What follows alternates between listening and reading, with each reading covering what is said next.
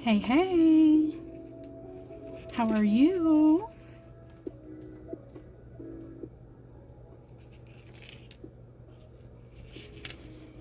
Good morning to you too.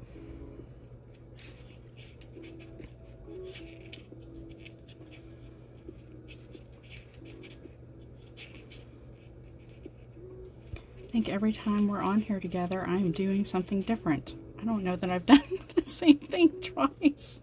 Thank you. Thank you, thank you. We're gonna see how this turns out. This is gonna end up being a fade.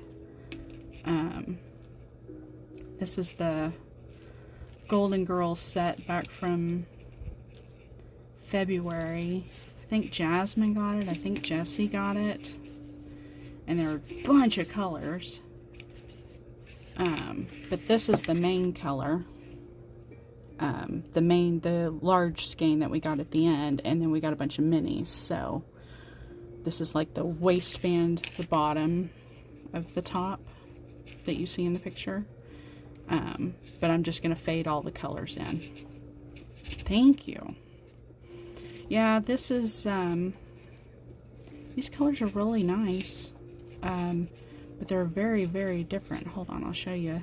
So the set was, I'm going to say it was 13 minis, and then the large, the main, and I'm not going to need all 13 of them, so I pulled the ones that I thought, so I think I'm going to need a little bit extra of the main, and I think this is the closest to this, so this I'll tack on to the end, because I think I'm going to need some more yardage, but then these are the other colors I'm going to fade in. I'm just going to see. 1, 2, and keep in mind this is 6, 5, 3. So in that order. Oops, get that out of the way. But basically bottom to top in with that. And I'm going to fade it and we'll see what happens.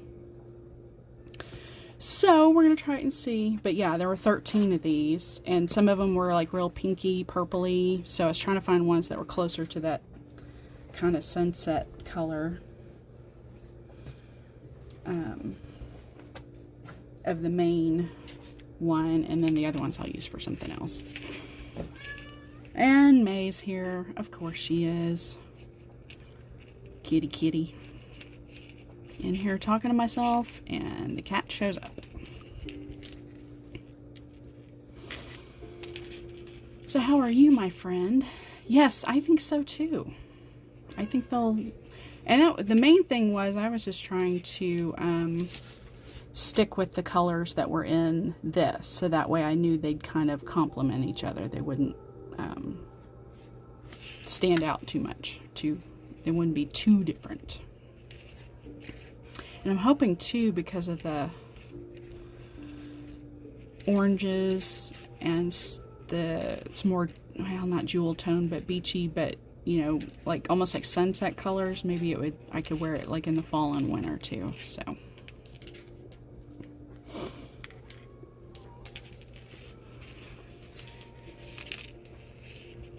saw you posted Kaylee's choral performance from last night, and I was just watching Jessie Lee, and she mentioned it as well. So I hope the organization gets some good traffic from everybody watching online. Maybe they'll even get some donations out of it. Who knows? Oh, I know that. Believe me, I know that. And I will be totally honest. The colors in this, it's not... I don't mind color, but I'm definitely a big... try to wear a lot of like gray and olive green and black and whatever, just because like I don't like going with trendy colors because they're in, because then, you know, 3, 5, 6 years, 10 years later they're out and they date themselves. So that's why I hesitate a little bit, but I'm hoping also, because there is so much color in this, if this turns out to be a top that I like and want to wear often, that I can throw a solid like cream colored cardigan or something over it. Well, she looked like she was having a good time. I mean, she looks like she was, Kaylee was enjoying herself, which I'm glad to hear, because her last little floss tube sounded like she was a little, I want to say, I guess, stressed, a little anxious about getting through it. And I'm really surprised. It was funny, I read the comments and everybody's talking about how they couldn't hear her. It was really quiet, and I was like, okay, well, first of all, y'all all realize she's like in a space that's not hers. Like, she's sharing space with other people, so she's trying not to interfere, you know, intrude in their, you know, space. But then also, I had to think her voice, like, I'm really surprised she did any regular talking at all when she wasn't singing, just to save her vocal cords, because that is a lot of, I mean, it's not the same thing by any stretch of the imagination, but I remember doing band camp during the summers in my, between junior high and high school, and you were so exhausted from playing instruments, you know, that by the time you got to the concert at the end, you were just so completely worn out, you didn't want to have anything to do with it anymore. And then usually, you know, like most of us that went into high school marching band, it was like you went to summer camp and then you came back and then you had to start all over again in the summer in the heat. Yeah, I was going to say, I actually didn't have, I guess I didn't have that much of a problem. I mean, yeah, I probably had to turn up the volume a little bit more than maybe some other people, but I didn't necessarily have to go out of my way to try to hear her. And I thought, well, you know, it's funny because so many of us, you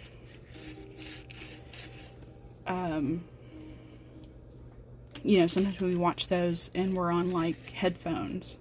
So, you know, if you're wearing headphones that kind of cancel out all the other background noise around you, you probably hear her really well without having to turn up the volume much at all.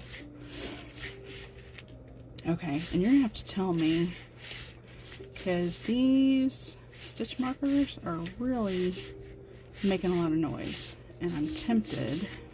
Hold on a second. I'm going to see if I can find something to, because they are just rattling, rattling, rattling. It's making me crazy.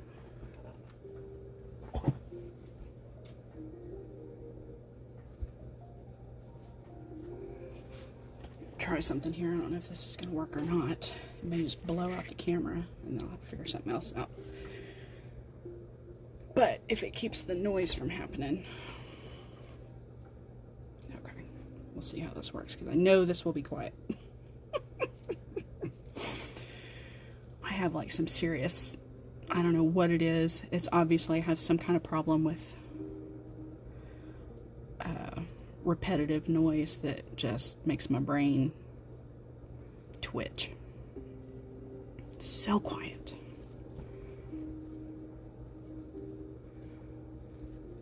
Yeah, I was gonna say, and everybody's different, but you know, I noticed that with a lot of floss tubers, how different, and obviously, like in Kaylee's case too, she normally uses a microphone, right? So I don't know, I don't think she necessarily would have brought all that with her. So if her, you know, typical setup was not with her, so she's just having to rely on, you know, getting her voice projected to a device. Text message. Woo, buddy. Sorry about that. Let's put that on mute. Now everybody knows I got a text message. But yeah, if she's somewhere outside her norm, and then on top of that, she's using a speaking voice that has just been thrashed by a lot of rehearsal singing. Good for her for even doing a floss tube at all. I mean, I know she wanted to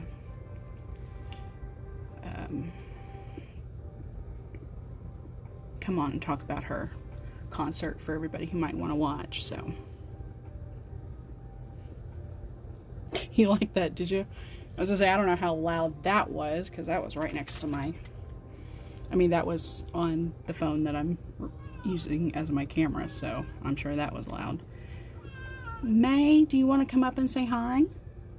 Yeah? Do you want to come up and say hi? I know you don't. I know you don't want me to pick you up. What? Go lay down over there, silly girl. Gotta have so much attention. You say that, but she puts it on. She pretends to be cute when she wants something, but then otherwise she's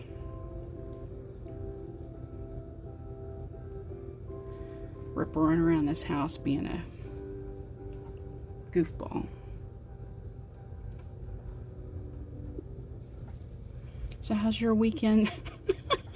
Don't we all? Yeah. How was your weekend so far? Hopefully it's good. Hopefully your weather is better than it is here. Actually, I need to stop. Today, I went to the store early, and it was surprisingly pleasant. There was a breeze, but once the sun started coming up, it was like, you know, sweat city, so.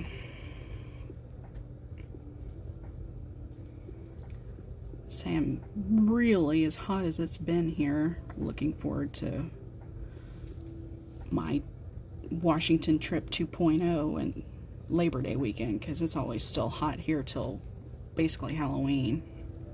Yes. Good. That's good to hear.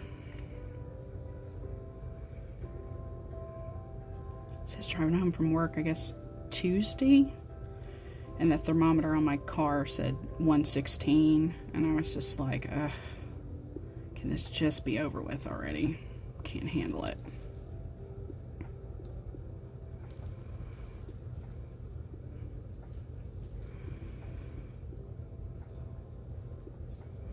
And we're trying to figure out, my husband has 2 weeks of vacation left before mid-October that he has to take, or he loses it. That's when his work anniversary is. And so he's trying to get with his parents because they bought property up in Washington and stay like 6 months out of the year up there, and then come home to Colorado, or come back to Colorado the other 6 months. But he's trying to figure out whether or not they'll still be there for us to come visit before they head back home, or if we should just wait, or if those 2 weeks he takes off, we go to Colorado instead.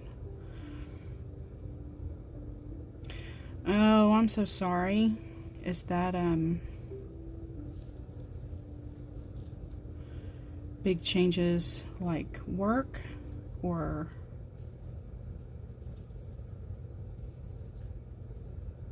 because that's always nerve-wracking, to say the least, when changes happen in a situation that's outside your control.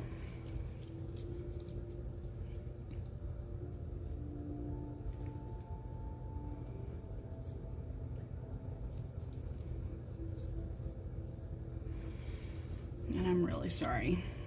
Really, really sorry. Because, yeah, for me, there's nothing worse than just pulling the emergency brake on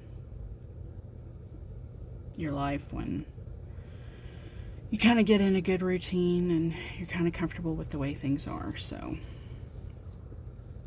I am not one that likes well, I like change when it's for the better, but I don't like change when it creates anxiety and stress, and especially unknown change.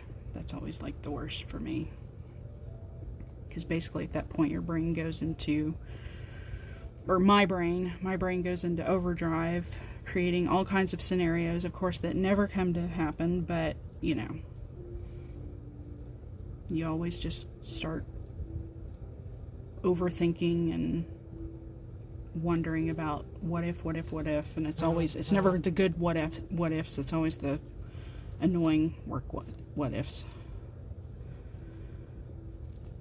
Oh, well, I'm sorry to hear that.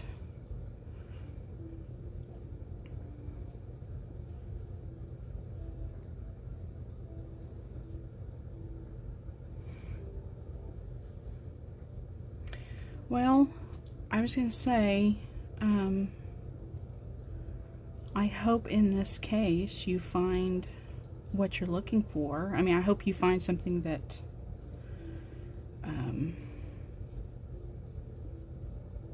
is good for your aptitude and your personality. That's always the hard thing. Watching Jesse talk the other day about, you know, just wanting to be able to get their small business off the ground and not having to go sit at a desk job, even though, you know, what they do, they like the company that they work for, yet you know, if you just don't like the environment in which you work, or you find maybe that the people you not necessarily work for but work with are just mentally draining, you know, take all your spoons from you, then when you come home you can't enjoy what's left for yourself, because you know you have to get up and do it all over again with the same people and the same job. And so in Jesse's case, you know, being able to start a small business and hopefully be successful enough that we can all support mislaid pages, and that way, you know, there is no more desk job, no more whatever.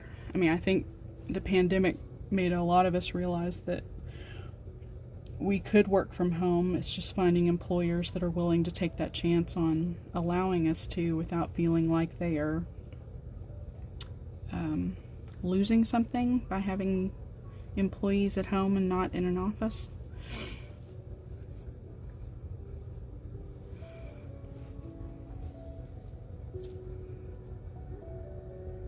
Yes, I agree. And you know, it's funny, my friend that's the dialysis nurse, so she and I met each other because before she was a nurse, we worked together at the county, and right about the time I was leaving to go work for a firm, she started going to nursing school, and she thought that, you know, she just wanted to do something completely different in her personality.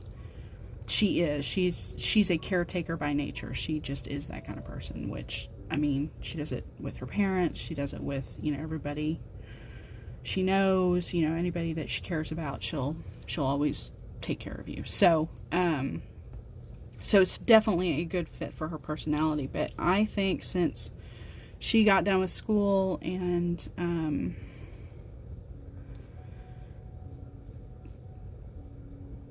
her first job out of nursing school that she got hired was in an ER, and I think she actually liked that a lot. It was fast paced. It kept her busy. She learned a lot there, and I think the people that she worked with in the hospital that she worked in, they were good people. But ER nursing is hard. I mean, it's very, very hard. So when she decided what she finally wanted to do, the caretaker and her said she wanted to be definitely a bedside nurse, continue to do that. She went on this dialysis specialty, and ever since she hasn't looked back, but she has bounced around. I mean, several different worked for several different companies, worked in several different environments doing that. I mean, she's worked for the actual dialysis center. She's gone back and forth and working for a hospital, and then working with a company now that works with hospitals. So it's very hard.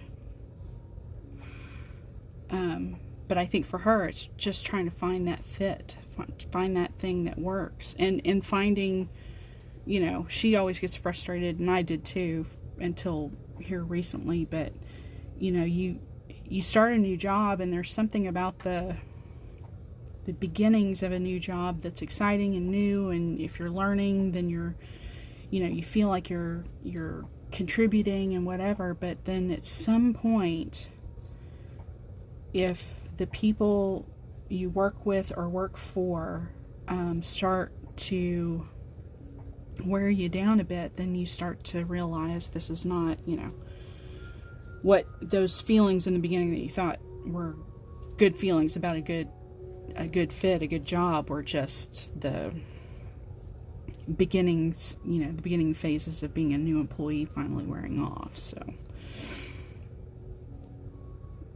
yes, it is. I think it's frustrating.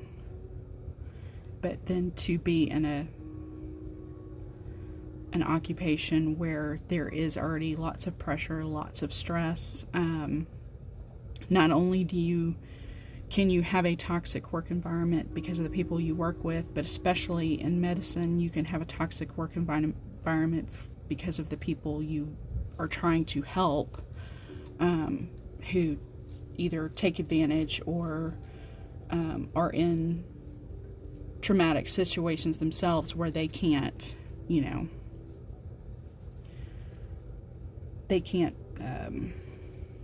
mind their own behavior sometimes out of, when we're hurt, it's fight or flight sometimes, and those, instincts kick in, and to be a patient in a situation where, you're scared and you're in pain and you're suffering and you're, all those emotions can create a different kind of person, a worse person than, the person might otherwise be. And so then you have to combat that as well. I mean, for those of us like myself that just work a desk job, I mean, the only people I have to contend with are, my fellow employees and some outside, third party, phone calls you have to make, people you have to talk to outside of who you work for. But when what you do is working with people day in and day out, then that creates a much heavier environment for you to have to manage for your own mental health and well-being. So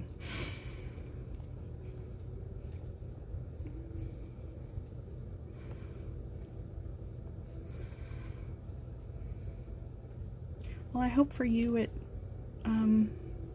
like I said, I hope you find something. I hope you find a good fit.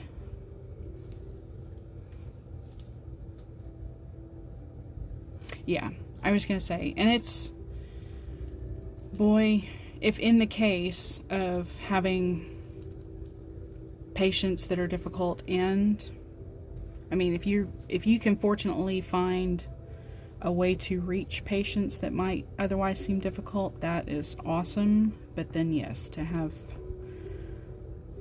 fellow coworkers that are just not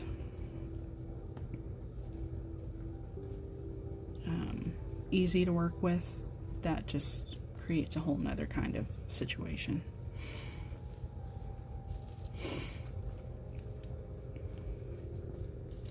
Well, you know, it's funny because even my friend, she keeps looking at travel nursing, because I think the travel the travel part of it is what really, I mean, why not? And the money. I know the money is so can be so good for travel nursing.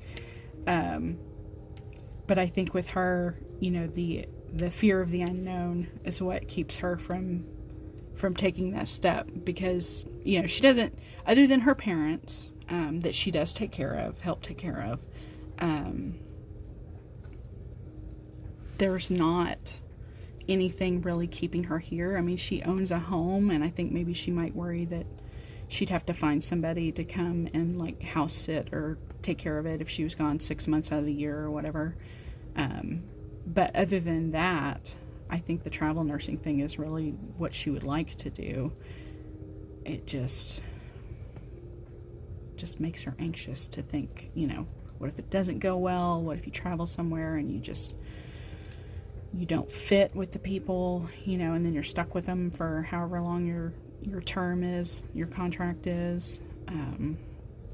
But she thinks the travel part of it, she gets to see, you know, parts of the country that she wouldn't otherwise get to see.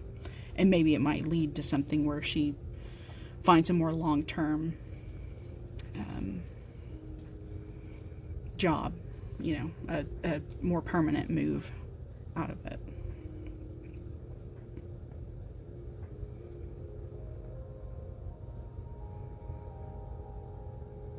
Yeah, and that's, I think a lot of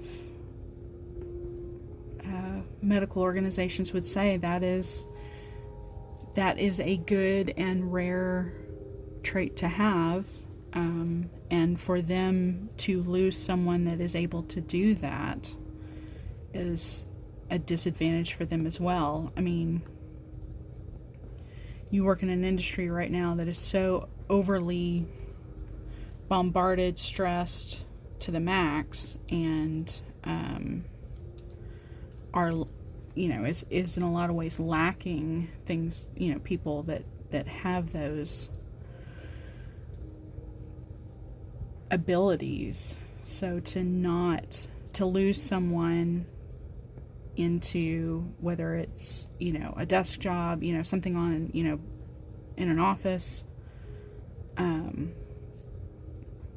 that's hard, because then what you're left with are the people that don't exceed in that. And despite what people say, some things like that, they can be learned, can be taught, but a lot of times they can't, because the people you're trying to teach don't, if you're trying to teach someone an ability that may be more innate than learned, it's a hard thing. I mean, if a person's not sympathetic or empathetic or compassionate, then you can show them how to be compassionate, but that doesn't mean that they necessarily will become compassionate.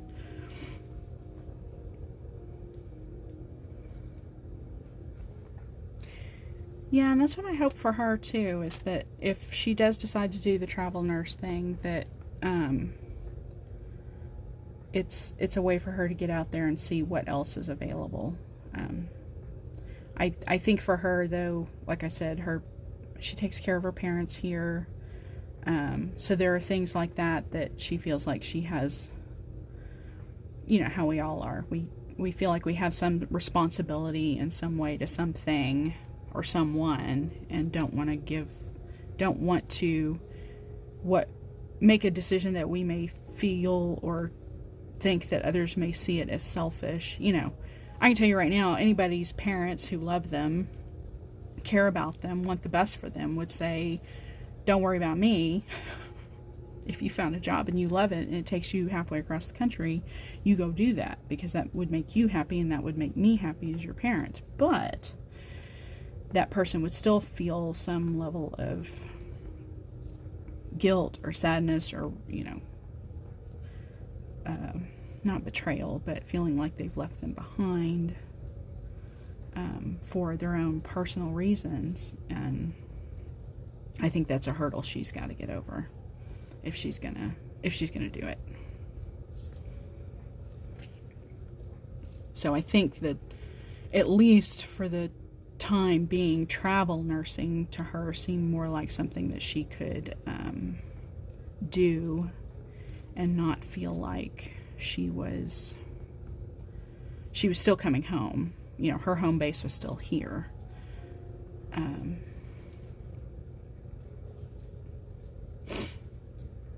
I think too, you know, life always throws stuff at you. You know, it's like you get ready or make a decision that you're going to do something like that, and then all of a sudden, all the plans or decisions you start to make have to change because something else has changed. Why are you back? Why are you back? What would you like me to do for you?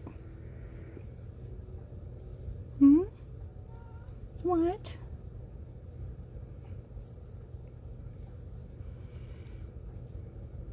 Just have to bring everybody back to your attention, huh? Can't possibly. Yeah. Silly kitty.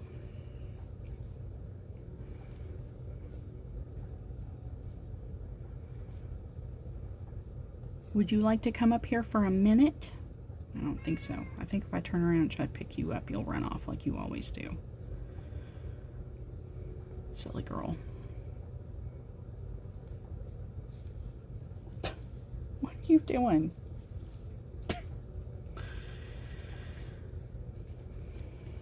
You're silly.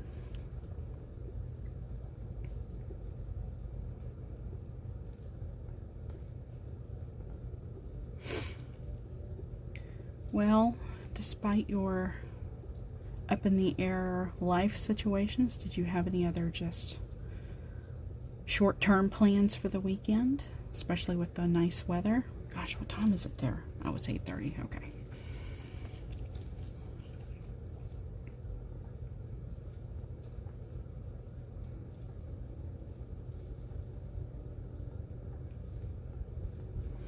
I really don't. As long as it's still 100 degrees outside around here, I don't leave my house for anything. I went to the grocery store today, and the only reason why was because there were things that I was out of that I was not going to make it till tomorrow. But after that, that's it. Oh my God. I will have to send you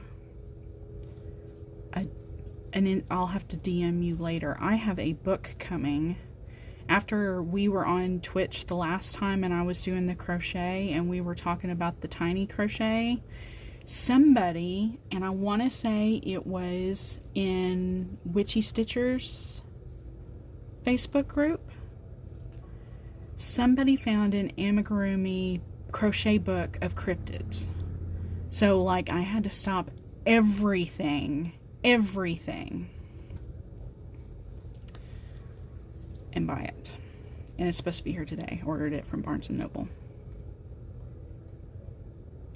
Well, you should still go work out.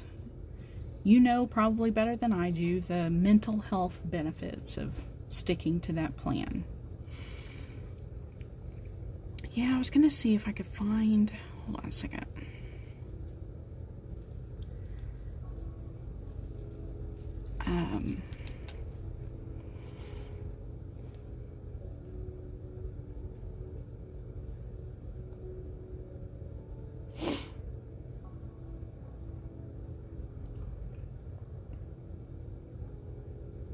Find a picture of it.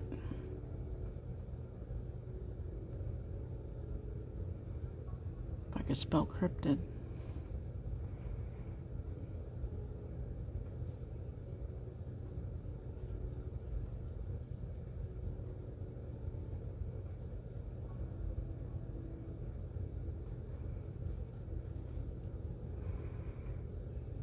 They were just so cute. Okay, now I can't even find the book. What?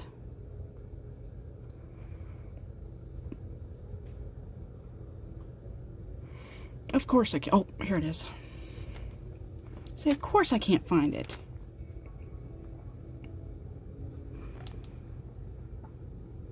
No, the lights are in the way. There we go. But Medusa, Wolfman, the alien, I think that's like Nosferatu. It's just freaking awesome.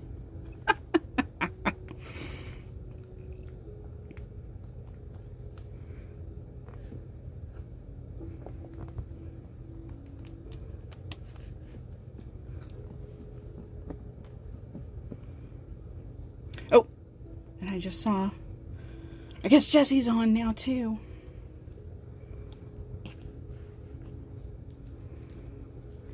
I thought Jesse was going to come on today, and I wasn't sure when. They were playing that stray cat game last night, and I watched for a little while, or more than I intended to, just because the game was very interesting, and I'd seen so much stuff on the news about it, but I didn't know it was kind of darker than I expected, and I don't know quite how to explain it. It was, I mean, there were moments where I think some of us felt traumatized watching, because you go through I keep calling the cat a she, and I don't know, the cat I think was genderless, honestly, but the cat goes through this whole deal, and there's some really cute, funny moments, I mean, very cat moments, but then there are some where, like, you're trying to go through and not get attacked by things, and it's dark, and it's, in alleyways and stuff. It was really just bizarre. No, I was going to say, and as much as I've seen it on the news, it was really kind of interesting, because Jessie will play, but usually she's playing Stardew Valley, or, I can't think of the one that the one that has to do with the, I want to say there's the word spirit in the title, maybe. But Jessie will play that one, and so this was very, very different. And it was I'm glad I kind of got to see it, because as much as I've seen about it on the news, or in news stories, I guess I should say, I wasn't entirely sure I knew what the game was about. I mean, I kind of understood, but it's a little darker than I imagined it to be. Okay, I think a couple more rounds here, and then I'll start the...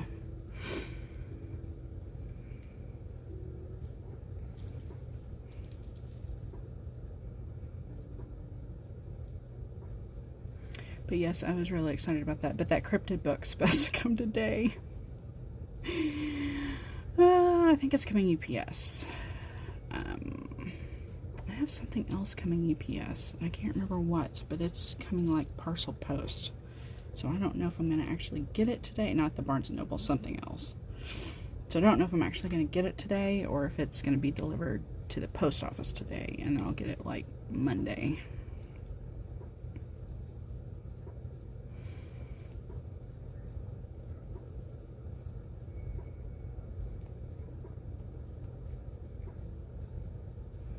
I don't know that it's ever come up, but do you have any pets?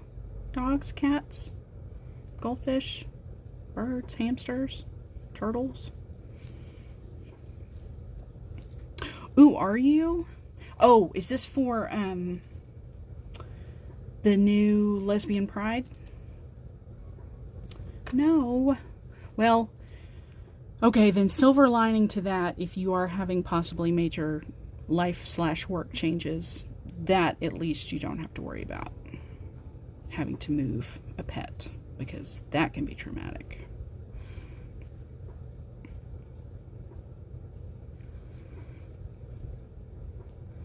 Seems like I've always had something. We always had a dog of some kind growing up, but we moved so much, usually they were always either given away or given up, given to family members or something. And I've had my share of like betta fish and a frog in an aquarium. So I ordered from Jessie, as a matter of fact, I ordered the Dinky dies. And I don't know when I'm going to start it either, but I do have like one of my latest Be Stitch Me fabrics is like, I think it's called Hello Sunshine or something. It is yellow. So I'm pretty sure that's what I'm going to be stitching it on. Trying to decide. After that Kari's Patreon freebie, the little knights, after that berry turned out so well, I kind of want to go back and do some of Dee and Kari's other patterns as berries. Just do a bunch of berries, like take snippets. And that lesbian pride unicorn, the corner with the bow and the, I don't know if it's a flower, I think it's a flower, or a bud or something, but I think that would make an amazing berry. But I've got to figure out how to do it. I've got to figure out not how to do it, I know how to do it. I got to figure out where I want to cut off, because the bow in the corners has the end of the ribbon like on one side, but then the other side keeps going around, so I'm probably going to have to like manipulate part of the edge of the bow on the other, to make the ribbon end on the other side. And then, but it just means that the bow will be at the top of the berry and then the flower will be hanging down. But I do want to do it in the same colors, the yellow and the, so I think I'm going to take a bit of that Be Stitch Me on one corner, because I won't need the whole thing, or one edge, because I won't need the whole thing, and try to do it.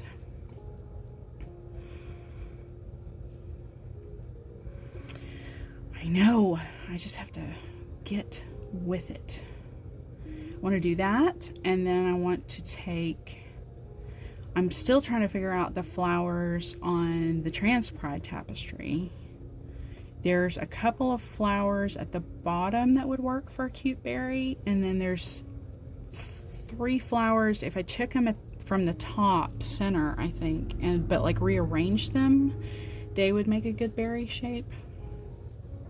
But I was looking the other day when I posted that, I think on Instagram, I went back to look because I was looking to see what all hashtags, if I'd done like, I think one of the hashtags was like cross stitch berry or cross stitch berries or something.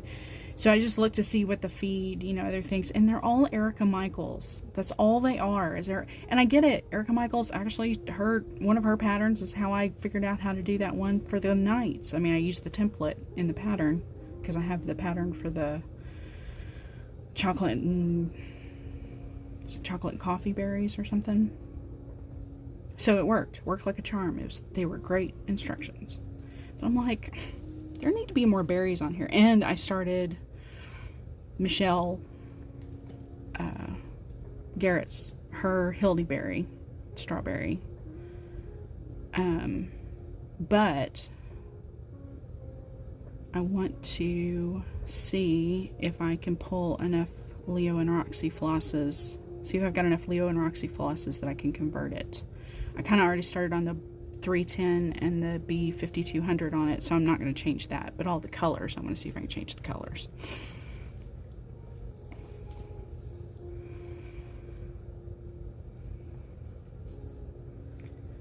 But I really feel like there should be people that design more.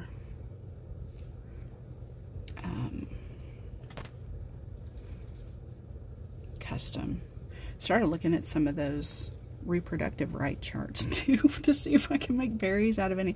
The one that says We Riot is really cute, but it's very vertical, and there's nothing really to kind of make it, horizontal at the top.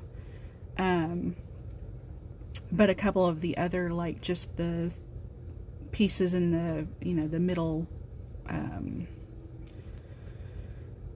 motifs or whatever, and some of those other ones would make really good berries too.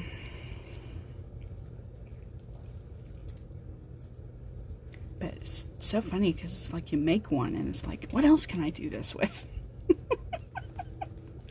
Like, what else, what else, what else? This is fun. And they're quick, easy. You know, they're quick finishes. They're easy to do. Or a lot easier, I guess, than I thought they'd be. I thought they'd be really finicky trying to get them to stitch, you know, the tip all the way down and then trying to turn them inside out. But no, actually, the way her pattern kind of explains how to do it, it actually is really kind of pretty easy and simple. The only thing I need to remember to do the next time, or every other time that I do it, is make sure I start collecting my yarn scraps, because they make good, like when you do pillow finishes, getting in the corners, because the filler sometimes doesn't want to stay, but the yarn will. So just got to remember on the tips of those berries to do the same thing, because it kind of, the tip kept collapsing on me, and I realized that's why, because the filler doesn't want to stay put. It kind of squishes out.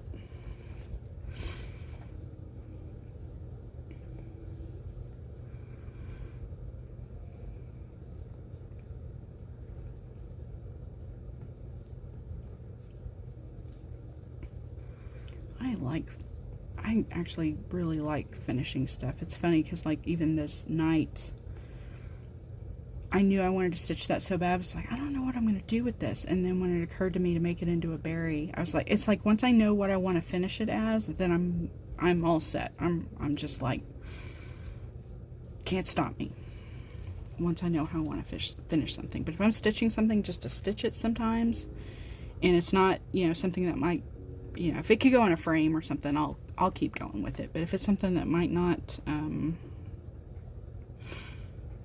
like, I've got a lot of smalls that I finished that I'm just like, I don't know what I'm going to do with these. And I think I've just pretty much decided I'm probably going to, I've got a couple of those, like, either 10 by 10, or not 10 by 10, 12 by 12 or 14 by 14 scrapbooks. And I think I'm just going to change the pages out. So instead of them being those acid-free adhesive pages, change them out for, you know, some kind of like heavier cardstock or something, and just start putting finishes, small finishes in there, because I don't know what to do with them.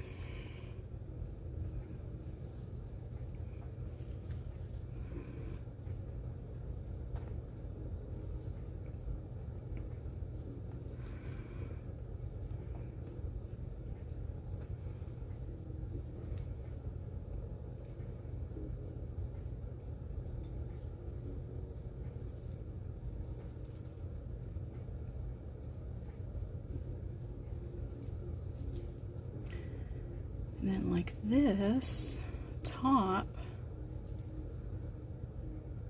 I think, like, this is the little waistband, and the pattern says to do 1 inch, but I think I'm going to do 1.5 inches. I know that it's supposed to be like a little crop. I am not a crop top person, so I'm trying to see if I can make this long enough that it at least goes to my waist. So I thought if I added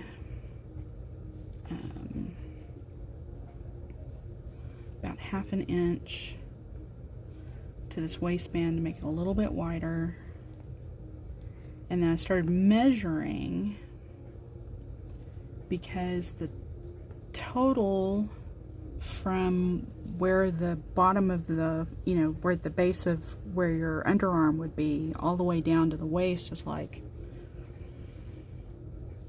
I think I'm totaled up, you know, total inches, and I think it's supposed to be like 9.5 inches. So I took a tape measure, and that's about right if it's set at my waist.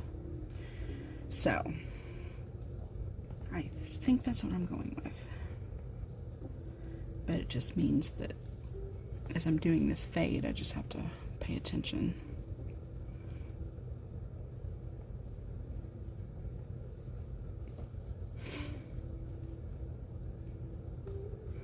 I don't think it's going to matter too much. I mean, I think it's just going to be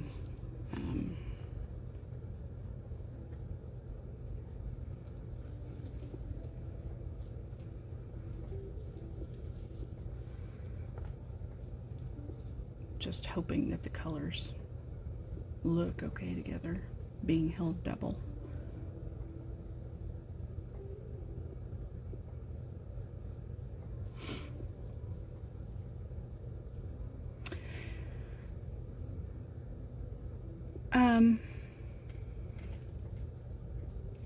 You'll have to tell me how you like the sketchbook, because I've got one too now that you mentioned that, but it's a little bit smaller. So like, I know those larger artist sketchbooks they're like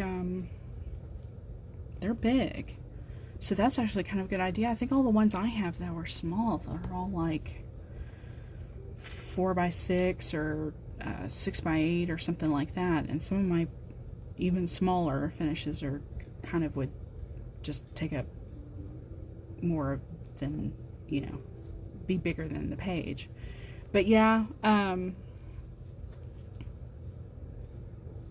the shadow box, the shadow box that Imogen did was fantastic. It was a very, very clever idea. And I thought, you know, I used to have one of those. They were like those little curio, I don't know quite how to explain them, but they're meant to hang on your wall, but you put a bunch of little knickknacks in it. And I thought the way Imogen did theirs, it reminded me, it's like, you know, that little, I know I don't have those shelves anymore, but you know, if you had those little tiny cutout spaces and then you just cut out your little finishes and then, you know, basically stuck them in each of those little tiny spots. But I don't have that many tiny finishes, at least not yet. So I'd have to go with something bigger. But yes, the shadow box idea was brilliant.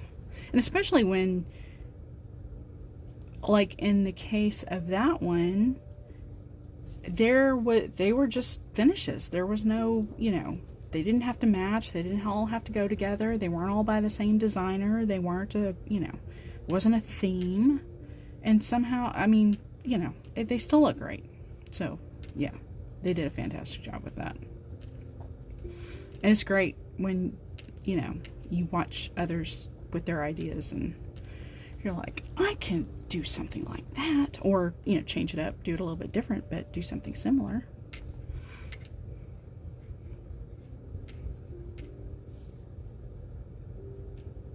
Oh, no way. New.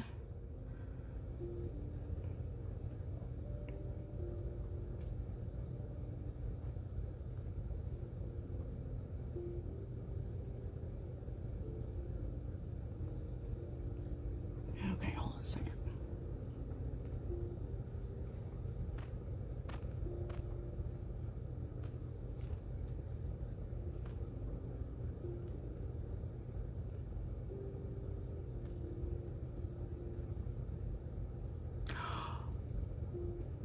No way. Shut the front door. It's a flamingo.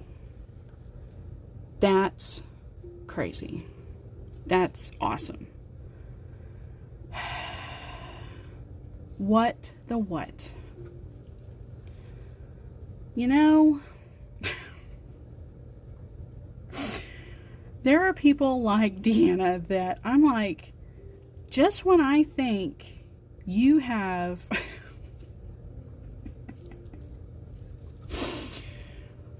done the cutest possible things. What? That's...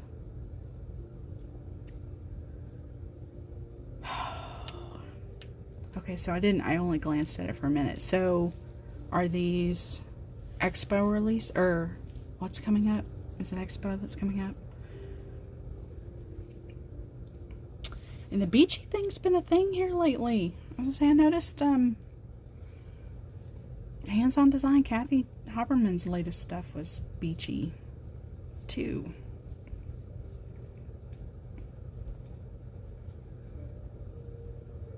Summer releases, okay.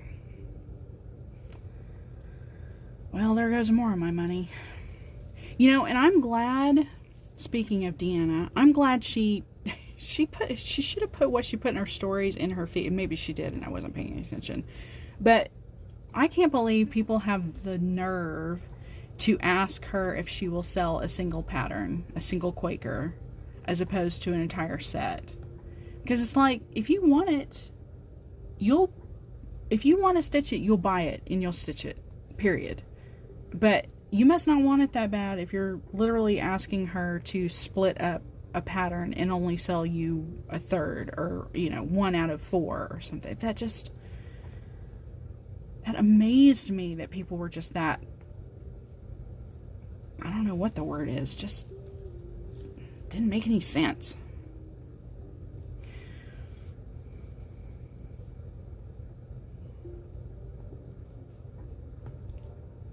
Well, and not only that, but okay, she's the designer. She has her vision, or her, what she has in mind for what she wants to do.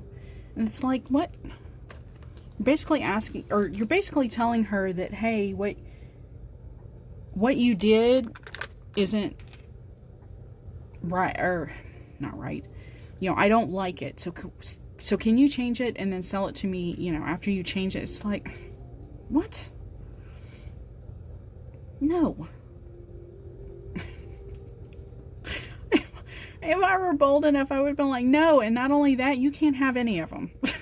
So don't buy any more from me ever, because I'm not selling them to you. Because you were just that rude. Exactly. I mean, she was really... Well, of course... Well, they have to have them in Canada, right? But I was going to say, in America, we would say, this isn't Burger King. You can't have it your way. As I say, that's what she should have said. I'm sorry?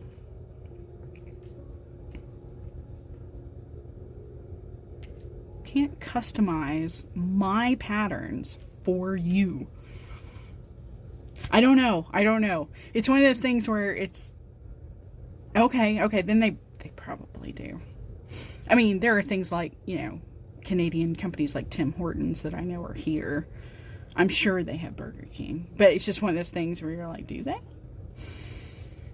I mean, I know, like, McDonald's is, international. I know, like Pizza Hut and Taco Bell are international. Actually, I think a lot of the pizza places are international. So I'm sure Burger King's in Canada. But you never know. Stranger things have been before.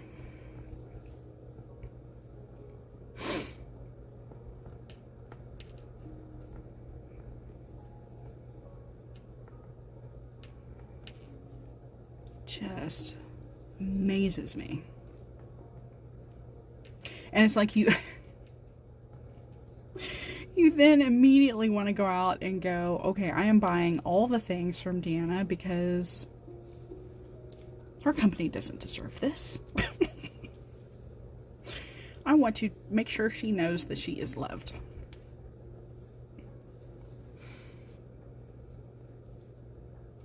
And that I will buy all of her things, all of her patterns, just exactly the way they are.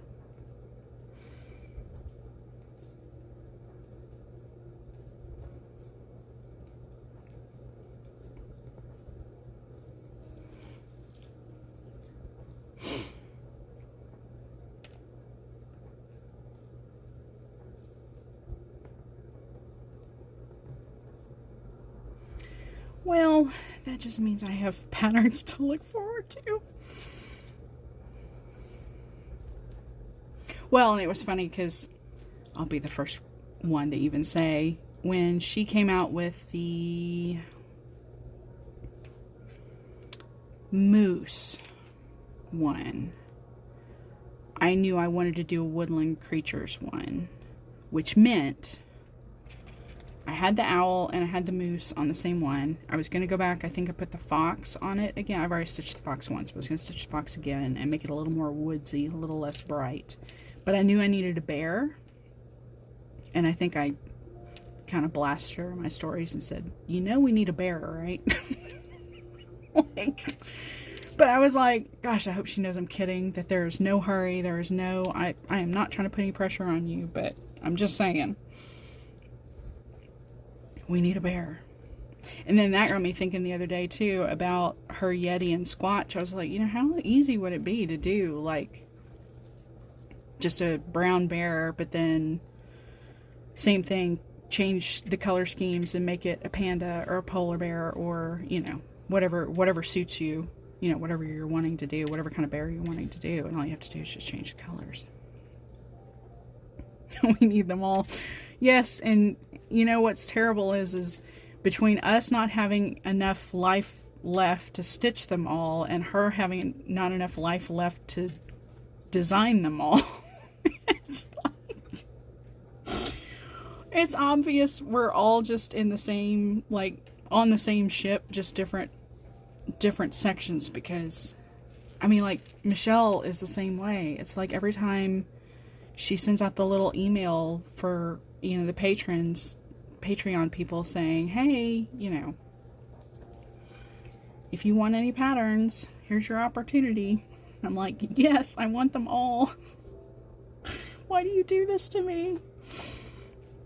Of course I want them all.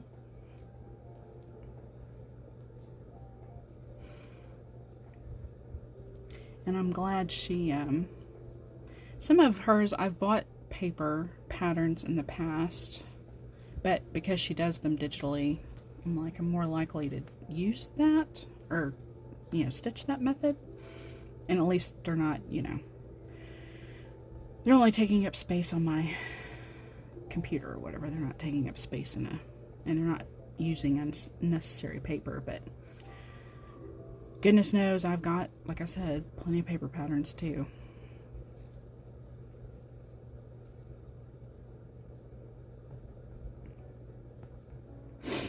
Yes, Lady Man. I'm trying to think. I've got most of, like, the clothing done, the jacket and the pants, and then I think I started in the boots, shoes, and whatever. But then I think I started across, like, the little bit of grass, you know, like that first one or two lines across, because I think I was trying to figure out spacing. Sometimes I need, like, you know, an anchor or a benchmark stitch so I know where other things are going to go. So, but that's where I am on Lady Man. And I bought the conversion that Ellen Reed did, for Leo and Roxy. I bought those. So I've got those. And it was everything but, like, I want to say like 4 colors that were still DMC. Which is understandable because there aren't just a ton of Leo and Roxy flosses yet. And then on top of that, some of them were, it was kind of obvious that they were, like, very similar, like either greens or browns, so that maybe they don't have, you know, it's hard to find something that's that subtly different, yet, you know, enough so that, you know, it kind of brings depth to the pattern. So that's the version I'm doing, and I think I'm doing it on a piece of Fortnite.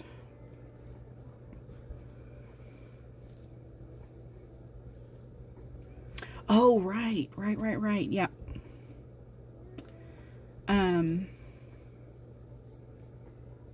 And then which Hildy are you stitching?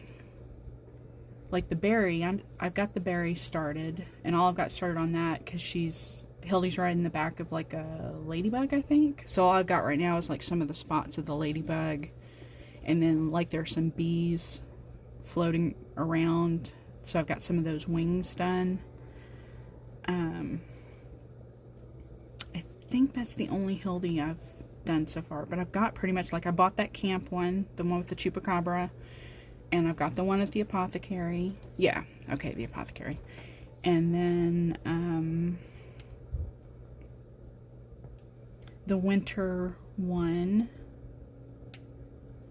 And it seems like there's one more that I have. I mean, I think there are several more patterns, but I think there's one more that I have, and I can't remember what. And then I've got, like, her little moose and the trimming of the tree, the one that she was stitching the other day on Twitch, that she was trying to do the model stitch for her trunk show.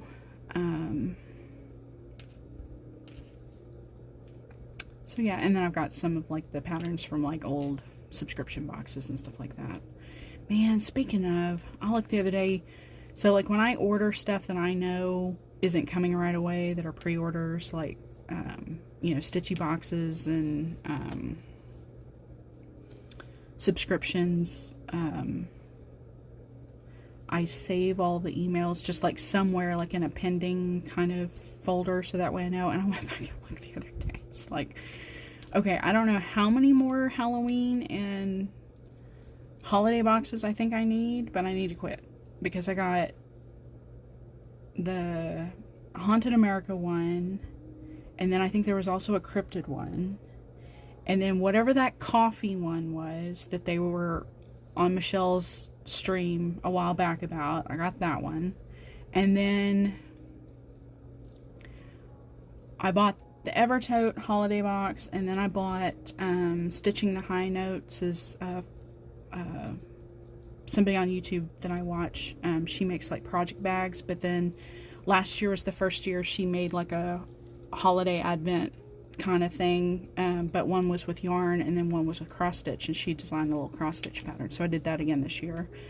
But I was like, okay, I'm gonna have so many boxes coming between, like, I don't know, September and November. It's gonna be unreal, so I need to quit it.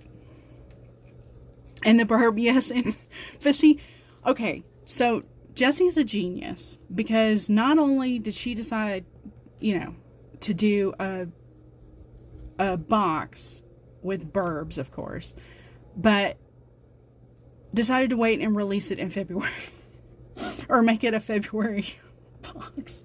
And I'm like, okay, thank you so much, because that is something to look forward to when I've basically, like, I'm in the doldrums after the holidays, after the first of the year, and I need something else.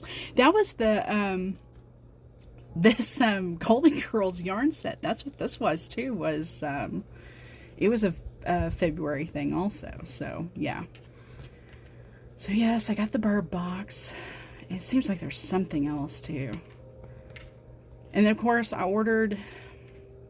Why is it that Dark Queen of the Earth, the sea one, fine. It's gorgeous. And as a matter of fact, Julie, Kansas City girl in Colorado World, she just showed hers. And I look at that thing every time and I think that is such a gorgeous stitch. But it's not me. But when that Dark Queen of the Earth, when I just saw just the sneak peek stuff, it just immediately was like, okay, where do I go to get where do I go to get all the things for that? Oh my gosh. Oh yes. Oh, that'll be exciting. So you get to open it for your birthday.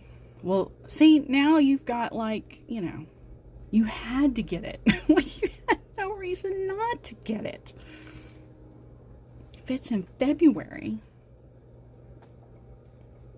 No.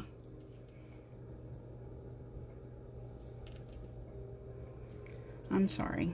Well, I hope it's not. I hope you find time today to get in something. Yoga or a walk. I'm sure your trainer understands.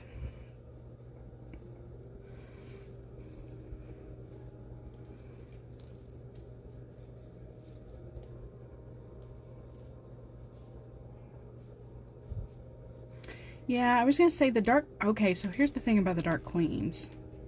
I will say right up front, it scares me, because that is a lot of stitches. But I've looked at some other patterns, like, that I have, like, on Pattern Keeper, and I'm like, okay, I've got some stuff in Pattern Keeper that I thought was going to scare me, and I'm stitching it anyway, even if it takes me the rest of my life. So, you know, what's one more? What's one more?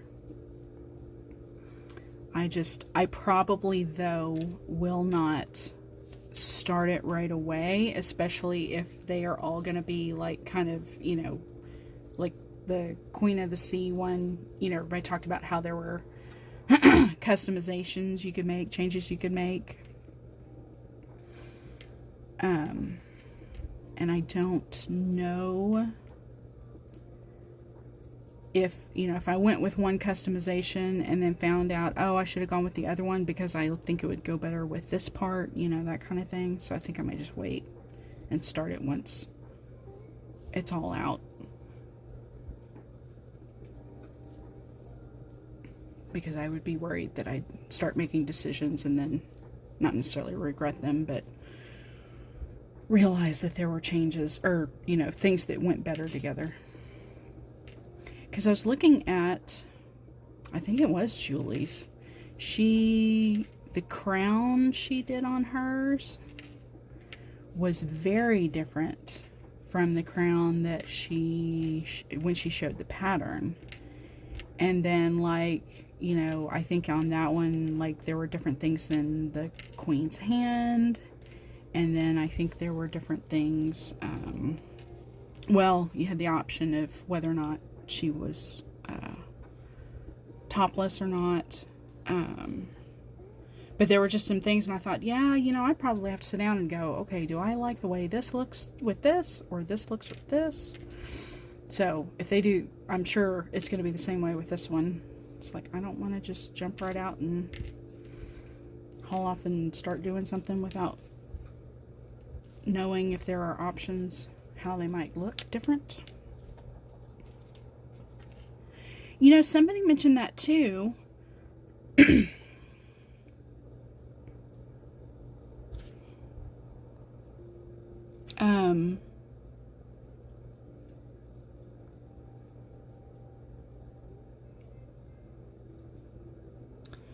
Mentioned the smaller and the beading, and everybody that I've seen has mentioned how so I think the beads that are sold by Under the Sea, right? Under the Sea is the one that's doing the fabric and the beads and everything, are basically they're Mill Hill, but the beads, like, if you're familiar with seed beads at all, they do come in different sizes. So somebody said, like, if they're the beads that are being sold for the kits are, let's say, the sizes are usually like 15 hyphen, or not hyphen, /0 or 12/0. Like if they're 15/0, then they're kind of medium sized, but then if they're like 20/0 or 22/0, then they're smaller. But somebody just said you could probably go to Mill Hill's website, figure out what the beads are, the bead colors are, figure out what the sizes are, and then just buy the smaller. And I was like, yeah, why? That makes perfect sense. I guess it would also depend on, so I don't think I've seen enough of the Dark Queen of the Sea to know what, where the beads were, or maybe I'm just not paying attention, because I guess everybody that I've seen show theirs they still aren't done with it or something. So I feel like maybe they're I don't know what the I don't know where the beads go. Like if they're, like in the sea one, you know, is it sparklies like for the bubbles, or, you know, for her bodice or something? Or is it, I don't know. So the only one I've ever done, hold on a second. Where is it?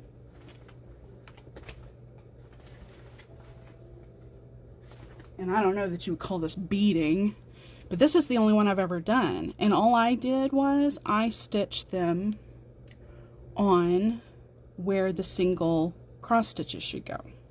That's the only one I've ever done.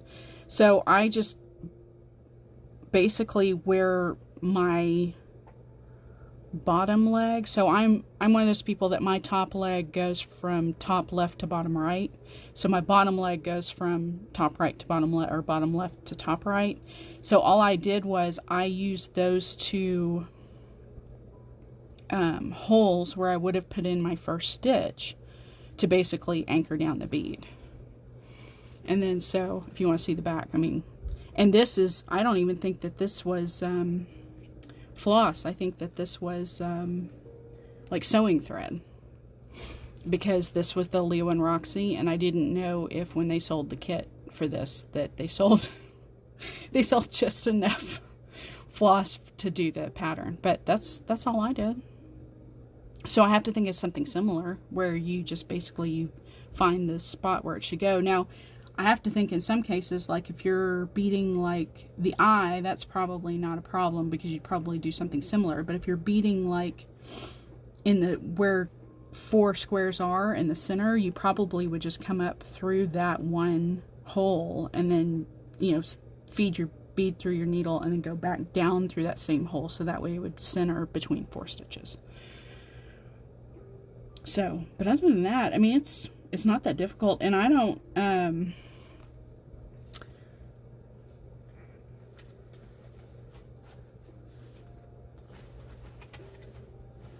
sorry, I kind of turned away there. The Dark Queen patterns, there was also some comment about something other than beads, like not just beads, but like jewels or something. So I don't know about that. The only thing I could think of, and I don't think I have anything over here, but some jewel beads are like, you know, like they're a faceted bead, but then they have a loop at the top, kind of like a pendant, but really, really tiny. And if that's the case, I would think all you're doing is just whip stitching that loop at the top, you know, to basically pin it down. And then again, wherever the placement is, you know, it's probably, you know, something that would show up in the chart or whatever.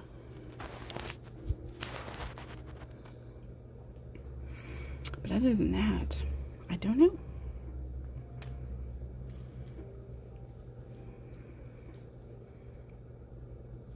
But yeah, I don't think, or I don't know, like I said, I haven't seen enough to know exactly how convoluted, how involved it is. To know. The thing always with me with the beading really is knowing placement, and then also knowing like, especially if there's a lot of beads in one particular area, definitely for stitching smaller, you know, they would start to crowd. So you'd want to make sure that you've got smaller beads. But I'd like to think as things go along, or, you know, as things happen, that people would definitely, you know, be out there with the suggestions and comments. And of course, you know how we're all customizing these anyway, so.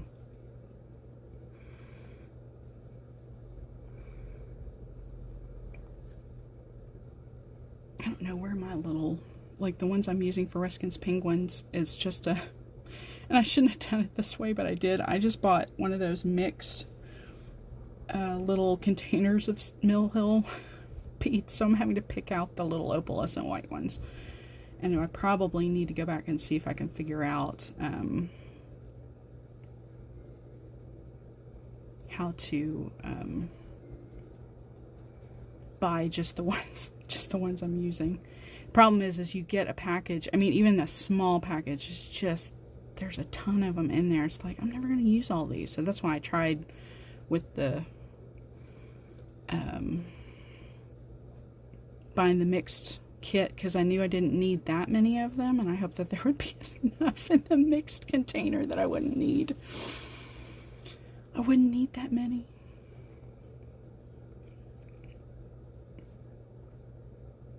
Hi, Beck. Are you working today? I'm glad you're making money, but I'm sorry it's a Saturday. And that you're having to work on a Saturday. Hopefully you get a day off during the week, or you get to make up for it. I know you kind of set your own hours, and so sometimes work comes when work comes. Thank you. Thank you, thank you. Well, as I say, I kind of have to blame this partially on Jasmine because she was knitting her little Jessie made. She's doing one of the bralettes.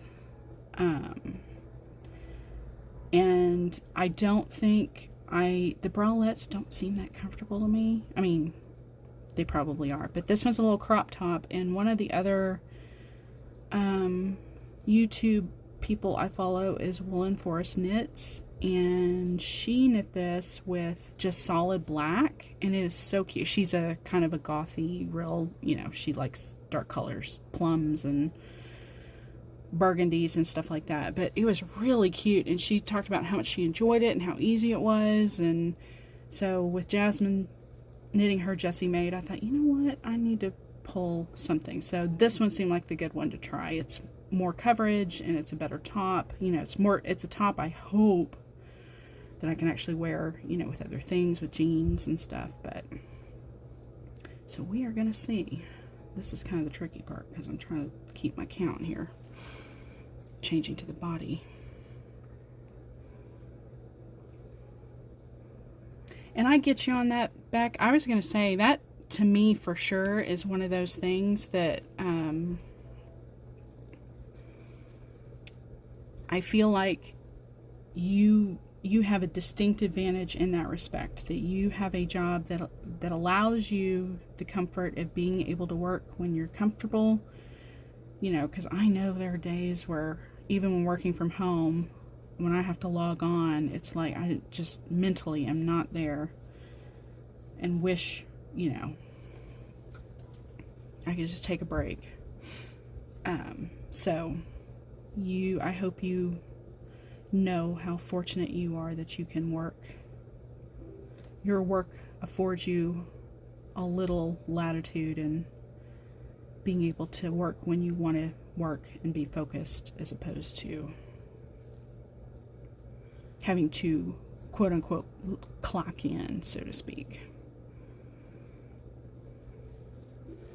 So yes, I hope your Saturday is very focused and productive, that you get the things you need to get done.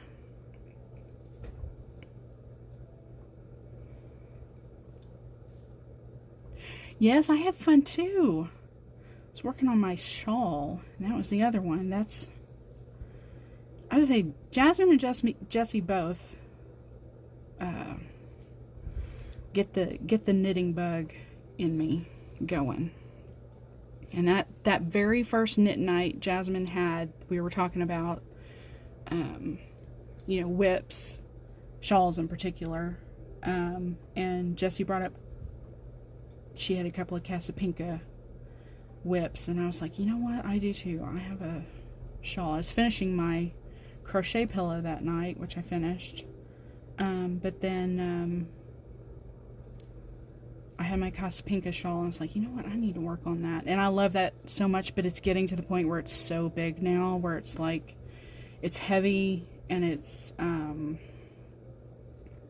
hot, and there's a lot of stitches on the needles, and so I kind of have to give myself breaks with it. And like with all things, I messed up a section, and so I'm trying to make the best of it. I mean, you'd notice it if I pointed it out, but it's basically like, so I'm having to kind of work my way around it, and then this next section will be where I fix, you know, go back and do it correctly, and it'll be fine. But that one's another good one, like this, where you don't have to, it's a lot of repetitive. Once you kind of have it down, then you don't have to think, or you don't have to look at a pattern the whole time. You just knit and go.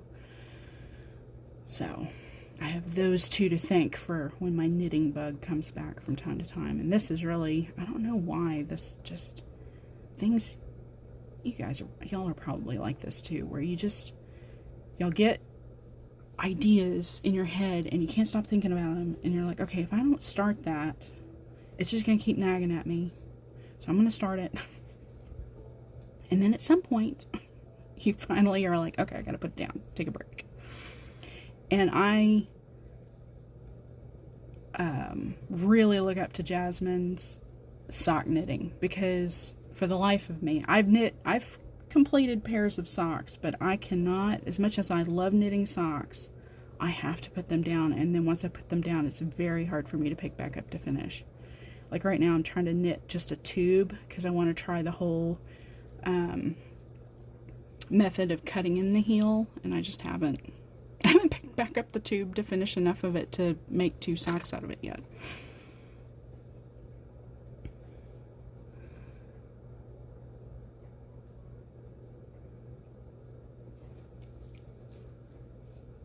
So many whips. Exactly.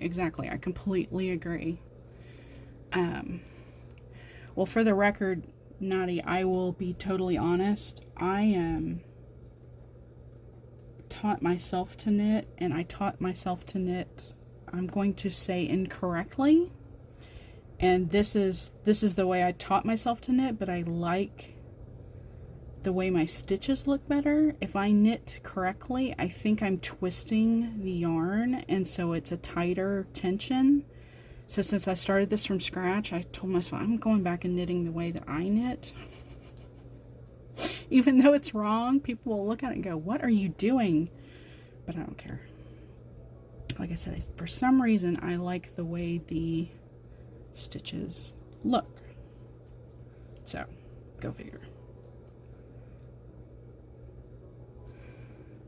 And even though not right now, not at this moment, because I'm trying to pay attention, but usually I get much faster knitting my way as opposed to the customary way.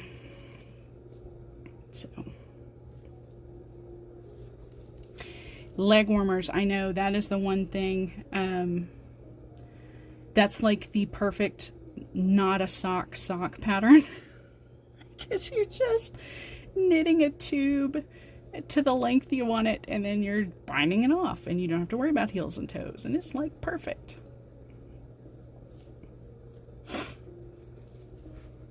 Yeah, and I heard Jessie talking about that the other day, so I was kind of curious, because I think Jessie said that Jasmine had to point out her the knitting, the way she did it, that it was, she I guess her stitches were twisted, right? And that got me thinking about the way I knit, and I thought, you know, somebody probably point at me and go, your knitting's all wonky. I'd be like, yep, but it's mine, and I like it, and I like it the way it fits, so yay me.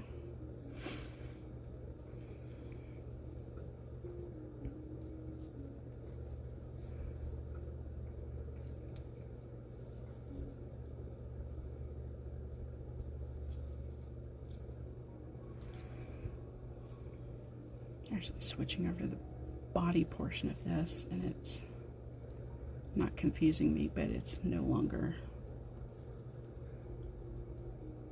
even. It will be even in the end, but it's not even yet. It's not till I get all the way back around will I know, did I stitch them correctly.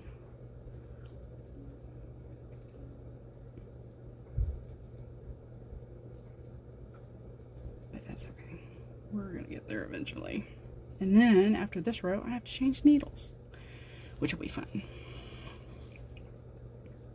As long as it doesn't unravel. Well, yes, that's definitely part of it. I will agree 110% with that statement.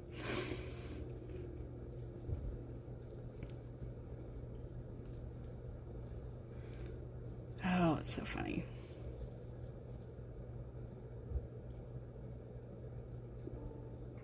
Well, and I'm glad you were at Knit Night, but that did make me wonder, were you, because I think Jessie was working on a stitch, right? So were you doing the same thing, Beck, or were you just hanging out?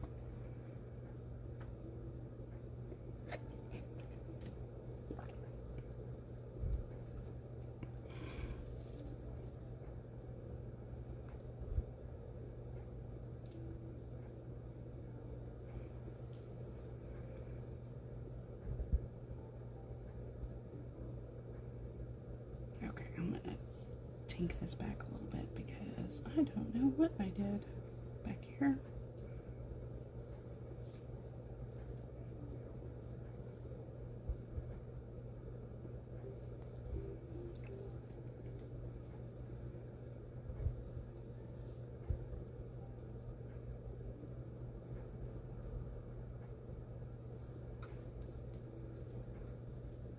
Oh, okay. Gotcha. Well, that's awesome.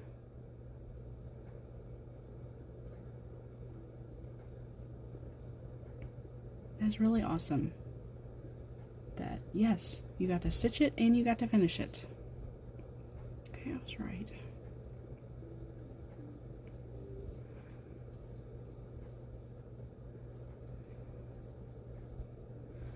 And not that Jasmine or anybody else there is gonna care one way or the other what craft you're working on, because goodness knows we all know we all do all the things. So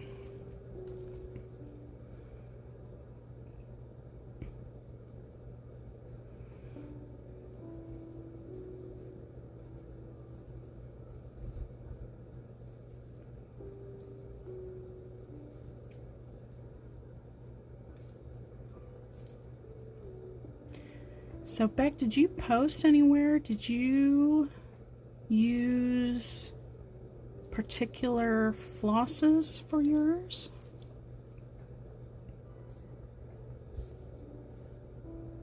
You did ask. They would have never. Okay, here's the thing. For all you out there that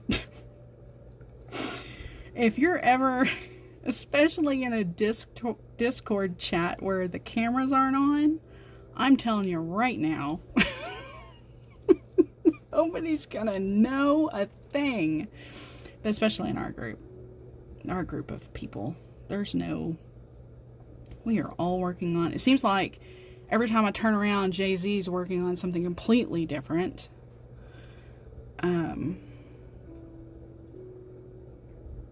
So yeah, I don't feel like anybody is gonna say anything about what craft you choose to bring. Well, it's funny because Jasmine, I think, was gonna call it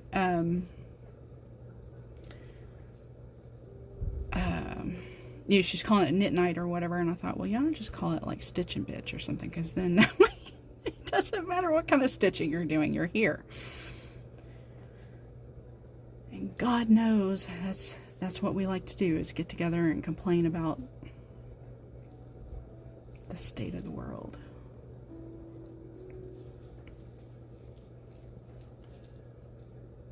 Okay, I'll have to go back and look. Sometimes I will be totally honest, I will look at something and go, oh wow, that's amazing, and then the minute I flip on to the next thing, my brain's completely forgotten that I've looked at it.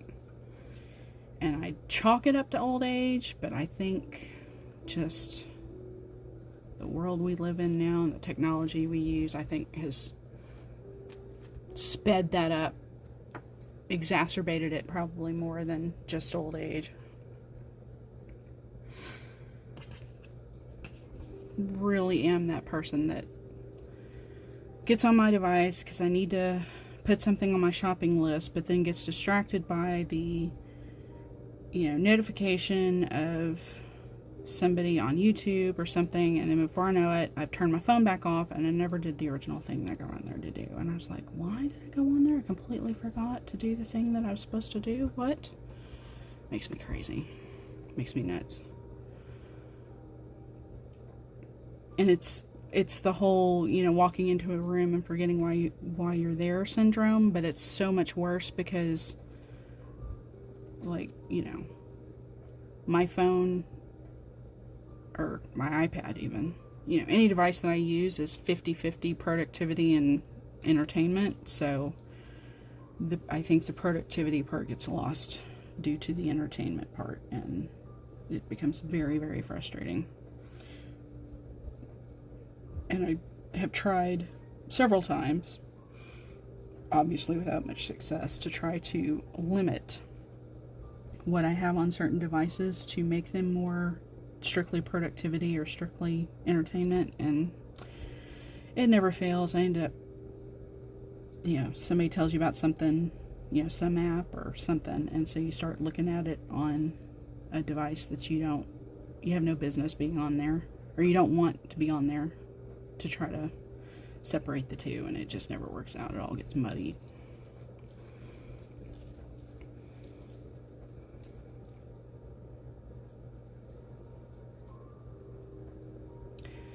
Yeah, I was going to say, missing things I do not worry about. And I definitely have gotten to the point, too, where if I'm late to sharing something, used to be I'd notice somebody else shared something, 6 hours ago or yesterday, and I'm like, oh, this is already old news. But now I'm at the point where I'm like, man, everything goes so fast, and because the algorithms, they don't even put anything in the chronological order anymore, so it's literally like they're making you feel bad for missing stuff. It's like, no, that's ridiculous. But as far as my mental health, yeah, same thing. A long time ago, I'm gonna say years ago, I turned off notifications on everything. So I do not have, counts, bubbles that say how many people like this or how many people did this. The only thing I'll get notifications on are like direct messages and, certain things like that. But other than that, no, I turned all of that off. And even like email, the only email that I have notifications on that I get directly are my personal email that like friends and family know, and like my bank accounts on that email. But all my other emails, no, I have to go check my email when I can sit down to do it, and then I check them then, because no, it's not. Yeah, I did that a long time ago, and I'm so thankful I did. Now, there are still things like TikTok's the one that comes to mind first. For some reason, their notifications, you can turn them all off, and for some reason they're still trying to get you to go look at stuff. They still send you like, notifications in your banners and stuff, and it makes me angry, because that truly is one thing where that is truly just decompressed entertainment. I mean, I don't get on there. That is not a social media outlet that I am trying to do anything other than just, take a mental break. So yeah, and I noticed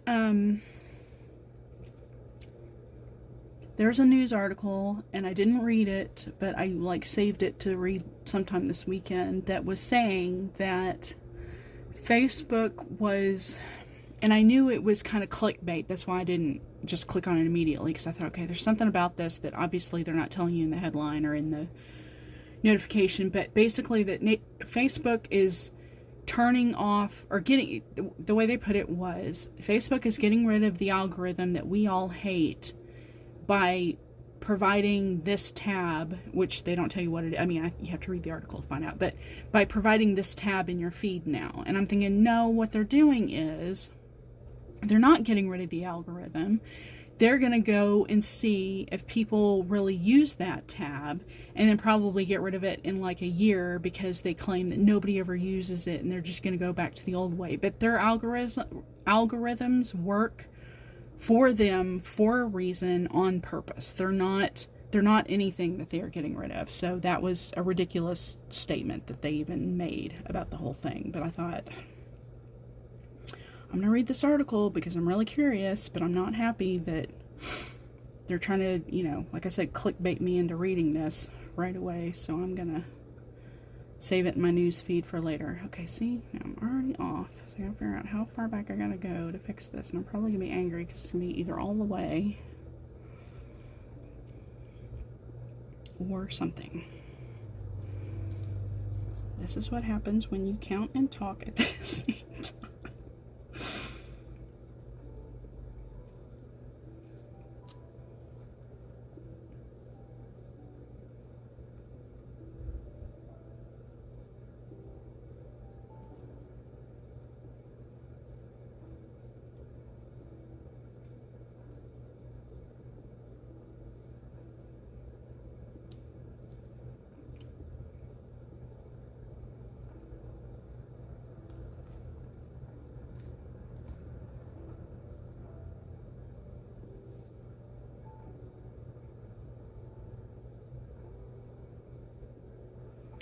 I don't know, Beck. I don't think I'll ever get enough followers. I mean, I'm on here to talk to you guys mostly. I don't think I have enough followers to become an affiliate. I think you have to have 50, and I'm only at like 14. I don't think I'm on here enough. I mean, I'm only on here when I feel like being on here. That's the other thing about social media in general that is, I don't know, counterintuitive? Counter to my personality. I enjoy the social, okay, there it is right there. Poo. Alright. So the question is, do I tink this all the way back, or do I just fudge it? I think I'm just going to fudge it.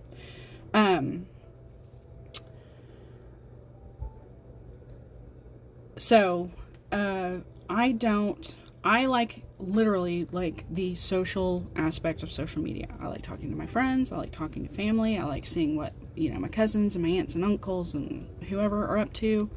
But that's it.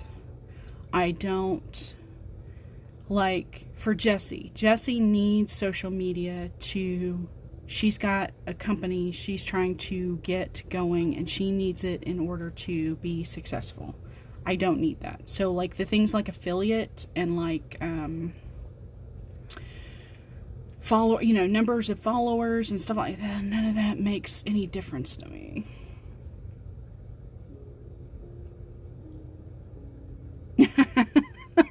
Well, I appreciate that. Yeah, no, and the other part of that is so like this, using Streamlabs as the engine, the vehicle to run this for me for Twitch. Streamlabs is just, they want you to buy all the things in order to have the theme and to have the, or use your Amazon Prime account to, it's just like, no. Can this just not be simple? Can this not just be me chatting with my friends?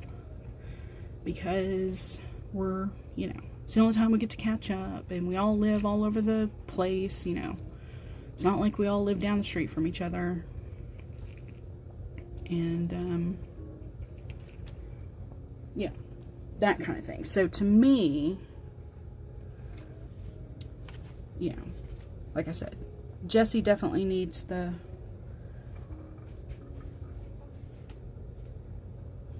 all of that. And I know there are certain people who definitely, to run a channel and to basically brand themselves, to make themselves a brand, means that they can maybe do the things that allow them to work from home, or allow them to not have to work at all, or allow them to be, maybe not work as much. They don't have to have a full-time 9-to-5 corporate job, because they can do this and then do their little, side gig on the weekends or whatever, that kind of thing. So that's the thing. Well, and two, I'm definitely on the older end of the demographic, I'm sure, as far as being on here. So there's that. Not that I don't want to learn new things, but I don't feel like I need to try as hard, because I'm not trying to do the things that other people are trying to do on here. So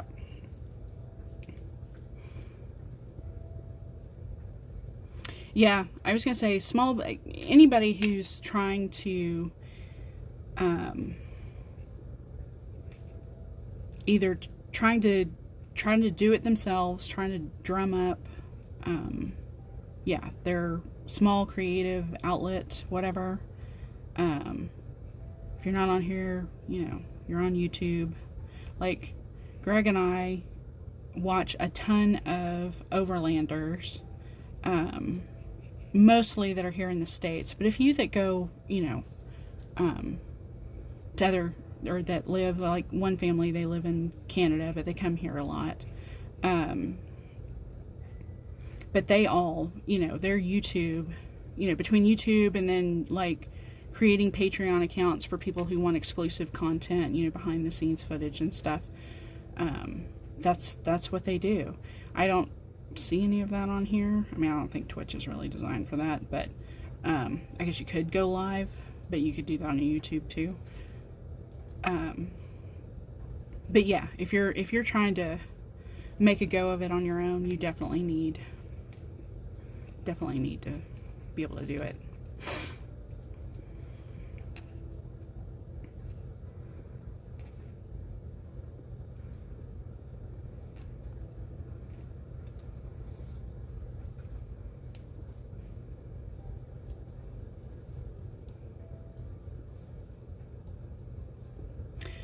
See, and Beck, you absolutely should. And, I put my face out there from time to time, but I don't like I shouldn't say I don't like doing it, but I certainly like the anonymity of just, y'all get to see my forearms. As far as you know, that's all I am as a sentient being with human forearms. But yes, I do put my face out there on YouTube. But you absolutely should. And especially if you find yourself in a position where you think that what your passion, the thing that you love to do is something that you can't, I don't want to say can't afford to do, but can't do as much as you would like because of it. Yes, there are people out there that will support you in your passion. And I think that's how we all feel, especially about Jessie.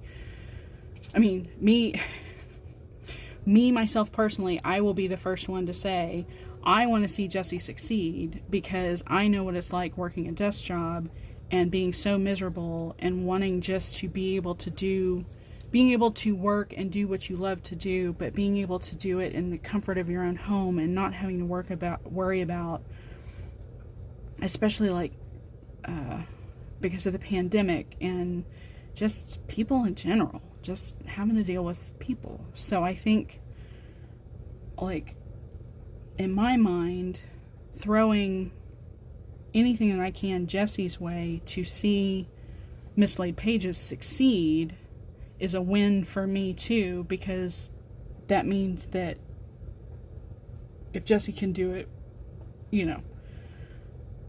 that's because we all support her company and we care about her and making sure that she's happy and healthy and she's doing the thing that she wants to do. So, and in the process, if we get,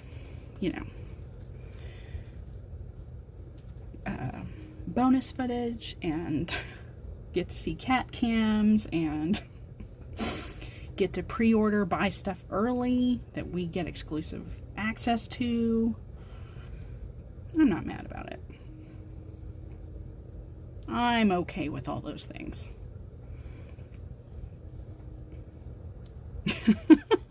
Well, it's funny about hanging out all day on Twitch. I've got to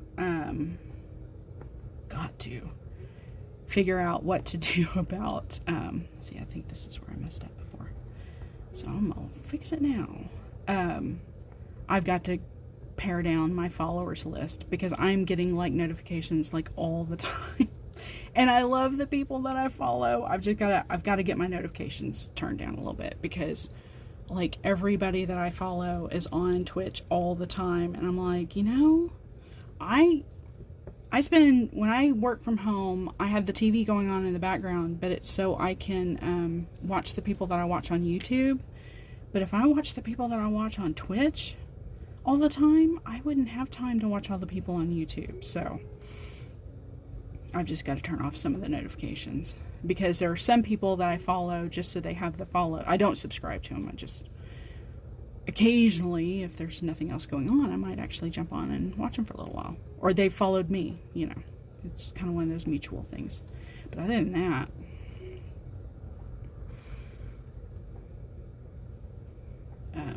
I wouldn't be on here except for you all. Yeah, Jesse, Michelle, Kaylee, Beck.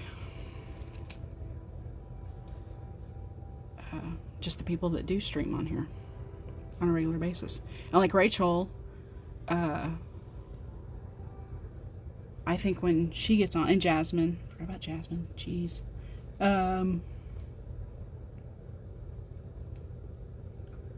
Rachel, if is always on here so early, but usually that early in the morning, I'm not even, I mean, I might be awake, but I'm not ready for all the chit chat and the Twitch and all that. Usually I'm still trying to make something to wake me up to drink, and trying to go through all my over the night notifications and stuff. Man, this yarn really got out of hand when I wound it. I don't know what I did. I'm right there with you, Beck. Well, I was going to say, tease her all you want, but I'm pretty sure Jasmine probably wears that badge pretty proudly, honestly. I'm pretty sure she'd say, well, yeah, that's what I'm here for, is making sure Jesse stays in business, so I get all the things I need. Or so we all get the things we all need.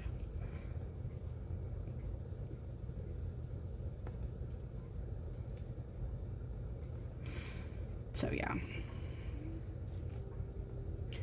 And of all the things, I mean, Twitch is, I feel like I think Michelle's probably what brought me over to Twitch, if I think back long and hard about it. But, you know, so obviously I'm late to that game. So this truly is a, I don't want to say a luxury, but it's definitely the one social media thing that I feel like is not, it's tertiary to everything else, you know. And yeah, I was gonna say, was it you, Beck, that said you're not on Facebook? Maybe both of you did. I got on Facebook only, I check Facebook twice a day. I check it in the morning and I check it in the evening.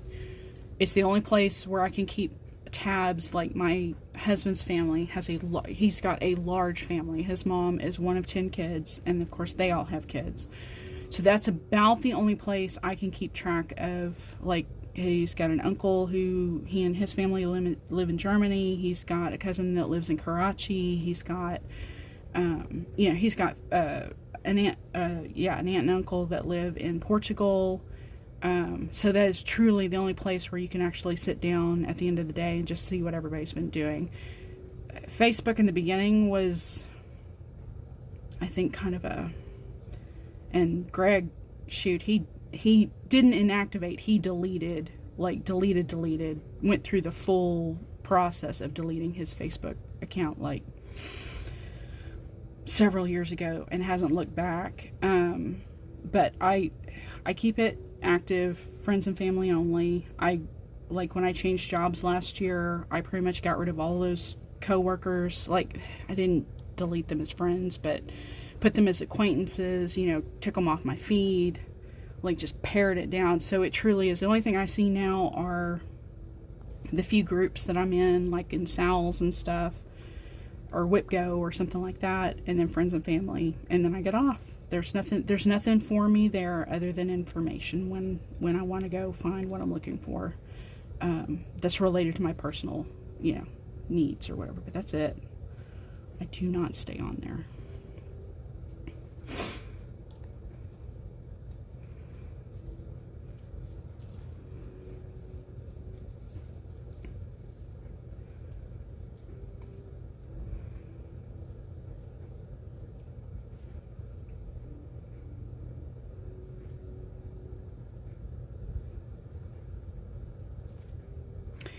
See, Naughty, maybe that's why. Well, I can't even say I can do that, honestly. And the only reason why is, and this isn't, I keep using this as an excuse, and Greg's like, that's no excuse, get somebody else to do it. But, so I help the Friends of the Library organization here in town, for the public library here.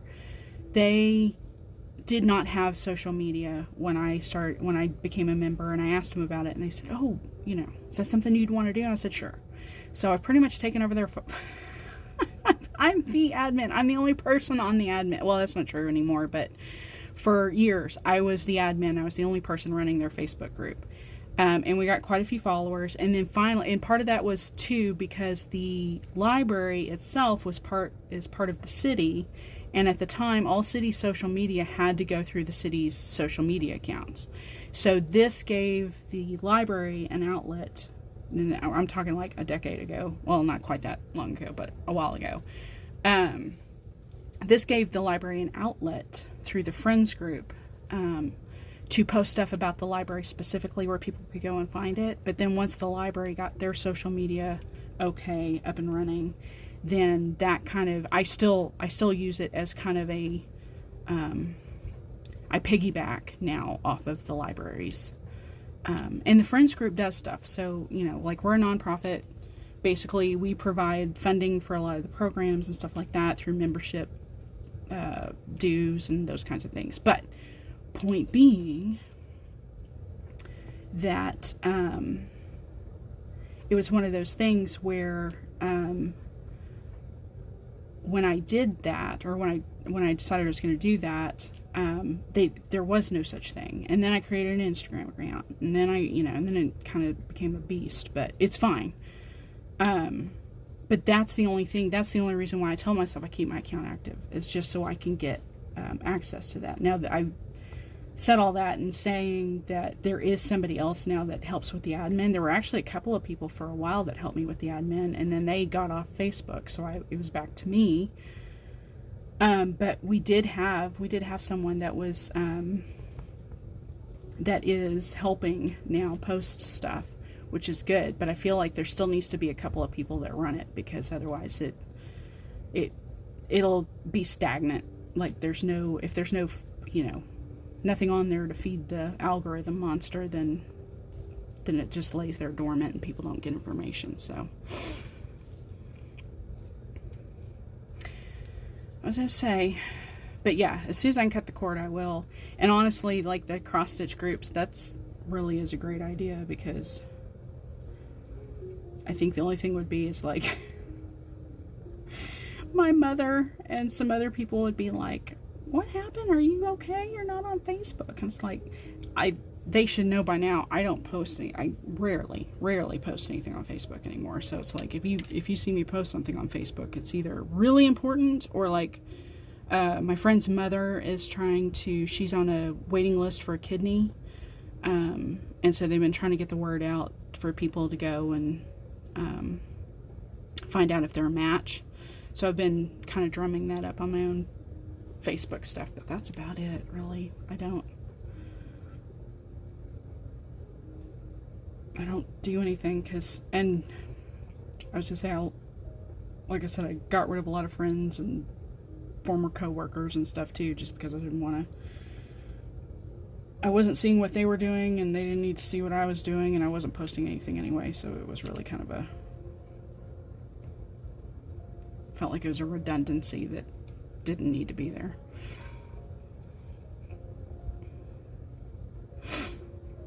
Okay, we'll get back to work. Like I said, I hope your day is productive.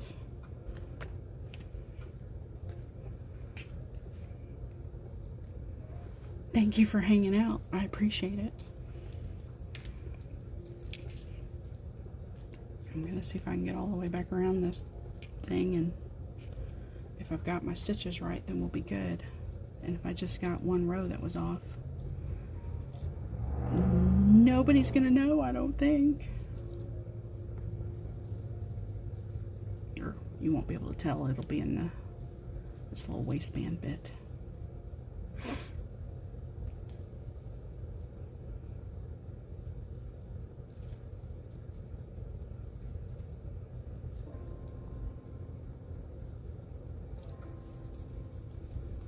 Woo!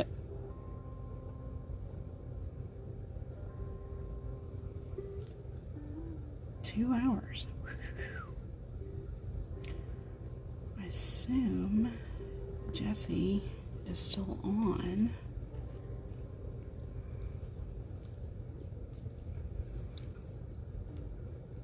talked about.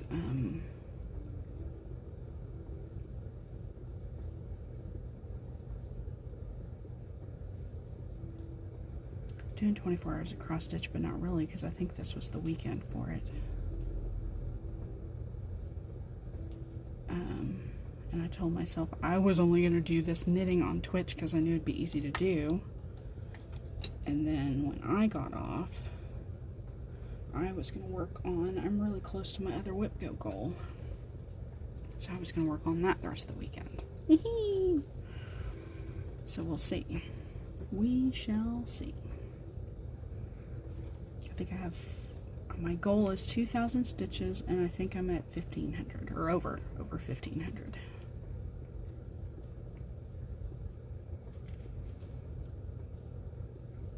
Aww. Well, if you're talking about WhipGo, I did a mid-year WhipGo update over on YouTube, and it was funny because I knew with WhipGo I had not done nearly the things. Oh, 24 hours cross stitch. Yeah, okay, I'll go out on a limb and just say 24 hours of cross stitch sounds fascinating, but unless I am trying to set, I don't know, some kind of world record or something, there is no way I'm stitching for 24 hours over a weekend. I mean, you know, cumulatively, is that a word? Am I saying it right? I don't know. Because these last couple of months, I've realized there is something, I've got some kind of I don't want to say eye issue, that doesn't sound right. But I do. I've got something, I'm starting to realize I don't, so I wear contacts because I'm really nearsighted. But I'm wearing my glasses more than I used to because under bright lights, and I think it's particularly with cross stitching, I get a lot more eye strain. So my glasses, because I think they're like an older prescription kind of, I think they provide some, they provide more, maybe more protection for my eyes than stitching with my contacts in, even though I can see better with my contacts in. So I think that, I don't think there's any way I could do 24 hours of cross stitch, because I think I would get, I'm starting to get frequent, like, low grade, really, like, almost like migraines, not quite. I mean, I can take pain medication that go away, but it's obvious that they are exacerbated by my hobbies, which is not good, but it's fine. So I've just got to figure out, you know, when to take breaks, how to take breaks, get up when I need to get up, and not push myself. So I don't think I could do 24 hours of cross stitch and without doing some damage. But when it comes to WhipGo,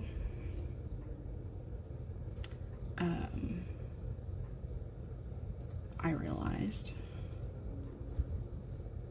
that WhipGo is what it is, and it's definitely taught me that there are definitely certain projects in my whip pile that I will be, I think my personality dictates that I have to finish things that I start, which I don't, and I know this. But when it comes to cross stitch, there are obviously patterns that I wanted. I think at this point, I feel like I want to finish them because at the time that I started them, I thought that they were so cute or whatever, and so why not finish them? But in finishing them, or in the task of completing them, I realize I don't like them quite so much as I thought I did. So I want to complete them just to say that I've completed them and that I did what I wanted to do in the beginning, but that I am not going to, I'm going to be more careful about choosing the things that I stitch, or what I'm going to spend my time on in the future, I guess is the best way to put it. And I think that's why smalls appeal to me, because about the time that I might decide, I don't like this anymore, it's done. I've stitched it and it's done. So, Whip Go has definitely taught me that once I'm done with the things I'm done with,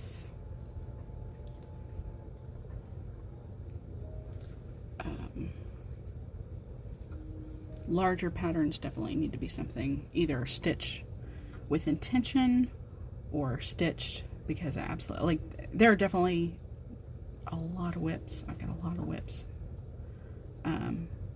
Large patterns. Like Lady Man, well, Lady Man's not that big, but to me it's big because I'm not used to stitching stuff that big. But it's not that bad. Michelle's are never that big. I always have to remind myself of that. Michelle's are so medium and small compared to others. But Thurza Priscilla Dollas, I've got that one. That's big. Or some of Jacob's that I've started are big. And those are patterns, yes, I feel like for the long run, I want to finish them. I think they are fantastic, and I want to keep stitching them. And things like Thurza and Jacob's patterns, too, to a certain extent, have lots of little motifs, so I feel like you have little finishes, and that creates some sense of accomplishment with those patterns.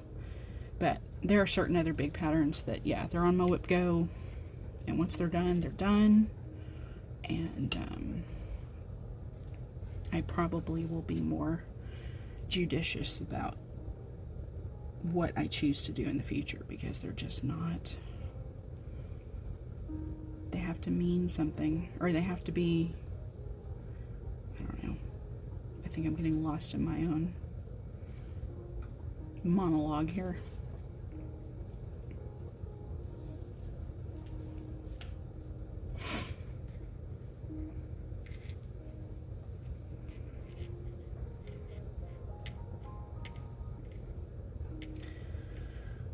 I think I might have just about got this all the way back around, and I think my stitches are right now, even though they're off by one, but I don't think you're going to be able to tell. Nobody's going to notice. And I've now got them on the bigger needles, yay, which means I've got more room. I need to, though, look and see if I've got, because I think the needles I had this on are like 24. Oh gosh, don't give me making stuff up. I want to say they're like 24 inches or something. And the needles, these interchangeable needles, I have them on now. Gosh, it's probably going to look wonky, but oh well. I think are like 30 somethings. 30, hell, 32s maybe. Yay!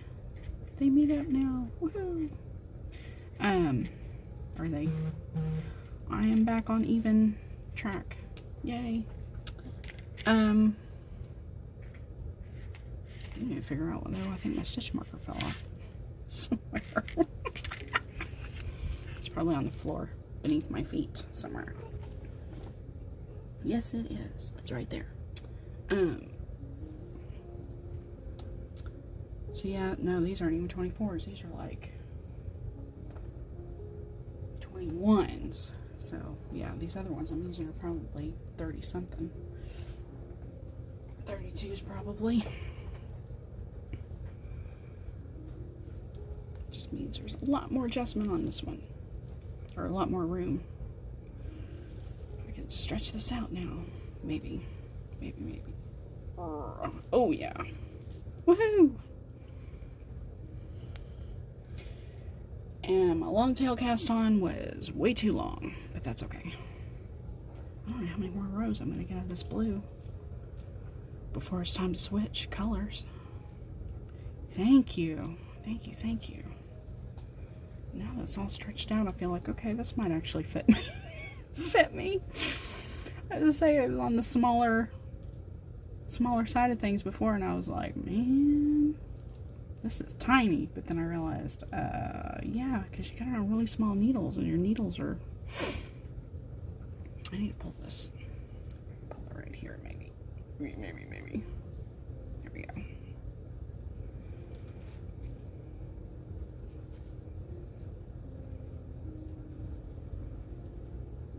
There we go. Yay.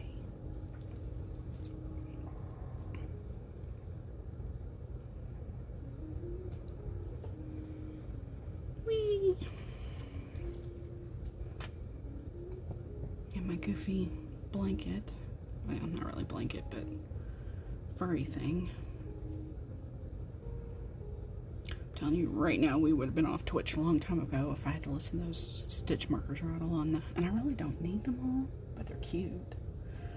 I just needed them to count that first row, because at this point, I don't know what I did when I wound this yarn, but it is an absolute mess now. Because I've just pulled out this whole wad. And I'm still pulling it out. It's turning into, for those who work with yarn, we call it yarn barf. It's just a big wad that comes out of the center because it's all twisted up in there. We can't figure out where the knot or whatever is. I don't know what's happened here, but it's definitely a mess.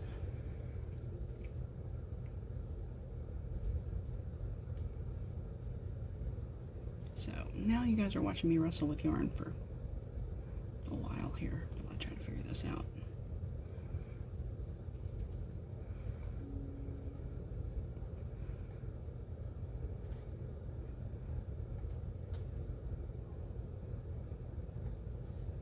Definitely some parts that are twisted up in here. Wonder if that's compelling entertainment for people to sit and watch somebody untangle a thing of yarn. Because I know people who like to do it, but I don't know if you'd like to watch people do it. Because it's annoying. And all we're doing is sitting here in frustration trying to not get our yarn knotted up because we want to keep working on our project, but our yarn is being annoying. And when you're working with two strands, it's even worse because one strand is obviously moving and then the other one's not, so it slows your process, your knitting process down.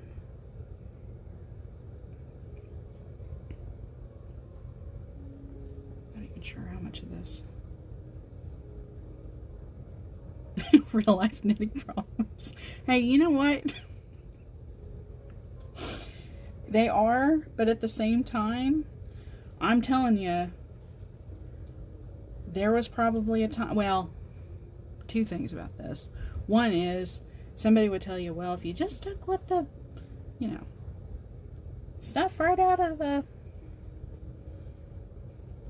yeah, the pre-wound, whatever, you wouldn't have this problem. It's like, nope. When you buy from independent dyers and you have to wind it yourself, most of the time I just wind it in, you know, little balls, or big, you know, wind it in balls. But because of this project, and I knew I was going to be working with multiple strands, I was like, I can't do that way. I'm going to need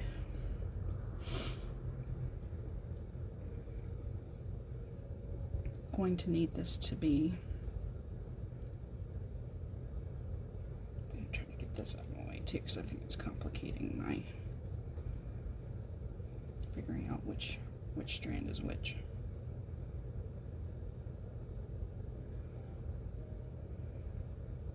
But I was gonna say a second ago, I'm pretty sure back when, you know, the lady knitting the thing was knitting from yarn that was spun right from the wool off her own sheep, she probably didn't have these problems. So I'm pretty sure this is more of a modern day knitting problem. But do I really have this? No, it's fine. now that I've got my stitches correct, I can go back to kind of not paying attention and talking. Boy. Real question will be, how many more rows? I think I said this a minute ago. How many more rows am I going to get out of what's left of this blue? We probably won't find out on here, but we'll see. It is noon here. Woo!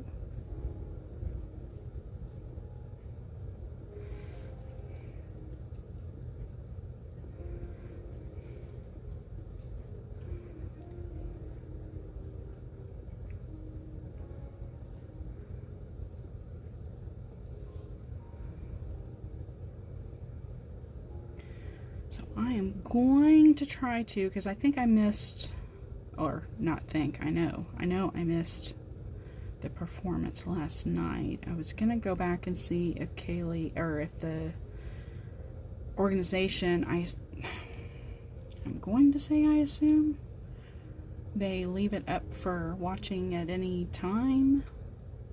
But I'm definitely going to try to make one of the Sunday ones tomorrow, because that would normally be Kaylee's streaming day, so I have to make time to go watch their performance. I noticed there were a bunch of different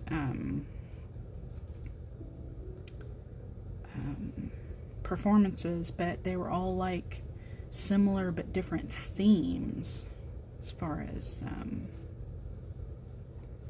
I guess either lyrics and or music tone, maybe.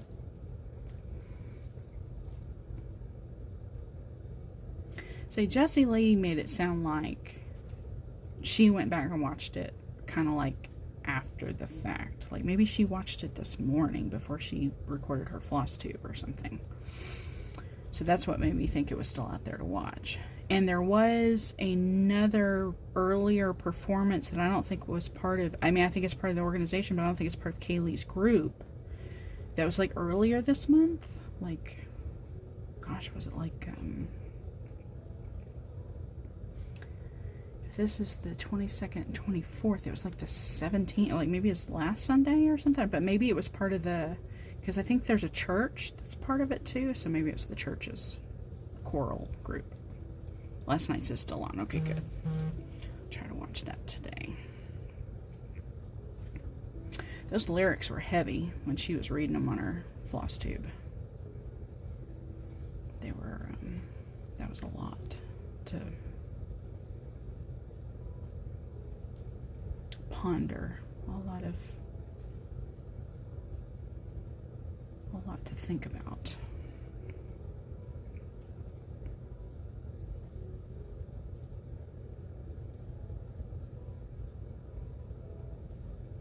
Good, thank you. I appreciate that. It just seemed like there were a ton of little banners on there, and they were for each different performance. And I knew which one was, I mean, they all had dates and times, so I knew which one was last night's. When I looked yesterday, I think, because I had to work yesterday, so I knew I wasn't going to be able to watch it real time because I was going to be at work. Or I might have been driving home, actually, from work. But I knew I wasn't going to be able to watch it real time either way. And so I went out early in the morning when I first got to the office before I logged on or whatever, just to kind of see times again to make sure I was right about missing it live. And then I noticed all the other, the other stuff that was out there. So I tried,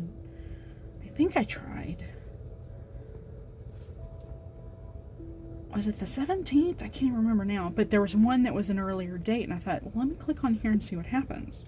See if I can watch that one. Like, they leave it out there. But I don't think I got that far. I think I got something happened. Knowing me, I got distracted or something. And then I never got back around to looking at it, so.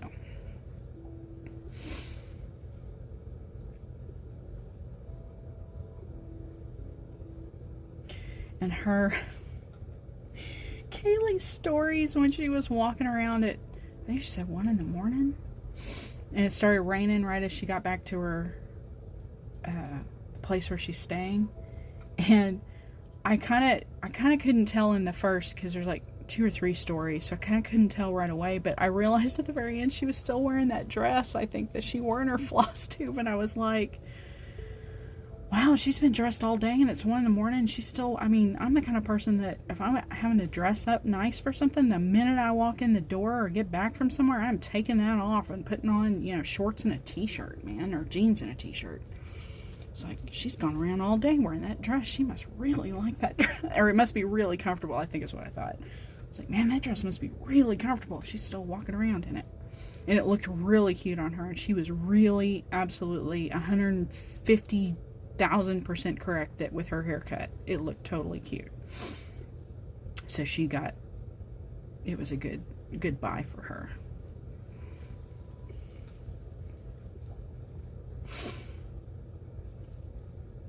It's funny because that was the other thing about her floss tube, talking about her hair being red. On Instagram, you know, where the light is accurate, it's definitely red. But on floss tube, I guess on my TV anyway, it looked pink. I was like, it looked like fuchsia almost.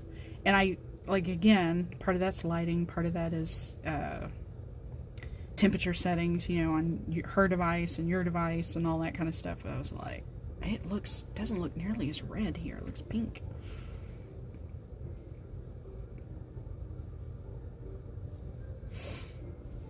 She did.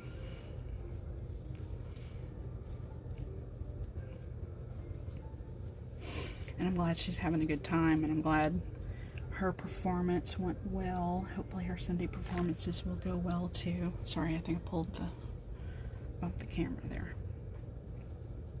So that will be exciting. Boy, I know what that's like. Just being somewhere away for weeks, and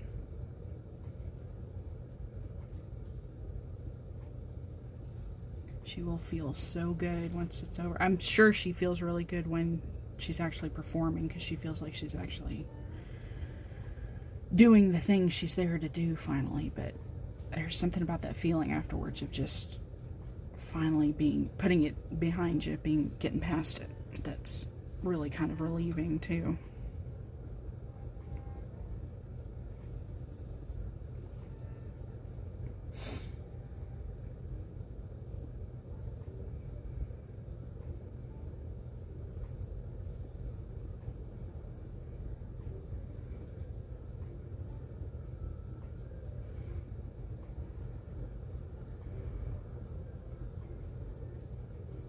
This yarn really wants to take me to town.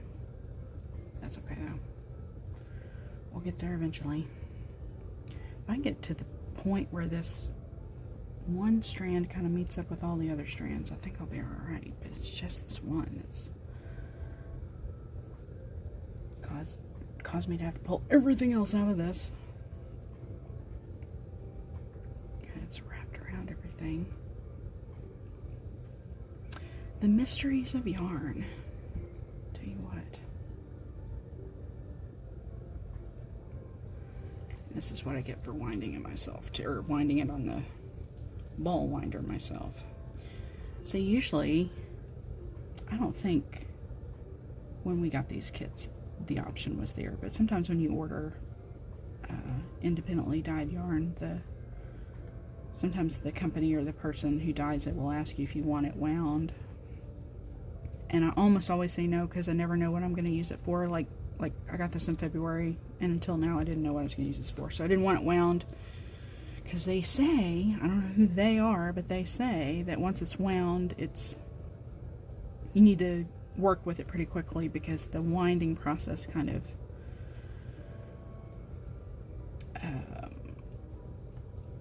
pulls the tension of the yarn to where whereas if it's still in the hanks, twisted up hanks, it's in a more relaxed state, so the yarn's in a better condition for storage purposes. So now that I've wound it, I'm definitely gotta get with it here.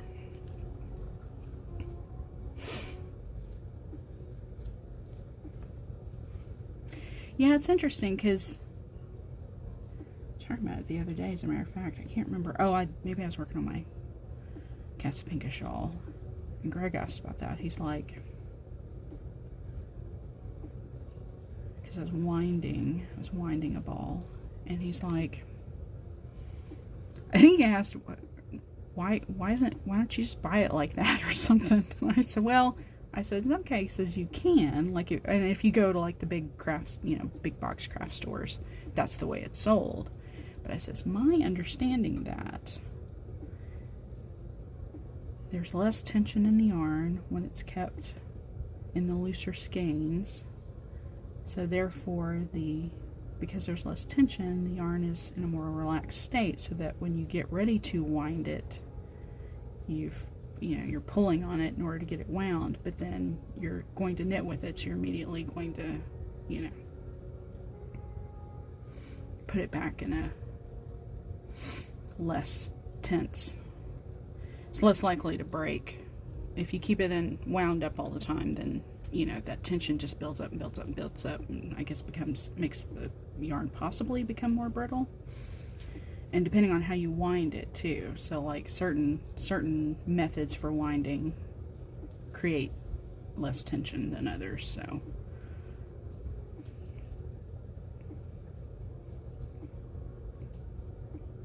probably, yeah, and I would think for sure certain.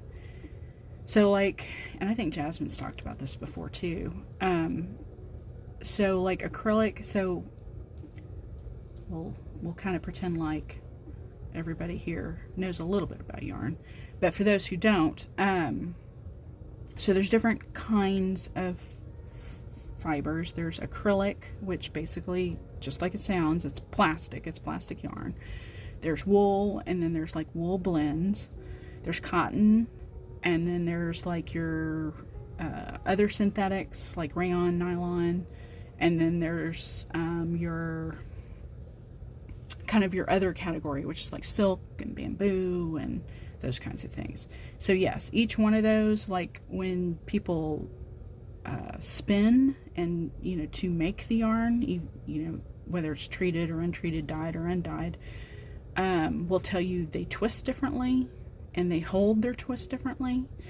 And then of course there's different ply, just like with cross stitch floss. You have single ply yarn, and then you have double ply and 4 ply, depending on how many twists of yarn are within that strand. But so like for instance acrylic, because it's synthetic, it's plastic, it is the shape it is going to be. It is not something that once you knit it, that's just what it's going to end up being, and it pretty much just is. It doesn't retain memory. So like if you had something that was knitted in acrylic, like let's say a hat, and you had it for 10 years, and then you also had a wool hat that was knit for 10 years. If you unraveled them, the wool hat, the yarn would still hold a lot of that memory of those stitches, so it would be much more curled up and kinky as opposed to smooth, whereas the acrylic wouldn't. It would relax a lot more because it's plastic. Same goes for when you, like if you were to wash it or treat it, after you've knit it. Acrylic, because it's plastic, any kind of heat or anything could truly actually melt it. So you have to be careful with those kinds of things. So I have to think the same holds true for the tension. Like if you wind up acrylic yarn, because it is plastic, it's going to retain, it has no memory, so it's not going to retain whatever tension that you've put, twisted into that thread as you're winding it up, whereas wool does. And so, as it's untwisting as you're using it, the acrylic just is. It's like, don't know how to explain it. It's like, it has no life. It has no meaning. It has no substance. I don't know. But yeah, whereas wool, you know, the more you, and I've learned that too about my knitting style, that because of the way I like wrap the yarn around my fingers and the needles as I'm knitting, that also creates twist and tension. So you have to be careful with regard to that too, because you're creating a twist, an additional twist every time you stitch. So it's all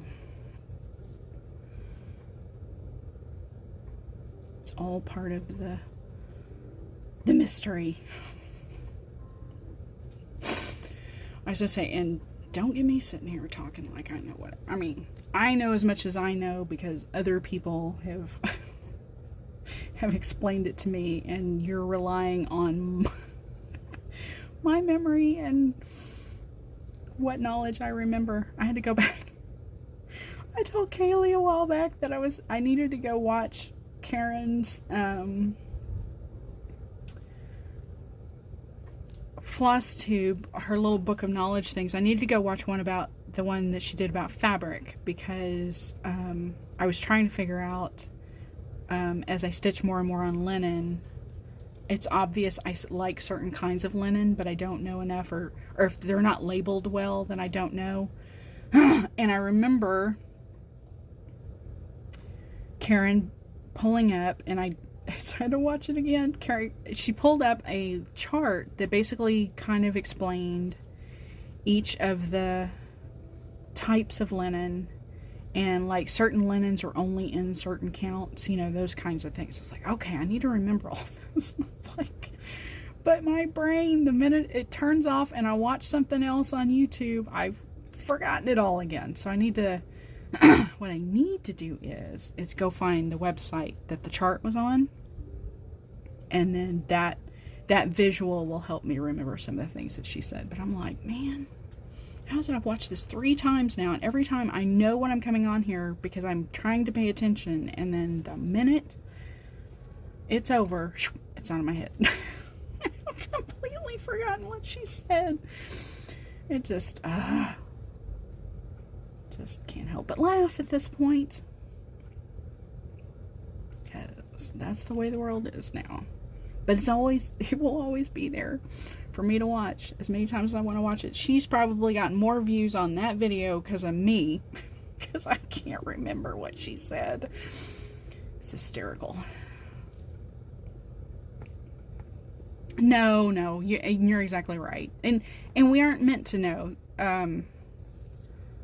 My grandmother, God bless her, one of the things she said to me when I was rather young that always stuck with me, because it's one of those things that reminds me about, like, limitations, right? She always talked about, I think we were having the conversation about going to college. And again, keep in mind, this is like, I'm like 10. I mean, I'm nowhere near like high school age or anything. But she said something about, you know, you need to remember there always need to be people that flip hamburgers, and people that wash cars, and people that do your, you know, your dry cleaning, and people that sack your groceries. So it takes all of those. It takes all of us to do all of those things. So don't ever feel like you have to be the best or the top, you know, you have to do all the great things, because not everybody does all the great things. Not everybody can, not everybody has those abilities, but not everybody's supposed to. We're all here together. So yeah, you're exactly right. We're all here, so I don't have to know all the information. Karen can know some of the information, and Jasmine can know some of the information, and you can know some of the information, and yeah. So that way we can share the information. And fortunately for people like me, I can go back to the internet over and over and over again for that information. I don't have to rely on my memory. It's there. It's there whenever I need it.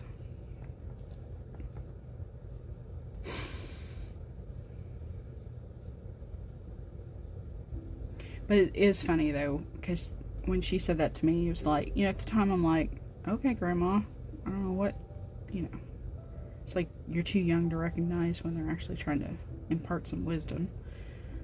But you look back on it now and you're like, it's things like that that help me get through moments when, you got turned down for jobs, or you got turned down,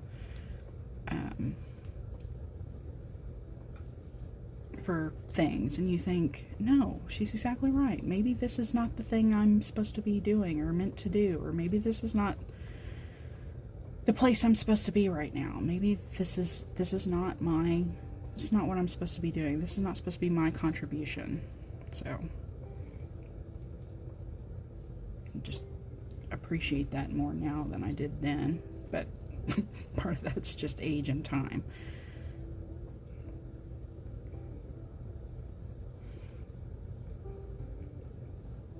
But it is also the thing that I wish she had been around in my brother and sister's life to tell them that too, because I think they both beat themselves up because, well, they don't beat themselves up. I think my sister does a little bit.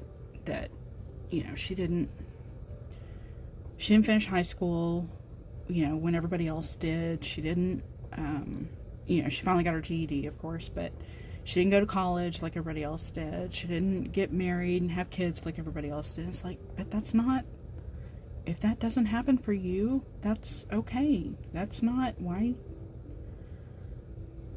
It always frustrates me when people expect their lives to be like everyone else's. It's like, your life is your life. Why are you letting what you see others around you doing dictate what you think you should be doing? One, maybe those things would have prevented you from getting as far as you did in life. Or two, maybe those things weren't meant to happen at that time in your life because, you weren't ready for whatever reason. Or three, maybe there were other things that needed to happen first, or people you needed to meet first, or directions you need to go first before those things happen for you. So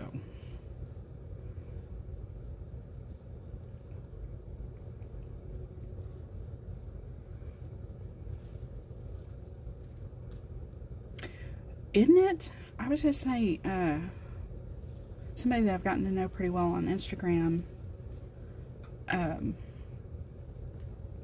they were gonna start getting into quilting, and they kind of threw a post in their stories about I don't know what I don't know what I'm doing, but if there are quilters out there, give me a shout out if I have questions and you think you might have answers. And all I sent back was a message that said, I'm a novice quilter myself, so I may not have answers for you, but I got lots of resources. Because the things that I've learned how to do, successfully, but there are still a lot of things I still need to learn in order to make a proper quilt. But I can tell you where to go if you need to start looking for answers. Because I've got all of that information down.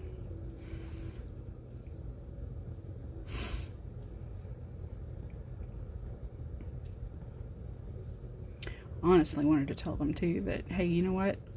Half the journey in crafting is just figuring it out. So do it because you want to do it and have fun with it, and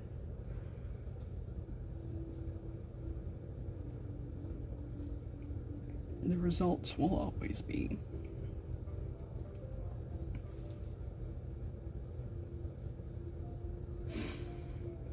great, because you will have the memory and have learned something along the way.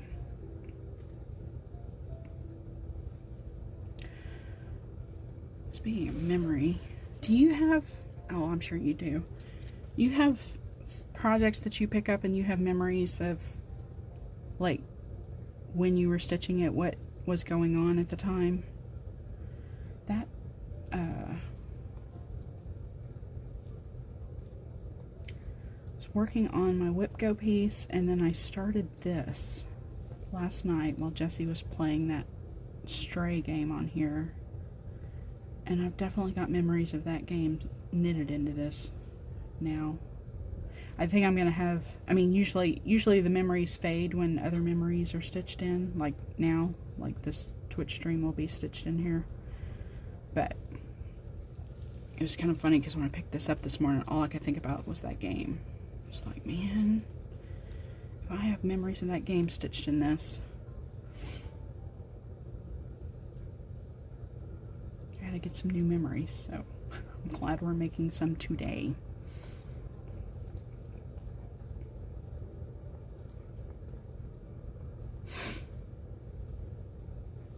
But I find it more with my knitting. Like, I don't know if I do enough of my stitching across, you know, like so many days or so. Like, I might have individual stitches that I was able to start and finish, like any quirky Quakers, you know, something that started and finished right away. I will have memories, or like the day I was out at the lake stitching the cat. Yeah, I will definitely always have that memory stitched into that. But it seems like with my knitting more than my cross stitch, I have memories stitched into my projects. And part of that too, I wonder, is like, especially projects like this where you don't, if it's a repetitive pattern, so your brain doesn't have to focus on the pattern, that maybe because of that, your brain is able to retain the memories more instead. Whereas with cross stitch, if it's a pattern where you really kind of have to pay attention, your focus is on your stitching because you're trying to pay attention to where, you know, where your X's go. But I don't know.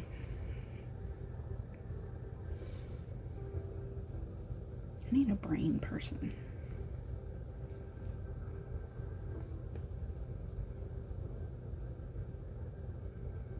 Oh yeah, for sure. Yeah, if you worked on something while away from home, I could see where that would be.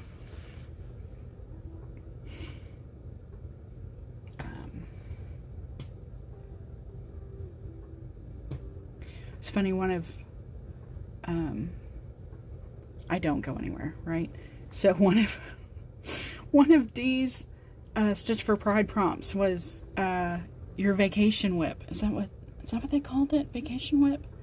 And I was like, I haven't been cross stitching long enough to have a piece that I take on vacation, because I haven't been anywhere because there's been a pandemic.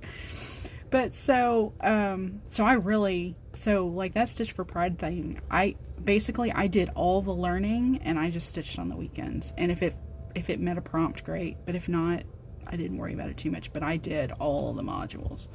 And some of them, like, I do like for the week, I might do like 3 at a time or 4 at a time, and then leave the other 3 for like the weekend or something, because I just knew with work and everything else, like if I could do 2 or 3 at a time and really focus on them, and you know, I got more out of it, honestly. But so the only thing I could think of was my Rosina Desiree was the one that I was going to take on vacation with me, and I thought, well, I guess I could start on that project, because otherwise I wasn't going to have, I was like, literally none of this. I either stitch things that are so small that they're not something that I would take on vacation because I get done with them too quickly, and that was the only thing I could think of. I was like, well, this one was going to go on vacation with me, but I still haven't started it. So I think the only thing I really worked on was Move Forward in Love, which I'm probably 15% complete on that, maybe. And then I worked a little bit on Thurza, Priscilla Dawes, because I can't remember what the prompt was. There was a prompt in there that it kind of fit. And then I worked on Lady Man. But those were really the only ones that I was like, I felt like were fitting. And then I just worked on other stuff. Honestly, I really did. I just worked on other stuff. But I worked a lot on Move Forward because I knew that's probably the only month I was going to get to work on it pretty consistently and get some good, or a little bit of progress on it. I need to pick it back up. I need to pick all the things back up. I don't have enough time. First things first, though, besides all my knitting tangents, is to finish my WIPCO for the month. Because I'm so close. And it'd be so nice to get 2 WIPCO goals done. After not having done much all year. Or only having done about half of my WIPCO goals this year so far. Oh. Look at me not paying attention again.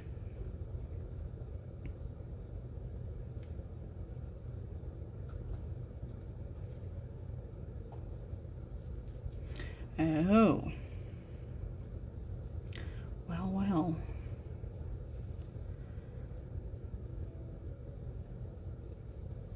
I was gonna say,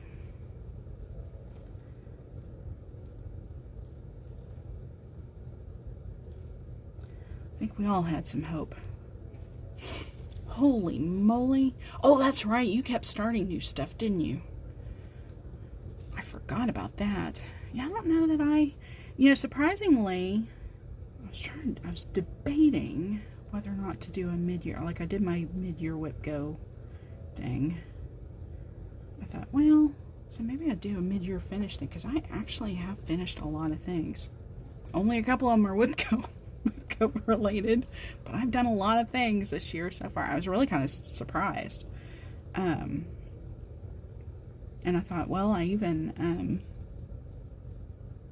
finished a hat. I think I've only finished the one knit project. I thought, well, maybe I'll even throw that in there. But yeah, I've stitched a lot of smalls, and I think that's where this year has been for me. It's like every time something small comes up and I'm like, oh, I want to stitch that. It's like, but I did start some stuff too. I'm not gonna lie about that. You want to see all the finished? Okay. Well, I was gonna say the only reason why I even did the mid-year WIPCO thing was because I had to go to work, and it's like, well, I had to get dressed. I don't wear much makeup. I mean, I just wear like some concealer and some mascara just so I don't look like I'm sick or tired. Just to kind of even things out a little bit. But I was like, all right, well, I'm reasonably dressed and look decent, so maybe I'll get in front of the camera for a little bit and do this. But yeah, that was the other one. I thought, oh, because I can't remember how many I've got so far. I'd have to look at my journal, but yeah, I've actually got quite a few. I was kind of surprised. I was like, what? And again, a lot of them are small. I think 4 of them are Quirky Quakers.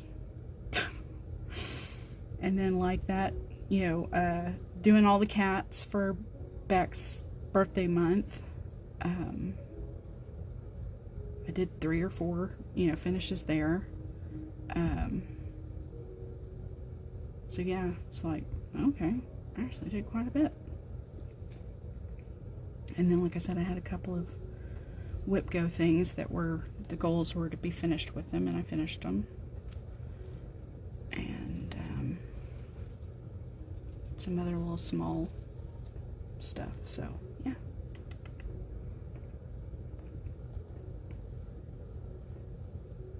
I want to do all of the things. There's not enough time. I'll tell you what, I need to, well, no, I'll say it, but I've already changed my mind about it. I would say I need to get in the habit of when I record those things, just put it out there. But I realized, no, I can't do that because, 1, my personality won't let me, but 2, there's always stuff. Every time I go back and watch it, there's always, I don't know how many times I'm like, nope, wrong about that. Nope, wrong about It's like, my memory is awful. So unless something's like right in front of me, I just shouldn't speak. Shouldn't say what I don't know. But yeah, so there's always so much editing that goes into it. So it ends up being like, all these little clips that I end up putting together, and then they end up being like an hour long even after editing, and then all the having to go back and correct myself. It's like, my gosh. But it's like one of those things where when you do it, if I'm gonna do it, it's like, man, I have to be in the right frame of mind, because once I record it, then that means I gotta go back and clean it all up.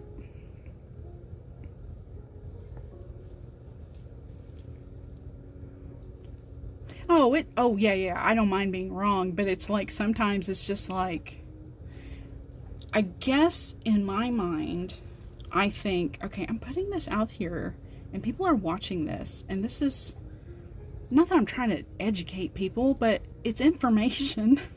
And I don't want the information to be wrong. Or if, like in the case of, like with us with stitching, people that watch those kinds of things, they look at something and like, oh, I wonder what kind of fabric that was, or, ooh, I really like that color. And I know if people really care or interested, they would ask. But it's like, well, if I got this sitting right in front of me and I'm talking about it, the least I can do is tell them what it is. And then if I'm wrong when I first record it, the least I can do is correct myself, so they don't go, oh, that didn't look anything like what she said it was, that kind of thing. So some things I can, like certain things I've stitched on so much or was so early on that I just remember. But other things, it's like, man, I've done so much since I've done this, I don't remember what I used or what this is. So that's all. It's funny, speaking of being right or information, this couple we watch, they're overlanders, so they live full-time out of a trailer, but they have a tent and all that kind of stuff. They camp all over the country, and they go to a lot of national parks and national forests, and it's just so funny. They're from Arkansas, but they their videos are all over. But when they talk about landmarks and history and stuff, it's we sit there and watch, because we kind of giggle, because just like I do, it's like you say something, what they're saying is, they know what they mean when they say it, but when they say it, it doesn't come out right, or it comes out wrong. I mean, it's like, it's not correct information, and it's not that they are wrong, it's that what they've said is not entirely accurate. Either they've left something out, or they've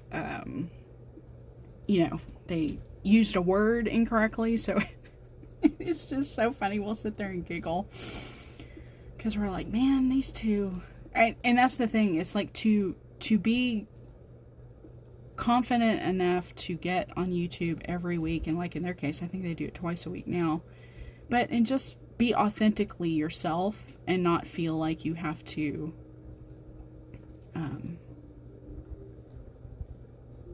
you have to present yourself a certain way for the purposes of doing what you do. To me, that is such a freeing feeling, and I think that's hard for some people. I know it's hard for me. It's like, it's just,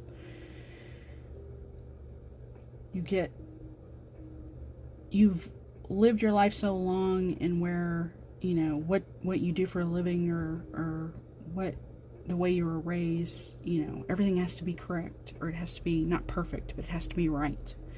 And then you do something like putting yourself on YouTube to talk about cross stitch, and it's like you hold yourself to those same standards, and it's like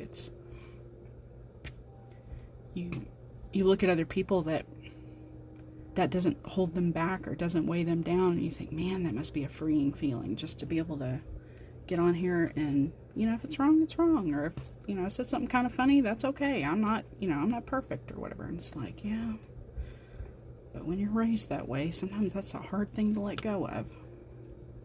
Not being accurate, not being, not presenting the correct information.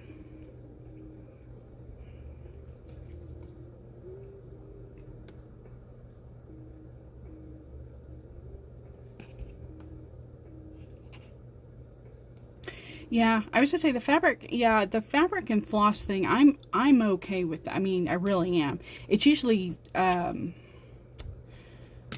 not knowing. It's not even about dye lots. It's like the one I remember is my whip go that I'm working on right now is on a linen, and I thought it was one of those, and it's not, and I know it's not now because I don't know why it didn't occur to me when I said it out loud on the recording. But I had bought a long time ago a tube. The very first linen I ever bought was at the Charles Craft, the DMC, in the tube, like the tea dyed from like Michael's. And it was, but I know what project that is. That's my Alice in Wonderland project. And I know that. But for some reason, the linen that I'm stitching my red berries, my modern folk embroidery on, for some reason I thought that linen was that same linen, and it's like, I should have known that. No, it's not. Everything else, every other linen I bought other than that one tube that I used for Alice is bought from the one that red berries is on. I'm almost positive came from Fire Poppies, but everything else is not Charles Craft. So it's just kind of funny because it was like, after I watched that back, I'm like, why did I say that? I know that that's not right. And it's funny because I moved the Q-snap a little bit the other day and I found the tag. The tag was still on the fabric underneath the Q-snap, the plastic. So anyway, so it's things like that where it's like, for whatever reason, I had it in my head that that's what that was, and it wasn't.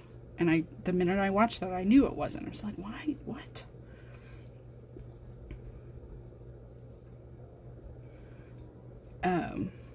Yeah, I was gonna say, it's amazing.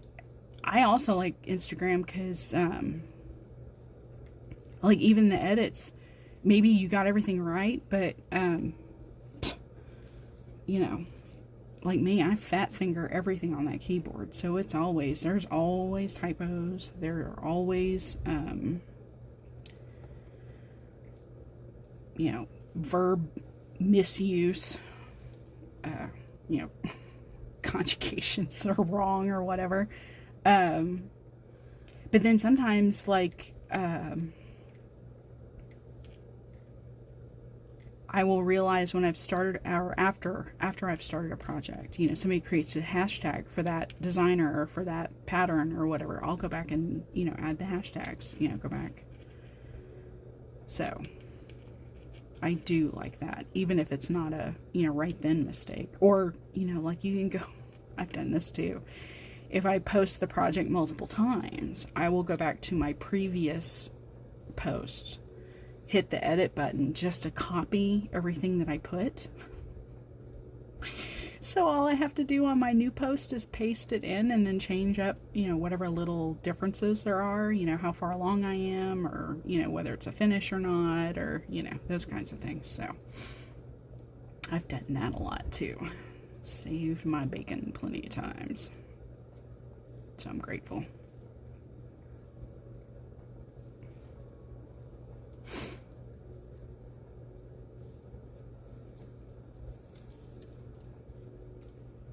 Yeah, I was going to say, do you not, English being your second language, does it not drive you crazy? Does it not make you, like, do you ever throw your hands up in the air and go, what? Because I feel like, as a person living today, especially in the south part of this country, there are times where I'll watch stuff. Oh, even better example. And we've talked about this. So when my husband's on the road, he usually listens to audiobooks when he's not listening to like podcasts or whatever. And we'll have conversations at the end of the day and he'll be like, how would you pronounce, and then he'll spell a word. And I'm like, blah, blah, blah. And he's like, yeah, that's not what this audiobook person said. And so we will spend, 45 minutes on like Google, like Merriam-Webster or something, and then come to find out, yes, there are multiple pronunciations for a word, or there are,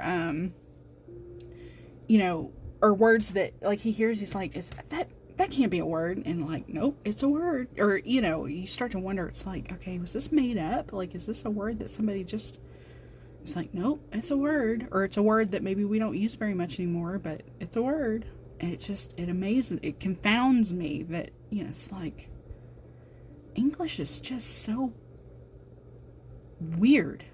Just wonderfully weird, but weird. And I think about people that, yeah, my first job out of high school, we had a lady who worked with us who was from Hungary. And, of course, she spoke Hungarian. She spoke German really well, which I was taking German in college at the time, so she was like my person that I could try to have conversations with. But her English, we'd be reading the paper like at lunch or something in the break room, and I can remember her reading articles, and she'd point at a word and she'd look at me and she'd be like, what is that, you know, what is that word, or what does that mean, or does that mean what I think it means, or, you know, trying to read it from context. And I'm like, yeah. And she'd just laugh, just crack her up. Yeah, I was gonna say that, but I was gonna say, it's like with the audiobook thing, it's not just a dial. I mean, it's like, it truly is. It's like words that just, so somebody made a verb out of a noun and didn't do it the way that typically you hear it done in the English language. Like, you're just like, okay, is that really a word, or did you just make that up? But yeah, it's a word, you know. And it tickles us to no end. It's like, okay, are we?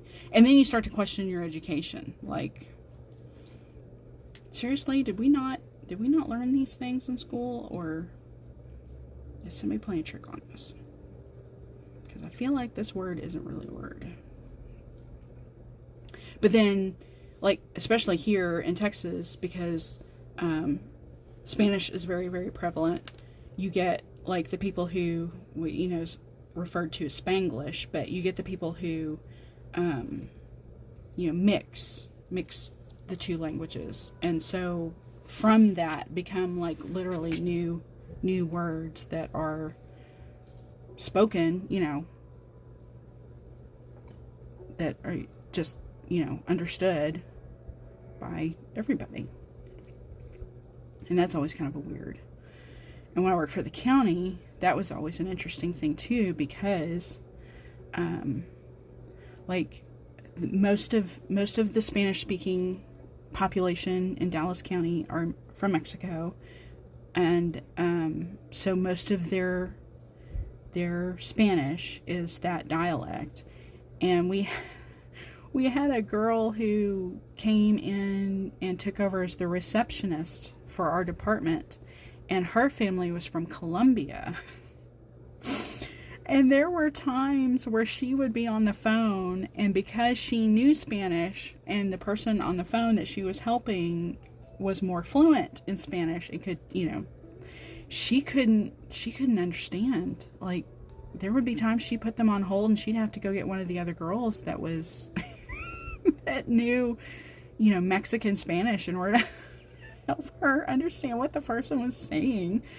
And things like that would always fascinate me, because it was really obvious that you know, that there were just differences, you know, even especially in that language, because there are just so many dialects, and then to see the frustration, you know, in her, because she was just like, I can't help these people because I don't, you know, she learned a lot in the time, you know, that she spent up at the front desk, and then she finally moved back, you know, to admin role, and somebody else took over that position. But yeah, it was amazing. Oh no. Do I want to know?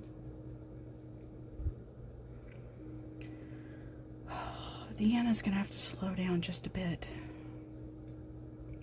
I am never gonna get them all done.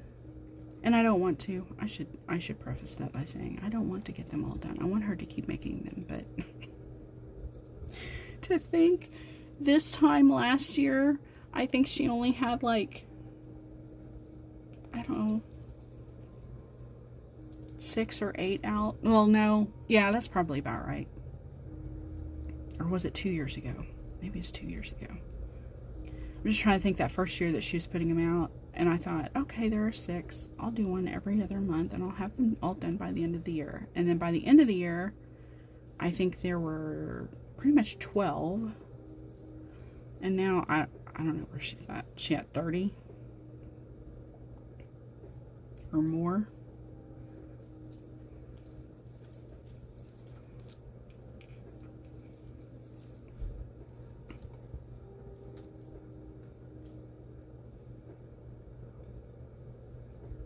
Oh, that's interesting.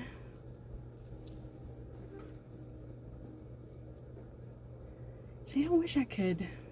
I was trying to think. My husband's always asking me stuff in German. I was trying to think. There's a fountain pen that he buys that's a German brand. And like my parent company, the company I work for is based out of North America, you know, North American corporate office, but our parent company is German. So I try to go out and read their social media feed on like LinkedIn and stuff and try to see if I can make out, you know, the stuff before I hit the C translation, because there are always words in industry specific words that I don't know, you know, those kinds of things. But there's always stuff that my husband's always asking me. He's like, what does that mean? I'm like, I don't know. I mean, I might know, but sometimes I don't. Or last names. We were looking at something the other day.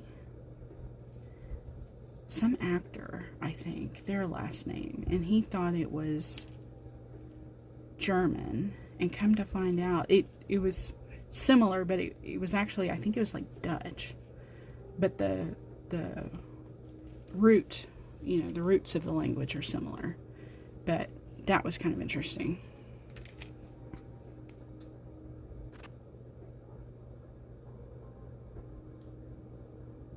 Uh-oh. I don't know what happens when I do this. Like, am I still here? What the what? Okay. That's not fair. Truly not fair. Okay.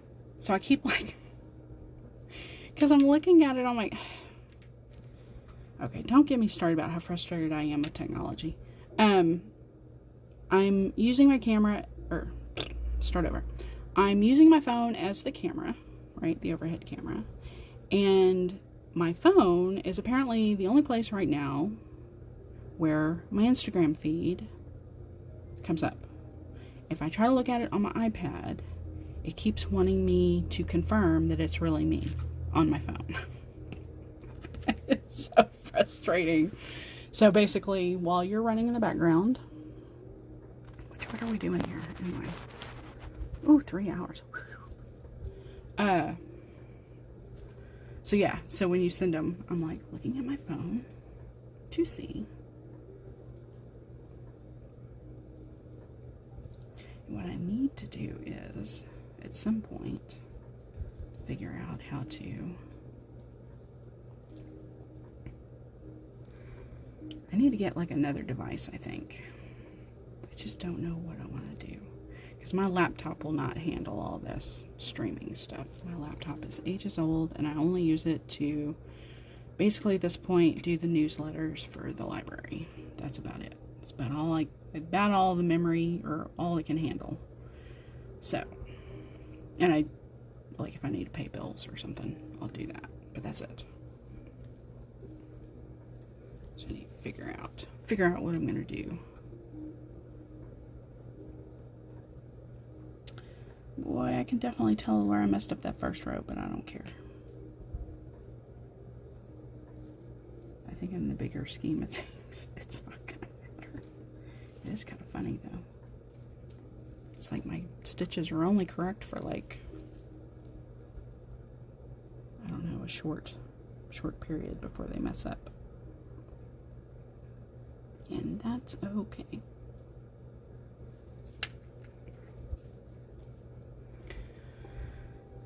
yes, it is. It's adorable, and I don't know what I'm going to do about it. I can't believe she's doing all these beachy ones. There's another finishing idea I've been wanting to try, and maybe these are the ones I'm gonna have to break down and try, because I have like the clear vinyl, like I've made project bags with, and I've always been meaning to take, because you end up cutting that vinyl to fit your bag, but you always end up having, like, because the big huge sheet, like 2 yards or whatever that you buy, you always end up having like scraps at the end. And so I've tried to use some of it where I can, but I always end up with these funky kind of odds and ends pieces that I feel like they should be used for something. But I kept thinking about doing a finish where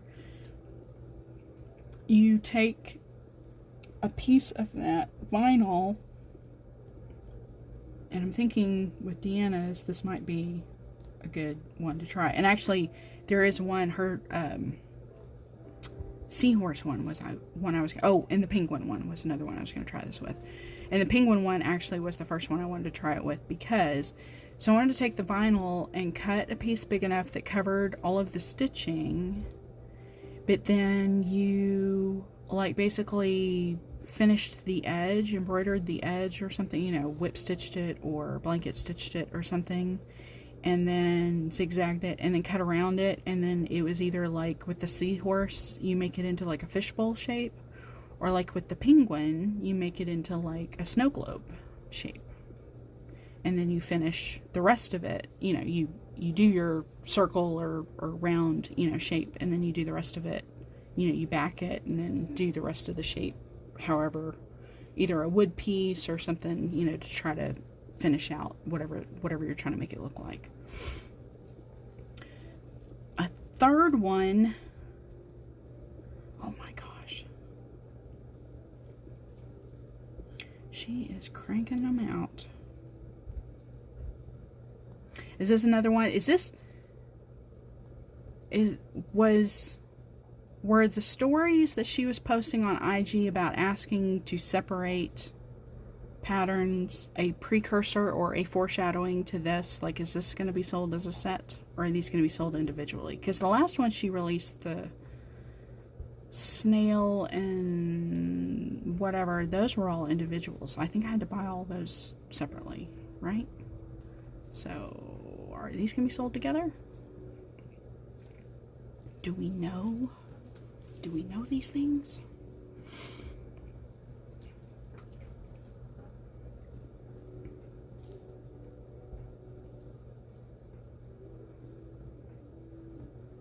That would be interesting.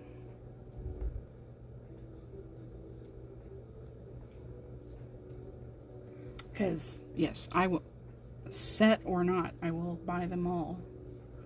But, like I said, I didn't know if she's trying to set the record straight before she released another set of 3. And everybody starts, you know, slamming her DMs with, I just want the flamingo one, or I just want the... She's like, nope, I already set the record straight. I told you, if you want it, you gotta buy it all.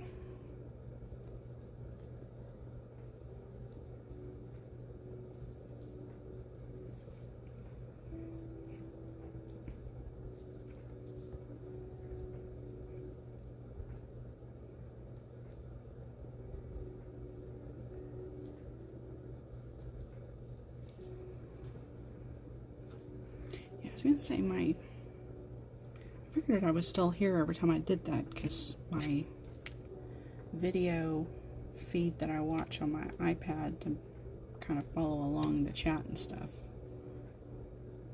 never changes or disappears or anything, just because I am using multiple devices, I don't know. It's kind of like witchcraft to me. Don't understand enough to know why it does what it does, or if it's going to do what it's going to do. I just know enough to know whether or not it works.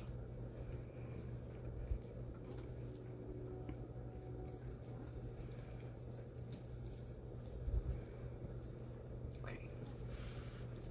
Blanket's got to get up here where I can get to it. There it goes. Oh, now what did I do? Oh, I did that wrong. That's right. We're gonna fix it. We're gonna fix it. There we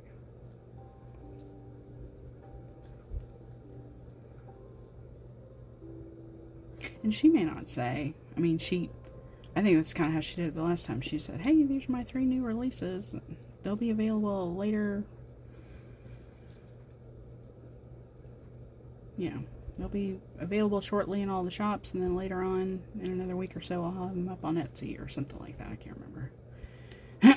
But it doesn't necessarily mean that she had said at the time whether or not they'd all be released separately or together. Just that they were being released. Yeah. And that's okay. Like I said, I'm not going to change whether or not I buy 1 or I buy 3. Or buy them individually or buy them as a set, I guess is the better way to put that. I'll still be buying them. Okay, dang it.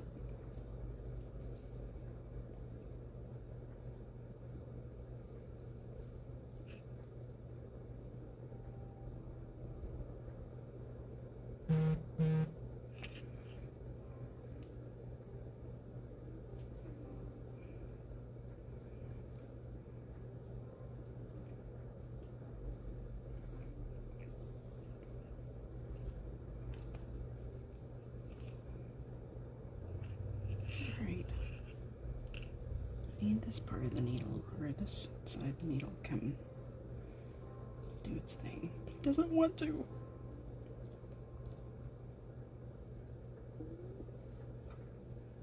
There it goes, there it goes.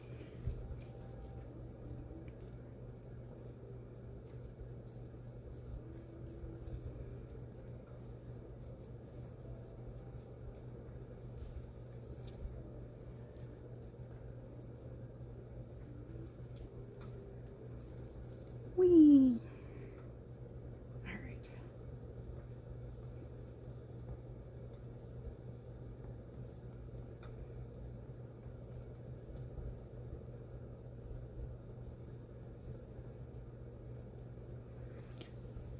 Why do I feel like this blue is never ending? It's not. I know I'm close to the end. But it feels like it goes on and on and on and on. I think these mini skeins, I don't think they're that much bigger, but I think they're a little bit bigger than what you typically get. I've got another mini set over there I want to use, but I don't know what I want to do with it yet, because there's no main color. It's just a set of 10. They were Umbrella Academy inspired.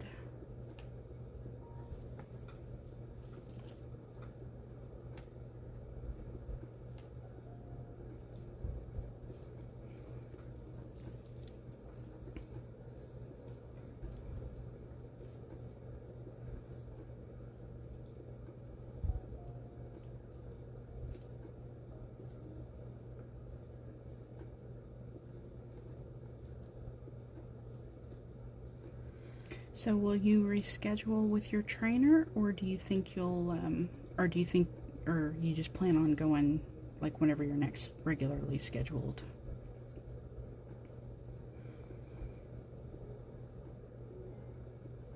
time is?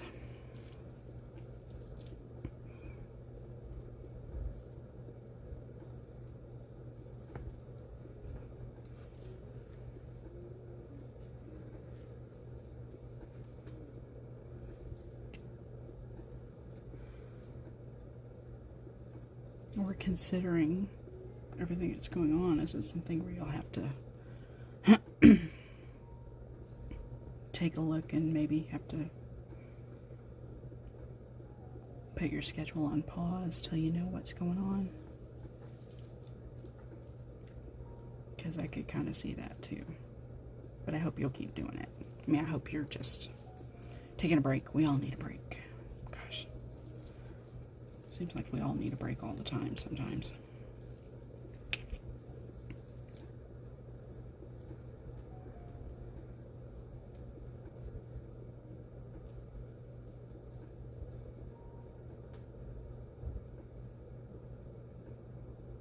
Okay.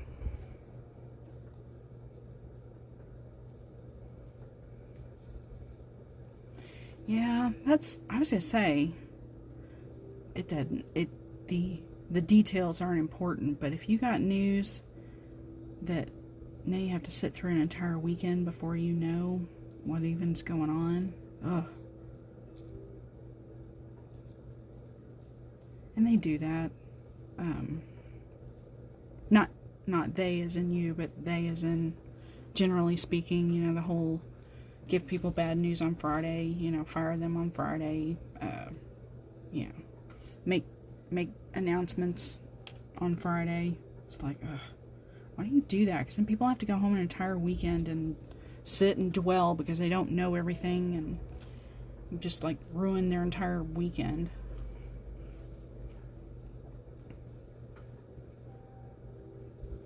Well, and if you,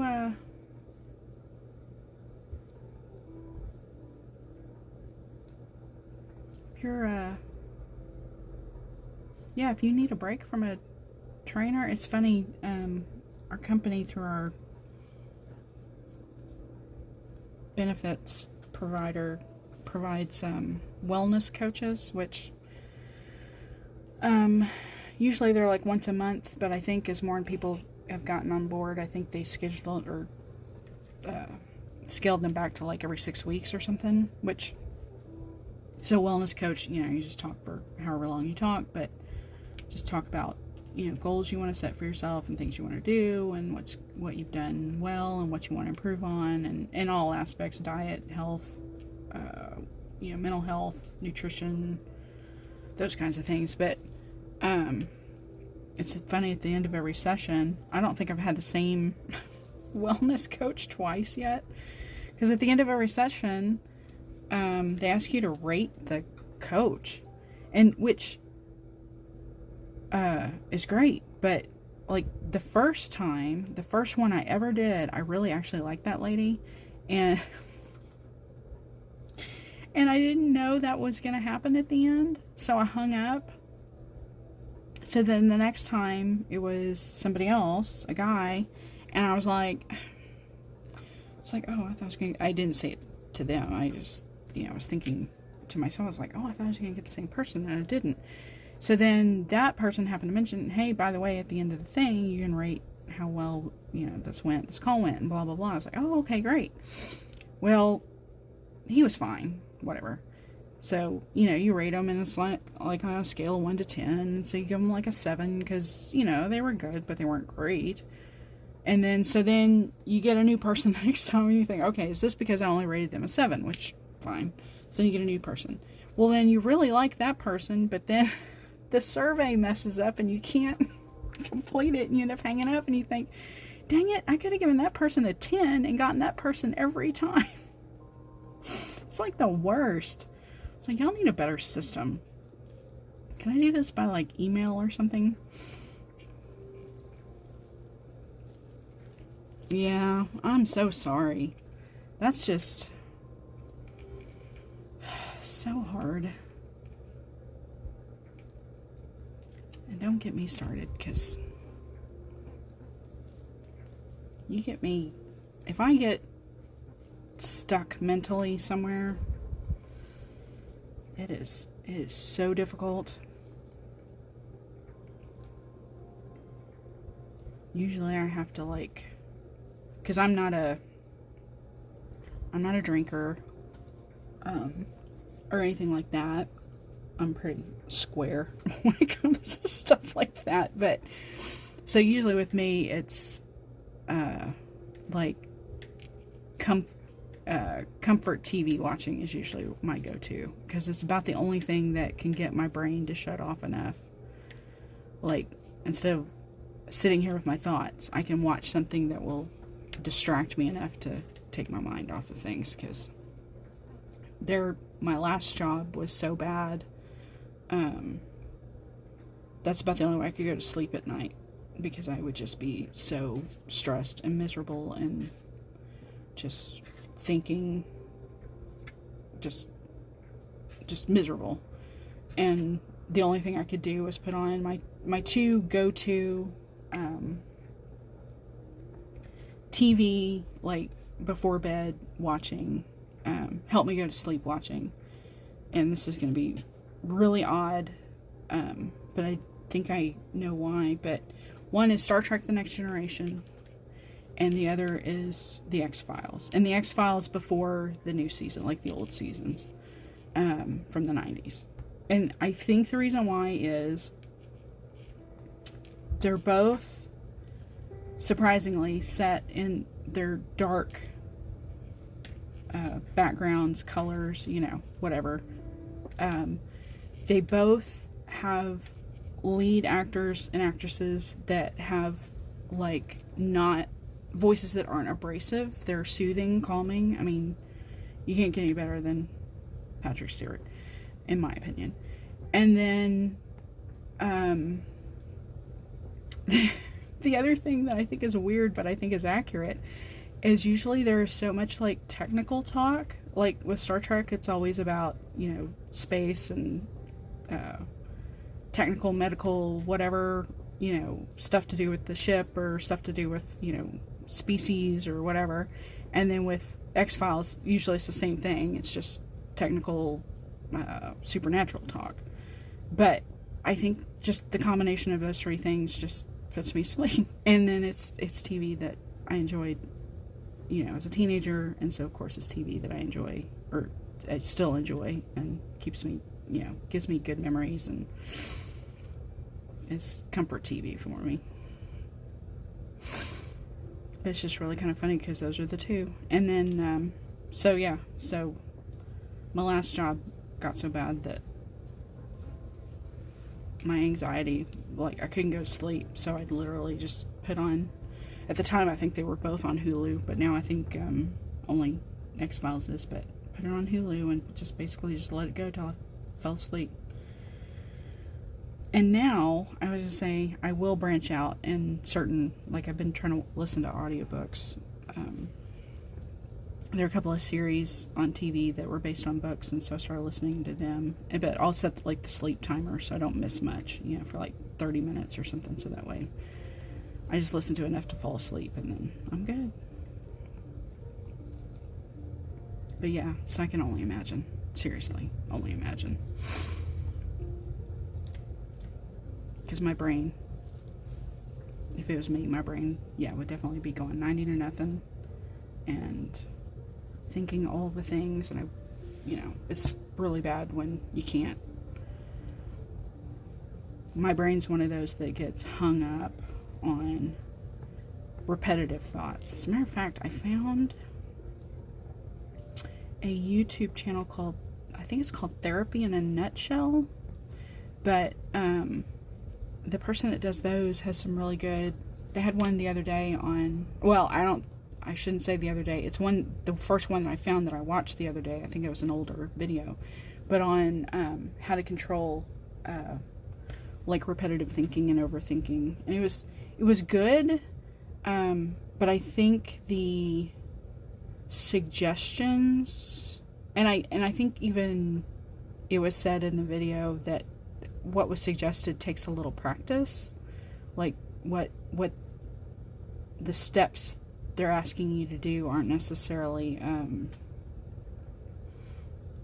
they don't just happen for you. You've got to get in the practice of doing it. But it was really good. I mean, it was really good information, so I was really kind of happy about that. I just have to figure out, like I said, how to put it into practice, because that is definitely something my brain, you get caught in like this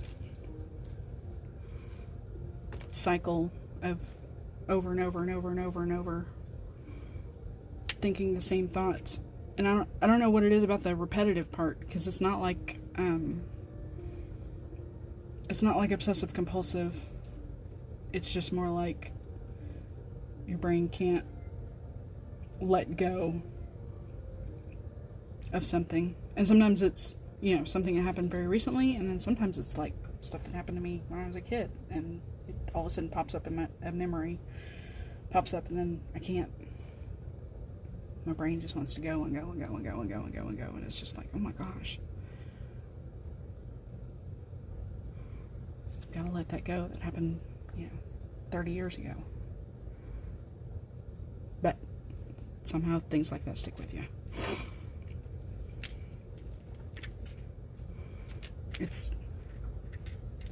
It's frustrating, but at the same time, it always interests me, because I'm always like, why this thing? I mean, in most cases, the simple answer is it's obviously a moment in your life that stuck with you, whether it's a trauma or it's a, and I don't mean trauma. I mean, I don't mean like, there are varying degrees of trauma, but, either something that stuck with you because it was a negative impact, or it was, they usually say you remember the bad more than you remember the good,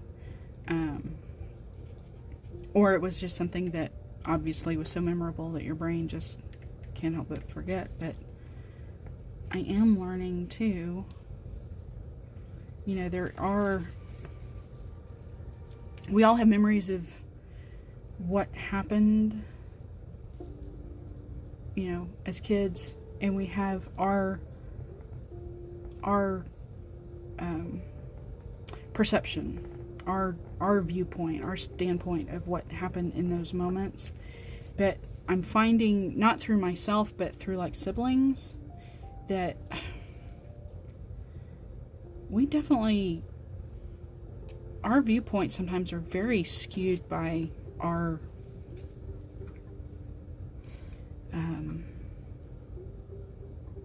the state of mind we were in at the time.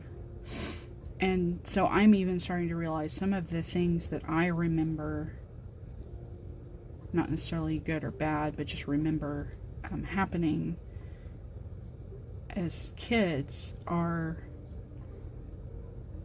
skewed slightly because of, for whatever reason, my state of mind, or my my viewpoint at the time. But I see that more and more with my brother and sister, and it's like, we'll go down memory lane about something, rehash something, and I'm like, I don't remember it that way at all. And then you just realize, you're like, well, yeah, duh, because my viewpoint and their viewpoint were totally different based on, the circumstances. But it's just amazing how much we think we remember something, or we think we, I'll put it this way, we have memories that we think justified our feelings or actions that we take today. And then if you really go back and look, it's like, but is that really what happened? Or is that really, should I really feel that way about that thing that happened? Because, looking back on it now, it's like, well, honestly, that probably should have happened for that reason. Or, maybe I, being a child or less mature, I didn't realize what that was doing for me, or what good it did, or what, or maybe it wasn't bad as I think it was, or maybe, I don't know. Boy, am I going off on a tangent. You're still with me? So sorry. But yeah, I was going to say, get into conversations with siblings, and it's definitely interesting when you both have very different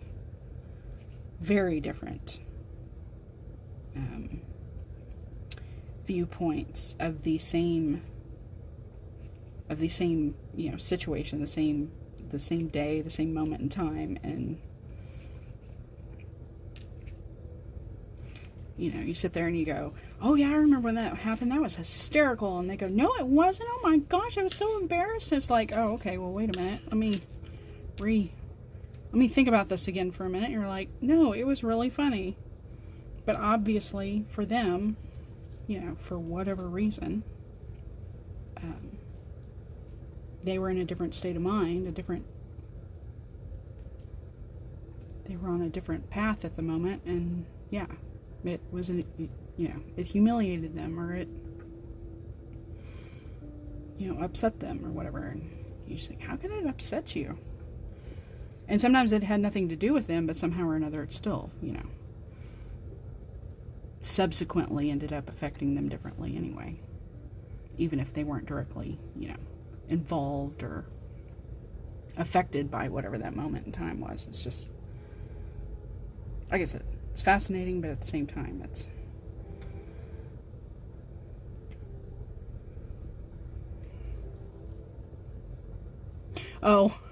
just sorry. I'm sitting here thinking, I'm sitting here on social media and knitting and talking to you, and I'm like, man,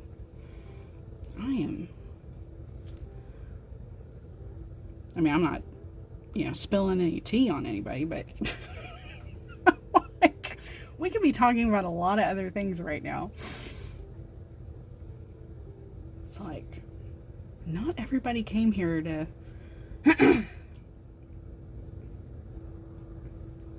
listen to me have a therapy session with myself about my childhood and the way my brain works.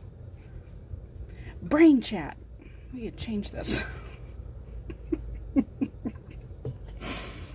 Let's talk about how we're feeling all the time.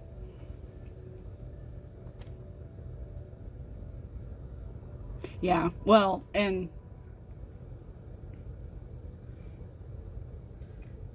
probably will be really obvious once I say this out loud, but when I was in high school, you know, they try to help you take classes and set goals for what you're going to want to do in college, because, you know, it's like, well, if we can get you going in the right direction now, then it'll be easier for you when you get there. But my career path, I wanted to either be a psychiatrist or I wanted to be in the FBI and do like you know, profiling or something like that. So brain things have always kind of fascinated me. I am definitely glad. I mean, I'm not glad, but I'm definitely okay with not going down that career path, because I think, you know, I look at how much mental stuff, especially in the last couple of years, up till 2018, 2019, I probably could have handled that career path, but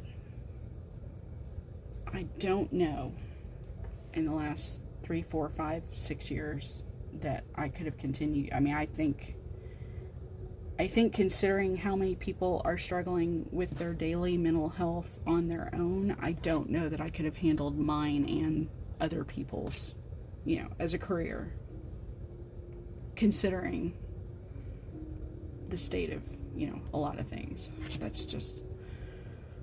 That would have been a rough career path to continue down if I had actually chosen to do that.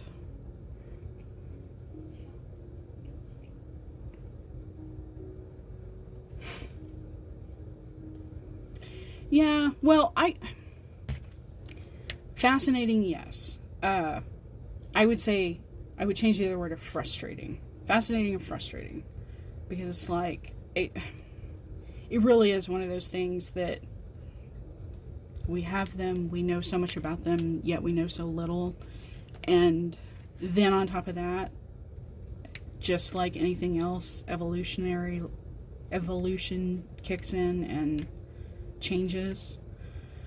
Like for me, I think the fascinating and frustrating thing out of like the last 20 years has been how much technology has changed how our brains function or don't function anymore. I mean, that to me is it's funny. You hear, not funny, haha, but funny, interesting. You hear people who work for big tech companies that make devices who have children, and you hear them talk about how much they limit, or how much they distance their children from the same devices that their company makes, and it's like, it's obvious that they know, or they understand enough to know how much technology has altered human consciousness, that, here we all are. And it's changed everything from not just memory and knowledge, but skills, ability to retain information, those kinds of things. But it's changed our anxiety levels. It's changed our the way our brains process and require dopamine and serotonin and things like that. It's changed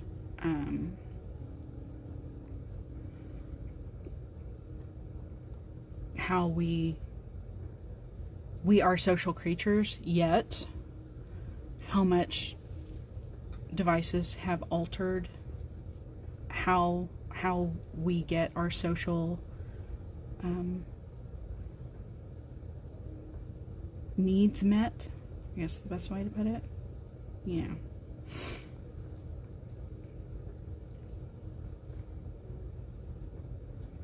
So, yeah, I don't know that I would have wanted to be in that field now, because I think, like I said, I think it's hard enough for all of us as just regular people to go about our day-to-day. But if I had continued down that career path and we're still there now,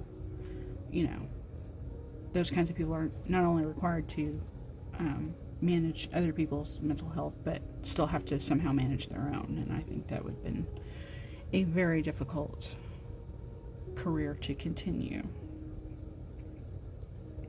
for sure.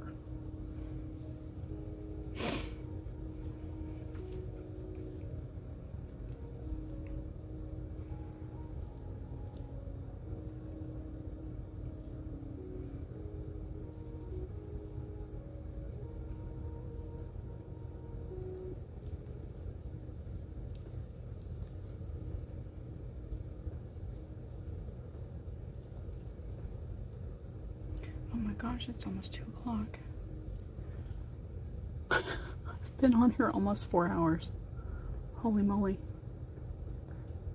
Ooh, you know what? The other thing... Okay, you're bouncing everywhere. I'm sorry. I got a message while we were on here that I didn't realize. The other thing that I was supposed to get from UPS today, or get from UPS besides my Barnes & Noble book, came today, and it was I finally broke down. I don't know. Okay, so I think the deal was there are certain DMC colors, like in that first like the 0, 1 through 50 or whatever the like single and double digit numbers are, that I cannot find at our like at Michael's and Joann's. Are either always out, or they don't look like they're out, but when you go up there you realize somebody's dumped the wrong number in the wrong bin. So I finally broke down and ordered from DMC, because I have been putting it off for a while, but I ordered also a 310 Cone of Doom. So I think it is on the front porch, and I think May might be here to tell me that it's on the front porch. No, she's probably here because she's wondering why I'm still here and I haven't moved in like forever. Yeah. Are you trying to tell me I need to get up and stretch my legs?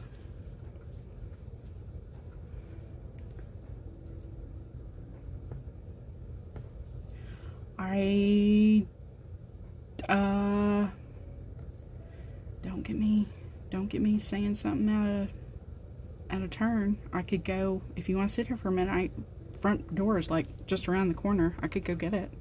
Hold on a second. Let me go see if it really was delivered to the front porch or not, because it may be in the mailbox. Hold on.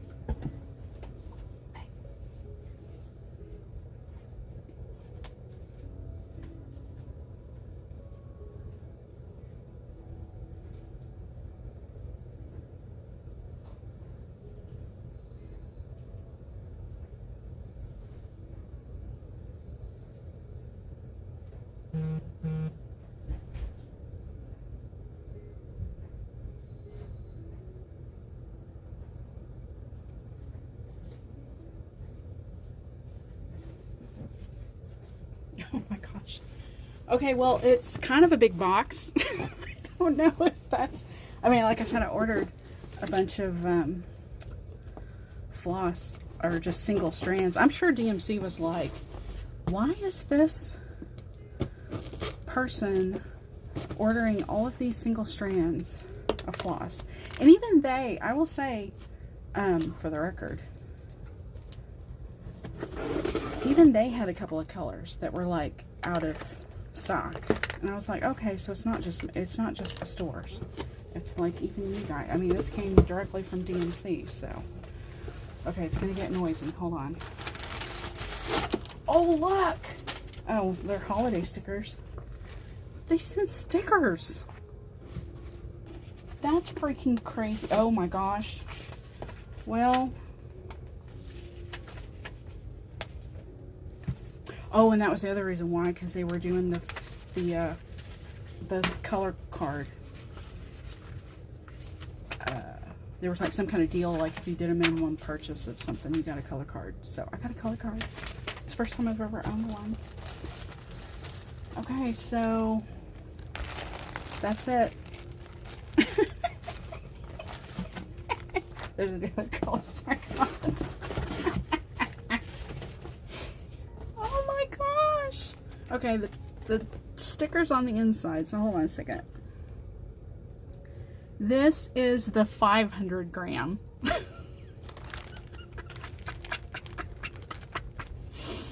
Ah, that's freaking crazy. That's wild. So yeah, see, I got all the 28, 29, 35, 33, 19. I got all the low numbers. So, got those. Tell me about it, the big cone. Oh my goodness. Oh my goodness. May, have you got a new box you want in? Hold on, I'll get all the stuff out. You want in there? There we go. Alright, she's a happy cat. So yes. And then I got the wee color card. Kind of exciting. It will outlast us all. You know, it's funny.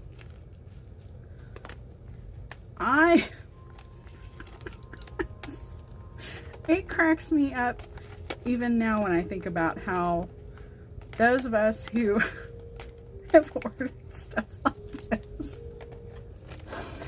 And the only reason why I got it was, so I started the Cryptid Sal. Of course, I'm not very far. I mean, I did Mothman, and Nightcrawler isn't even done. That's how far behind I'm on Cryptid. But of course, I bought the Supernatural Sal because I had to. But I was like, you know, I just need to break down and buy one of these. Ooh, look at the thread card, the colors. Holy moly! Have you ever seen one of these? I've never seen one of these in person. That's freaking awesome. Oh, look! It's the sparkly ones. Holy mackerel. Can you hear her over there crinkling? She's walking all over the... I can't believe the sparkling ones are on. And the variegated. And then the little, I don't know if you can see it, the little metallic pearl. And then they have the different, like this is the 6 strand, and this is the light effects, and then, oh, no, sorry. Oh, I thought that was the, never mind. This is the different kind of pearl cotton. Number 3, number 5. What? What?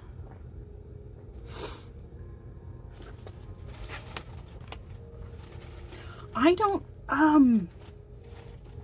know how long it lasted. I don't know how long the special lasted.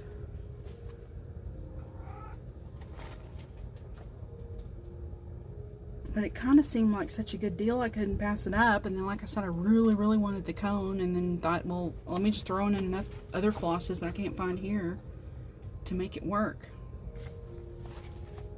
This is kind of like a work of art. Oh, look. And then you can learn. I could brush up on my German and Italian.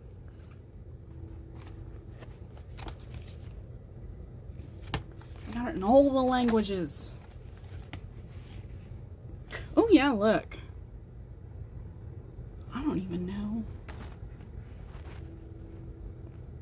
That's fantastic. Okay. Somebody out there. My dad took Russian in college. But don't get me lying. I don't know. I don't think it... One of them might... Actually... No, that... Why do I want to say that looks more like Greek? I don't know. I love it. I love all the languages. They're just so beautiful. Even just to look at. I mean, it's like... It really is like art. Looking at other languages in print, written down.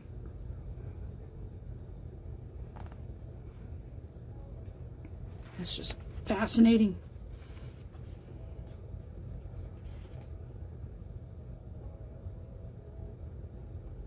Okay, well, like, literally. Alright. Human beings of the world, you need to go out and get yourself some of these. Okay, I'm at the point now where I guess my brain is like so fascinated by other things. It's like, why do we need to do anything else? And now I got my pet cone. I don't know what I'm gonna do with it, but I'm gonna love it and pet it and tell it it's special. And don't feed it after midnight. And don't get it wet. And it will last for forever. And ever and ever and ever. Of course, it's also one of those things that I gotta make sure I don't get cat hair on, because I will get cat hair on it. These stickers are really cute. Fantastic. I got stickers for my journal now. Some of them will have to wait till later in the year. But like some of these I can use for my knitting.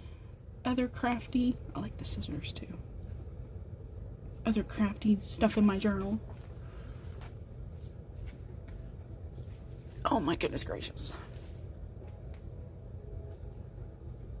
Put some horns on it.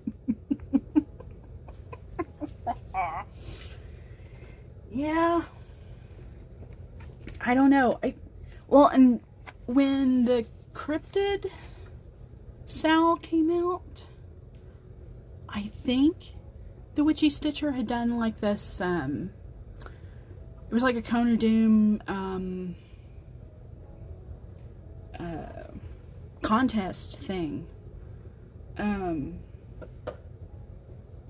Like everybody's, and I didn't get one. And I was gonna get, I think what I was gonna do was, because I thought I had seen the 100-gram ones at,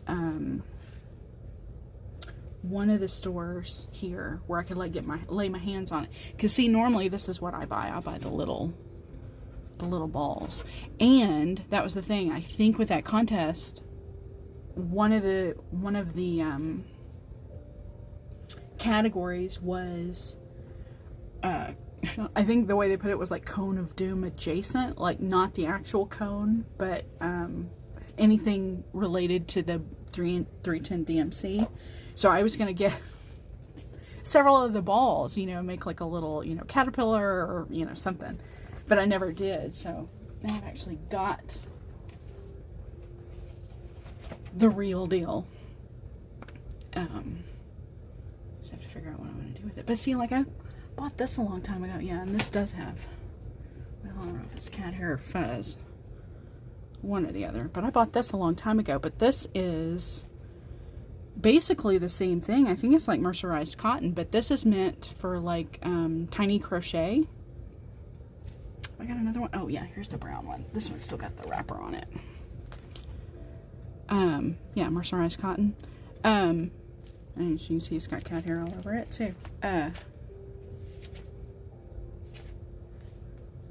But I bought these a long time ago, and then I bought a loom, and I was going to use this either for the warp or the weft, or yeah, the warp, I guess. For that, and I just never got around to it. I think I've got a third one somewhere because it was, it might actually be with the loom because I think it was like a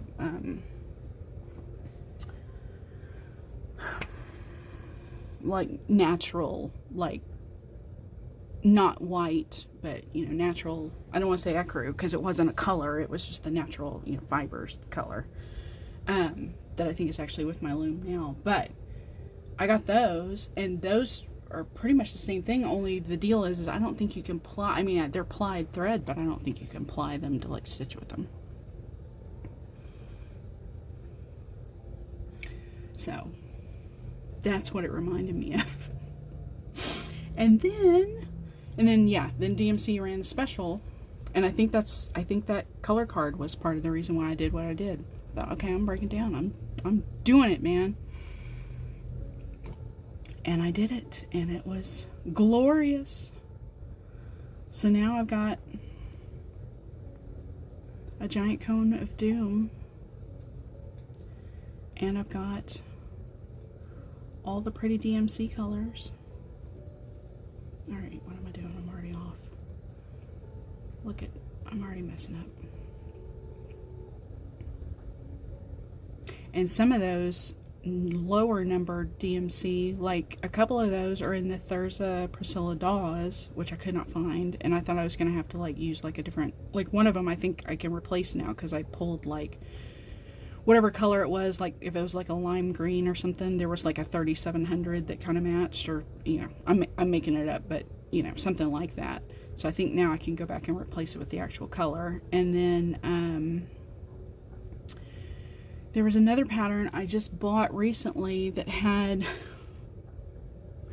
I want to say it had like 12 and 13 in it. And I thought I picked up 12 and 13, but apparently like number 13, the one in the 13 bin that I picked up was actually number 1. And so I got all the way home with it only to realize I had the wrong one because somebody threw it in the wrong bin. So again, so I, you know, got that one through DMC. I meant to look to see, because I didn't think, I mean, I know DMC's out of France, but I didn't think this shipped from there. I meant to look to see where this shipped from. No, New Jersey. Edison, New Jersey. So now I know where that comes from. Good to know for later. Yeah, shoot.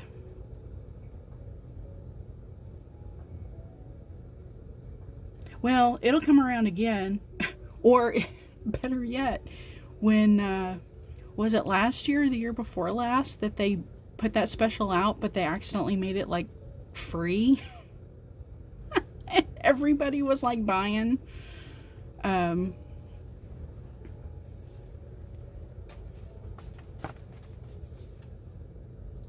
it was, like, free with, like, any purchase or something. Something ridiculous. Like, there was no minimum purchase to buy, and, like, everybody went out and, like, bought, like, you know, one thing and then put it in their cart, and they, like, got so overwhelmed or whatever with orders that, like, within 24 hours they had to, like, shut it down or something.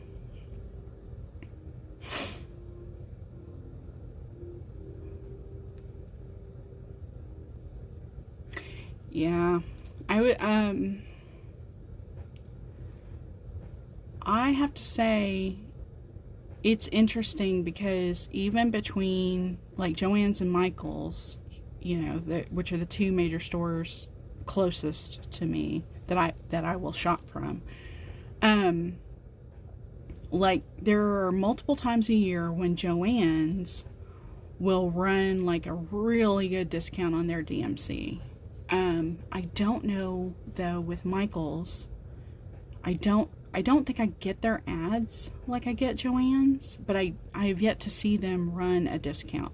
But I will, like I've got it's like a $10 voucher or something to Michael's that I need to, you know, it's like basically burning a hole in my email that I need to use. So that's usually what I'll do is I'll go and, of course, I'll spend more than $10 easy, but I will definitely go get colors that I don't have or get a bunch of colors and then get another Q-snap, you know, so I can start another project because all my other Q-snaps have projects on them, or something like that.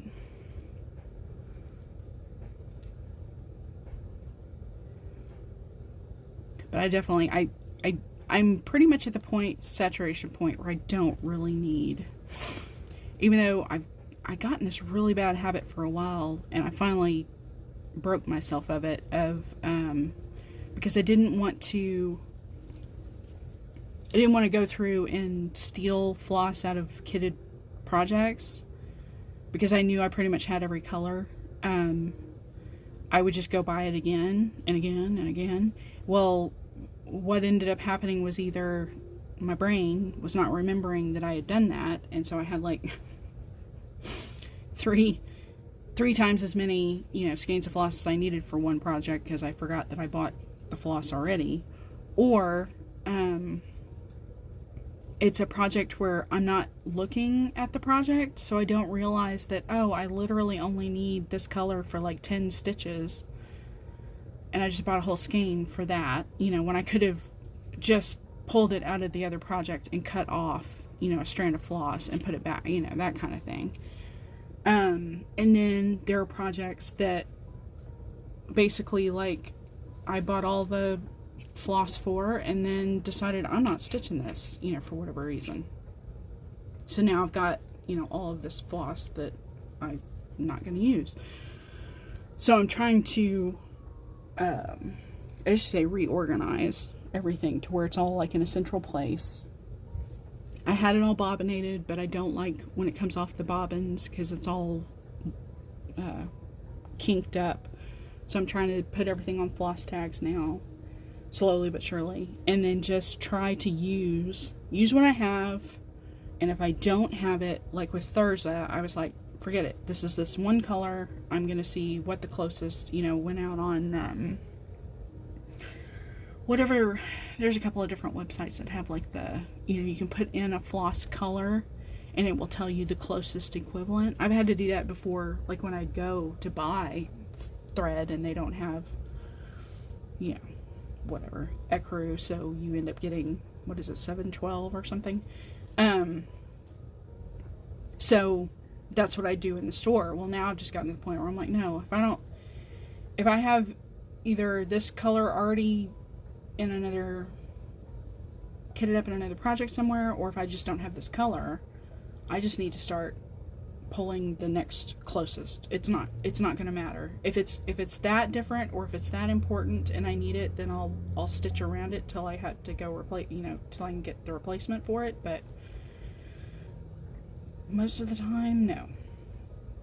It has never been worth that much effort.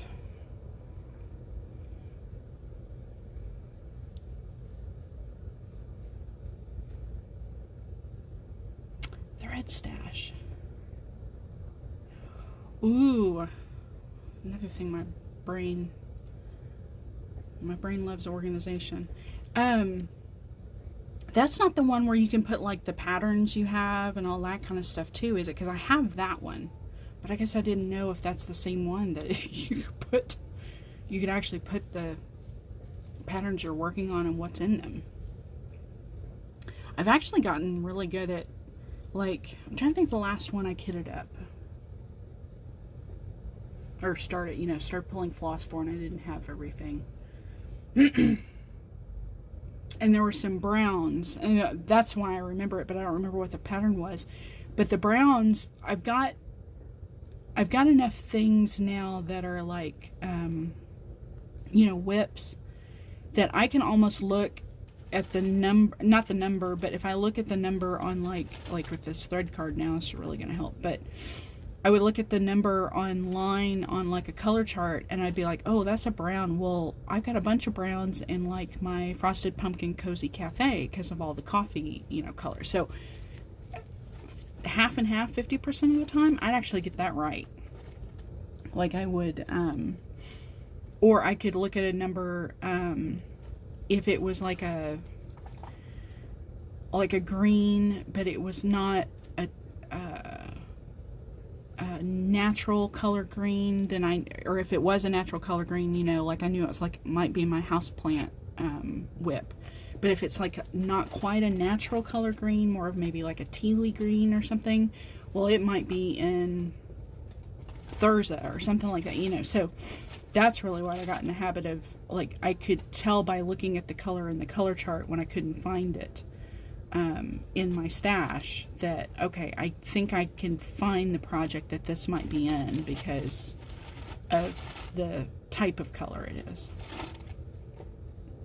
Oh my gosh, what are you doing? You're making a bunch of noise.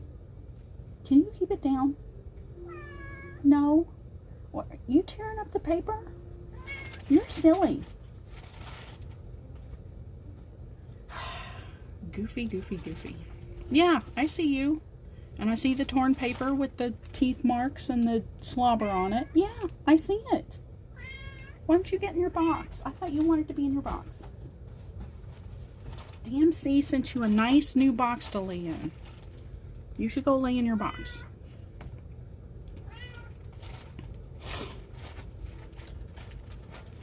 I will definitely have to look at Thread Stash.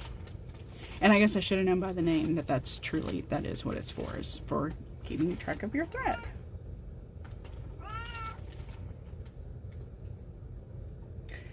Yeah, I was going to say that one usually, like if I'm kitting up a new project, I've had a couple of Michelle's here lately that have been like that. I will, if it's a paper pattern, but if it's a digital pattern, take a screenshot or take a picture of it, then I'll put it in photo editor.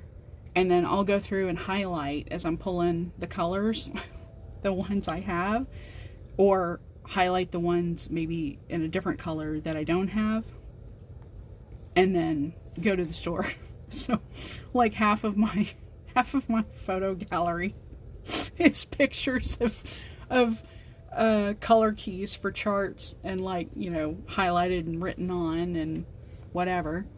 Now I have a lot, or very often, like when I pull a thread out of another chart, I will either leave like a blank floss tag in its place and write on it what I pulled and where it's at now, or vice versa. If I pull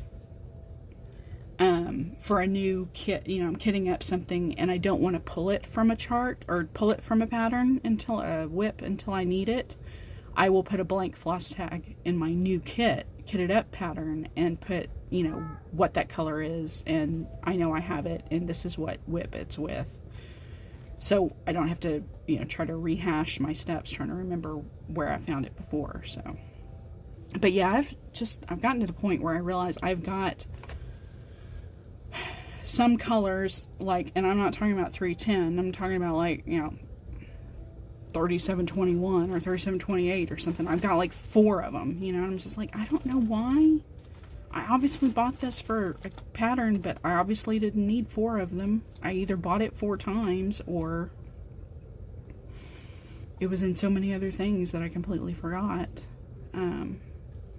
Or I've got this, DMC floss monster kind of hanging over here to my right.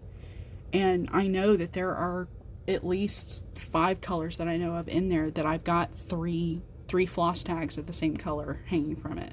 And some of them I combined because some of them, like, it's really close to the end of one of them. But some of them, no, they're all 3. They look like they're practically full, you know, full skeins of DMC. So I'm like, okay. Obviously, I thought it was just a good idea just to go buy some more.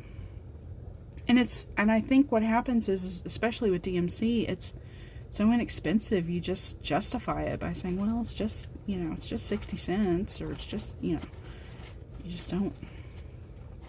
There is an awful lot of crinkling and jingling going on down there. Are you settled down now? Okay. It's distracting. It's distracting. Yeah. The adults are trying to have a conversation about cross stitch.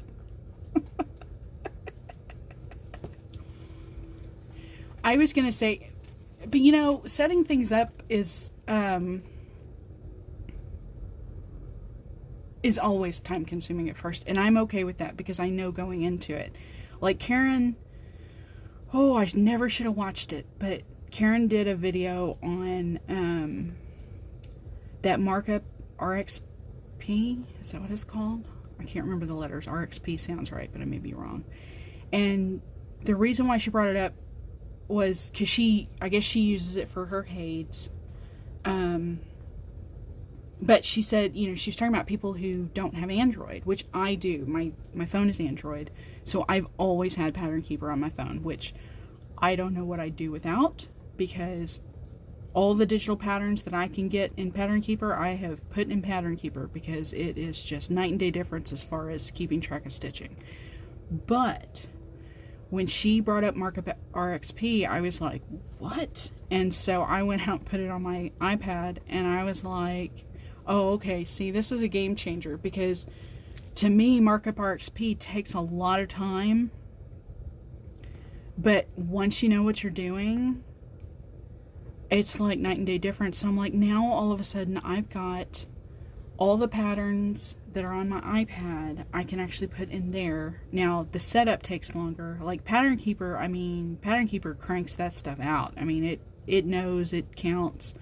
The only thing I don't like is, like, Michelle's patterns are a good example, especially these latest ones she did, where there's 2 charts. There's a black and white and there's a color. It thinks that's 2 sections of the same chart, so it doubles it up, but I'm okay with that. But Markup RXP, sometimes you have to go in and tell it, you know, you have to mark up, you know, you have to go in at the beginning and tell it, you know, what it's looking at, which takes some time, but it is so worth it.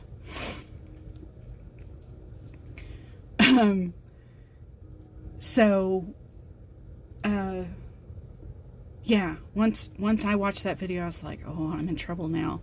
So I did the 10-day free trial thing, and that's all it took for me. I was sold. I can't even remember what I was doing. Oh, I know what I was doing. I was finishing up my Please Wash Your Hands thing.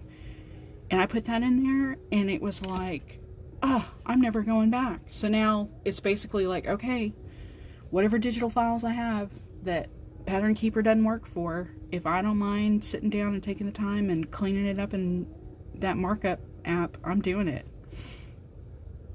Because on the back end, it saves so much time. And the analytics, oh my gosh, the geek in me went nuts on the analytics.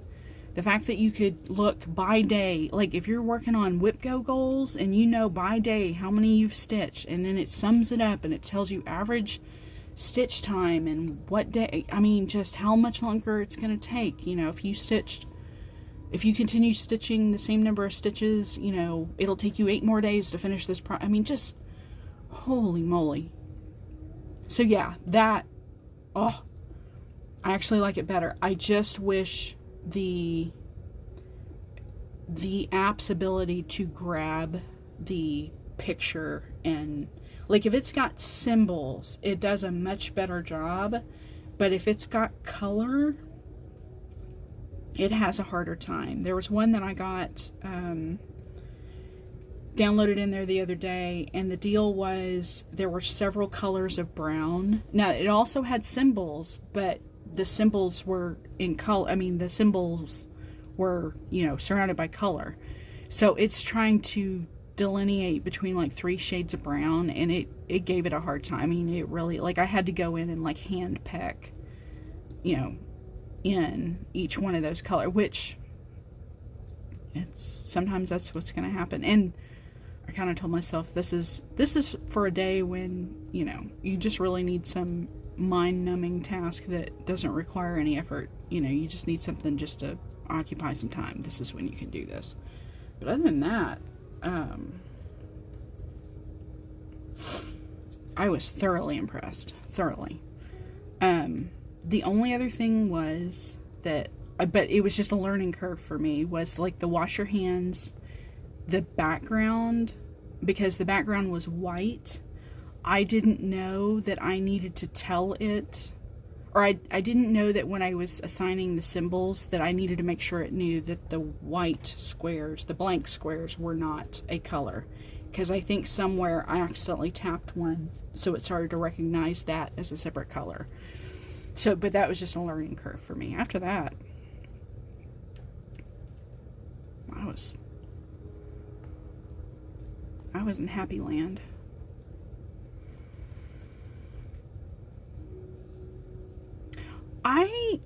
So I would think so. I mean, it's definitely in the Apple store. I was trying to think. I think she had an iPad mini or something that she was using. Karen was using hers on, and like I've got one of the older, or not older, but not new, the 10-inch, you know, Pro, or 10.5-inch Pro or whatever from. I mean, I think my iPad's probably 4 or 5 years old now. But yeah, so I don't know how that worked. Like, I would have to ask Greg, because he has a MacBook. I'd have to ask him, like, is everything in the Apple store that I see on the iPad also on the, because yeah, if that's the case, then I would think it's there. But I don't know how that works. And my work computer really confuses me, or confounds me, about that whole concept, because my work computer is a Microsoft PC, not a laptop, a Dell laptop, but they have an app store on there, and I'm getting too old. I don't understand. I mean, I understand putting apps on the laptop because just like you have a mobile device that runs on, you know, a Microsoft operating system, but I don't get how, if all of those apps are the same thing that you would find, you know, in a similar app store for, you know, mobile devices as well as personal computers or whatever.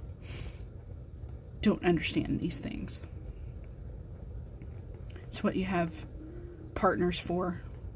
You always have someone in your life that can figure out the technical stuff so you don't have to. The answer is no. Darn. See? Well, and okay, so I always understood too that the reason why, like, things are on Android you can't always find on, like, Pattern Keeper on iTunes or, you know, at the Apple Store is because Apple's requirements for your app to be in their store have much higher levels of required, like, security and whatever, that if your app doesn't meet that criteria, Apple just says no, right? Now some people claim no, it's just all about the money, like Android doesn't take as big of a cut, but no, I've heard others say that, you know, like, if you can't find something in the Apple Store, iTunes Store, it's probably because it didn't meet Apple's security, because everybody wants money. I mean, they'll put their app anywhere. But if it meets the requirements for the iPad, why would it not be in the store for your Mac? Unless the way it's configured, right? It's not configured. It's configured for a mobile device, not a, I don't know. Forgive me, for I am but a lowly human that does not understand all these things. So at this point, I'm just hashing it out loud to myself, basically. I don't know. Well, you got comfortable. Well, I'll have to let DMC customer service know you were not happy with their box, but you were happy with the paper filler that they stuffed the box with. Let them know that that met all of your napping needs once you settled down. Goodness gracious. She liked the box for, I don't know, she jumped in there for like 10 seconds and then jumped right back out. But then she sat over here and crinkled on that paper and chewed on it and pawed at it for I don't know how long. And then finally she laid down on it and she's sleeping on it now. So, such is life. Such is the life of a cat.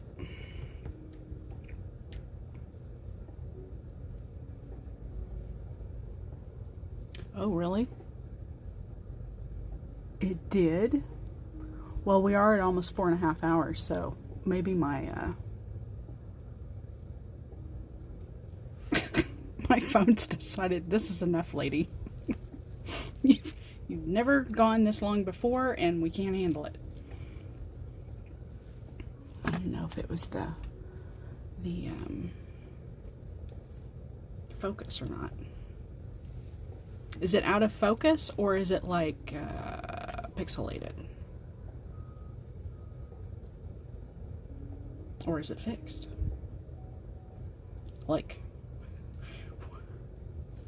I can see it on, so I've got, of course, I can see it on my phone here. There's my finger. But I've got my iPad open, and I can see the video. Now, it's a little bit delayed. Very pixelated. Interesting. It's delayed, but it's clear on my iPad. But, of course, it's my stream. Hold on a second. Let's try something here. Let's try something here. Because I have Twitch on this TV. The music's going to stop. But that's okay. Hold on. And I know I have... So I don't have my account logged in on this TV because I don't want to log in on this TV. But I have Michelle, and then I have what? My search. The search should have had Michelle on here saved in the search feature. I wonder if something happened. So all I had to do was click on my recent searches and she would be on here, and then I searched for myself the other day just to see. I wanted to see, because this isn't logged in, so what I would see is there it is. I would see what others would see.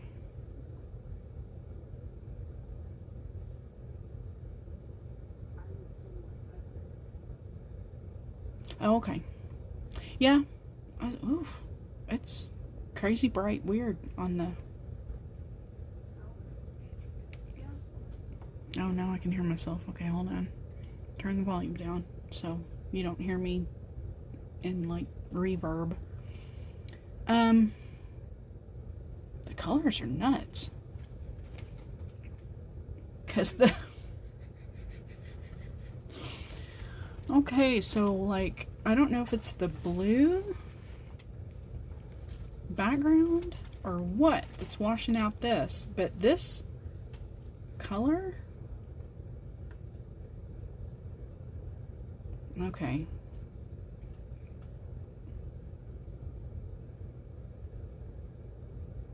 So what you guys see... Well, I shouldn't say that. I shouldn't say what y'all see.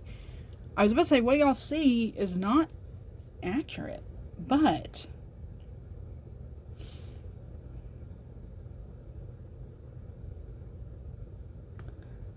Well, the color on my iPad isn't much better either. But it's not that... It's more green, the yarn. On the... Boy, I get distracted easily, don't I? But yeah, the picture that I'm looking at, it looks like turquoise blue. I mean, not... Yeah. What am I trying to say?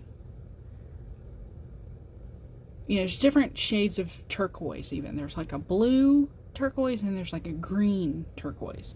This yarn is actually like the green turquoise, but that picture on my TV looks like blue. And I wasn't really paying attention to it on my iPad because I was just using my iPad for the chat. I will say this is interesting though, because apparently I can't, I must have done something. I can't see the chat on the... Oh, maybe you haven't said anything since I've logged in.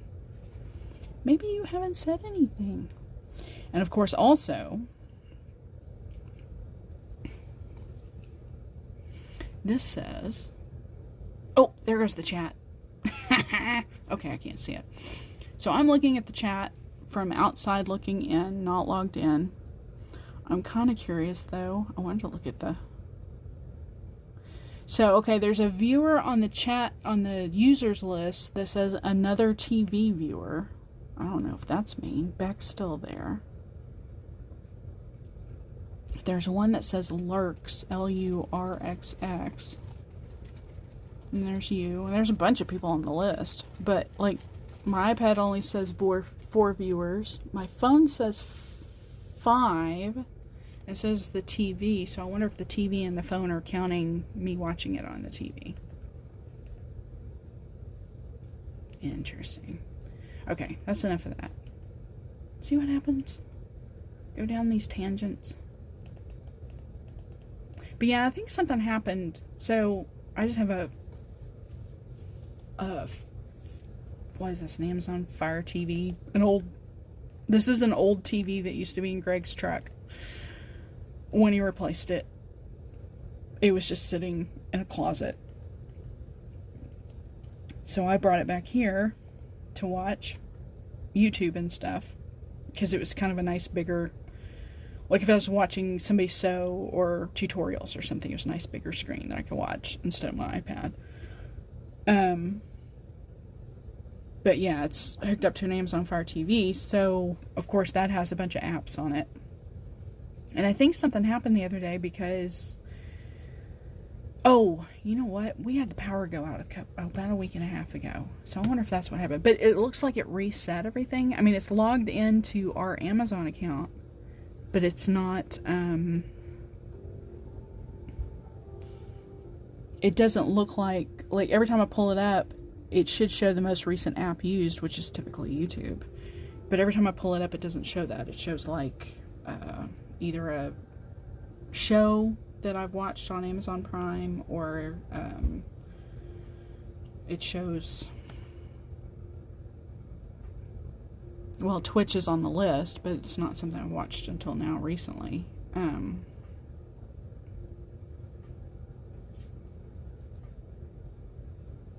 Yeah, the users, I'm sorry, I got distracted. I wasn't paying attention to the chat. You're right. I think the users list is during the entire stream. So yeah, it's kind of hard to know who the current viewers are. Is it back down to... Oh, it's back down to 3 now, so I lost somebody else. Oh, actually, was that... Sorry, I keep saying oh really loud. Was the other one... So was I 5 and then 4 was you on your other device? That would have been funny. So it's like I look like I had more viewers than I really did, because it's still just you and me and Beck. And it's just the 3 of us, but 2 of us are on multiple devices trying to watch ourselves, or trying to watch me on Twitch. Oh my gosh. That's hysterical. Take that, Twitch. We'll just buy enough devices that it looks like I have 20 people watching at one time. We'll just log into every device in the house and just watch me on multiple devices and just having them all running at once. And it'll look like I have tons of viewers and it's just me. It sounds like something out of Black Mirror.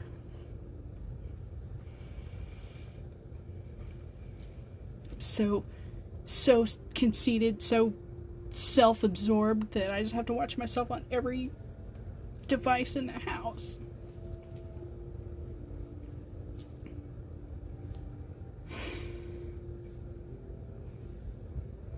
Oh my gosh. Okay, little girl. I'm glad y'all don't need anything once I feed you in the morning. I know I got things I need to do. I am trying my best to end the stream on this color because I'm kind of curious to see how far I can get. But if I'm knitting for 5 hours, I mean, seriously, like 4.5. We did open some happy, I don't want to say mail, but yeah, kind of. I mean, we opened a delivery. I wonder if my book will be here today. I never know with that SurePost thing, because I know they hand it over to the post office, but I never know if the delivery date presumes delivery the same day that it's given to the post office, or if it's because our post office is like, you'll get it when you get it, and you'll be happy, and you won't complain, which I don't care when I get things. I have yet to order anything online that I have not received in a reasonable amount of time, or without, expectations of a reasonable amount of time, and had to worry about not getting it. Like Michelle with her, sorry, my throat's getting bad now. With her, Leo and Roxy, her, whatever it was, her April, was it her April, subscription that, like, she thought had been delivered, or she was pretty sure had been delivered to, a neighbor, and then all of a sudden popped up out of the blue in her mail this week. I've had our neighbor next door is, so our house numbers are in 4s. So our neighbor next door is a rental house, and I don't know, we've gone through so many postal carriers in our neighborhood, but or that delivered to our neighborhood, but the previous tenants, it was like a multi-generational family, and the father/grandfather would have his prescription medication delivered to their address, and there were times when the carrier would put their mail, we have like community mailboxes, would put their deliveries in my mailbox, and vice versa, and we got really friendly with each other because that happened. And he needed his medication. I mean, that was the thing. The stuff I was ordering was, yarn and stuff. So mine got here when it got here. I wasn't, in critical need of it. But he, you don't want to complain because, what are you going to do? It happens. But it happened so frequently.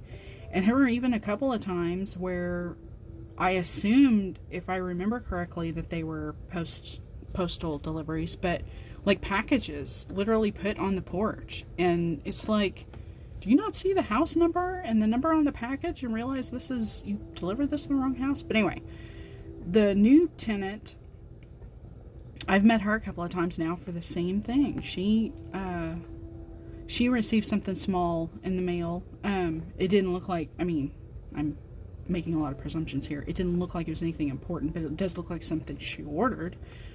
And it came in mine. And then I had ordered some stitch markers, custom stitch markers. And she got them. And it showed delivered on the thing, but it obviously wasn't delivered to my box. And I thought, okay, well, somebody in this neighborhood got it. I just don't know who. And sure enough, it was her. But the deal was, and now I know this, and this is perfectly fine. But now that I know this, I won't be nearly so concerned. But I guess she's like me. Like, I go check the mail maybe twice a week because it's down at the end of the street, and, it's really hot right now. But unless I'm expecting something or I'm looking forward to something. I don't, most of it's just junk mail anyway. Everything we get now is mostly digital. That's important. But she told me, she said, I'm really sorry. She said, I don't check my mail that often. She said, so this probably been sitting in my mailbox for like a week and a half or 2 weeks. And I was like, it's totally okay. It's like, I knew it was delivered. I figured it was delivered to somebody in the neighborhood. I just didn't know who. And I figured it would show up eventually. But that rarely happens. But when it does, it's just like, especially with the previous neighbors, it was his medication. And I just felt terrible every time because I was just like, I'm so sorry because unless they put it on the porch or I check the mail every day, I don't know that it's there.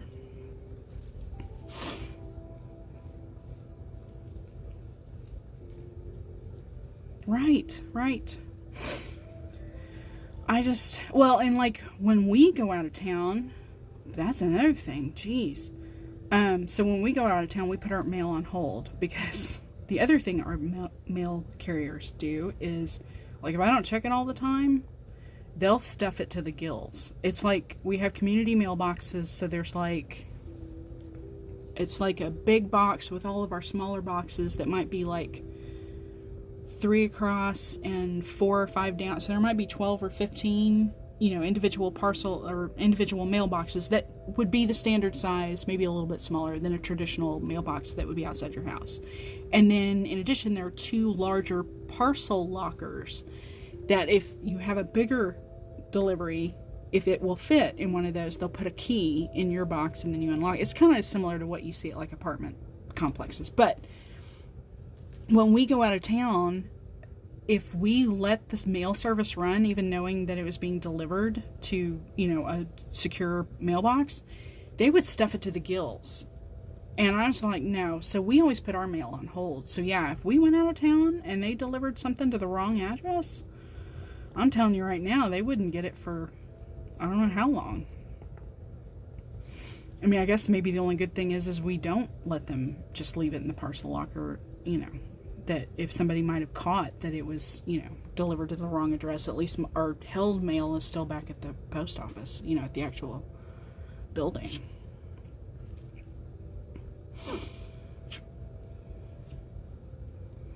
But yeah, and I was going to say, I'm trying to think what it was. There was one time that I had, I want to say it was a notification of something, I want to say either sent certified or something, like, I can't remember what it was. It's been so long ago. We've lived in this house for like over 20 years now. But I remember calling or trying to call the post office, the local actual post office here, and the number you get is actually the number, like if you looked it up, was actually going to the distribution center, because we are in a zip code that we share with a couple of other municipalities, so we are not the only town in that zip code. And so it would go to a distribution center phone number, and the people, so first of all, you get the menu, and you're just going round and round in circles, and you couldn't get an actual human being because, the system didn't know what you wanted. So then, like, there's a second number, and I think it's for, like, the postmaster general for, like, and I don't know if it's, like, your region or your zip code or what it is, but you get that number, and, like, it goes straight to voicemail, but then, like, it told me the voicemail was full, and to try again later, and I was like, oh, this is great. So, yeah, I just, it's like, what do you do? So then, at that point, you're physically going down there to try to clear things up. And they're like, well, you need to call this number. And it's like, look, I've called all the numbers. And that's why I'm here. Don't you think I called all the numbers first? I didn't want to come down here. I wanted to call and talk to somebody. But, I mean, that all got straightened out, whatever it was. I don't remember. But that's one of those things where it's like, what? Why are we have to have a better system. And then, of course, now we're just in this state of of constantly just, you know, everything's delayed. There's all kinds of shipping problems. There's, you know, so it's like this day and age, someone like myself doesn't want to go out in public because we don't want to get sick. So we choose to order online and order from, you know, small businesses that, you know, aren't around us, but we want to give them our, you know, patronage. You know, we want to pay for stuff through them so they can stay in business. But then you're basically the game now is okay, now you got to put your trust in whatever the postal system decides it's going to do. I'm trying to think what it was I ordered, and I don't even remember now, but Jesse had a live or something and was talking about had ordered something that would look like it was, and I can't remember if she said it came from California, but she said it was like literally, you know, it bounced from California, and of course Jesse lives in Virginia, went from, you know, Missouri to Ohio to Pennsylvania to, you know, she's like, she said it's come everywhere but Virginia. She's like, I don't know, it's like traveling all over. And that same like week, similar was like tracking something that I want to say it came from like the Midwest, like, or upper Midwest, maybe like Michigan or Wisconsin or somewhere. But I watched the tracking and it went, same thing. To get from there to here, it went from like, you know, St. Louis, Missouri to Olathe, Kansas to, you know, Little Rock, Arkansas to Chicago, Illinois. And I'm just like, what? Why is it taking the, you know, European vacation detour trip of, you know, all over the Midwest just to get here? It should go straight from, you know, point A to point B, you know, distribution center to distribution center, and then distribution center to small post office. To me. But yeah, I could totally relate. I was just like, I don't know what the deal is with the shipping anymore. And then of course people are saying the numbers are being reused, which that may have been the case, but it looked like my package was just on a vacation of its own, honestly. I know, right? And I think I am. I don't think y'all want to sit here and watch me wind another tiny ball of color. So I think that's what I'm going to do, is I'm going to stop when I get to that. To the end. To the end of that color, and I'm really close. And that was the other thing I was kind of wondering about, because that is the start of my row. So I wonder if I will get to the end of the row. I don't think I will. I don't think it's misleading with yarn, but I don't think that's enough yarn to get me to the row. I think I'll get close, but I don't think it'll get me all the way there. But it'll be time for another color. That's the exciting part about doing fades like this, is especially when you're using mini skeins, is when you finally get to the next color. It's like just knowing you're gonna have to do 9.5 inches of this, at least the color changes keep you kind of like, I don't want to say excited, but, you know, keep you feel like you're, you know, feels like you've accomplished something, and keeps your interest, keeps you going. No, that is what's great, other than the fact that I really fudged up that first row, but I don't really care, because if I like this, I'll probably do this again in other colors and do it right.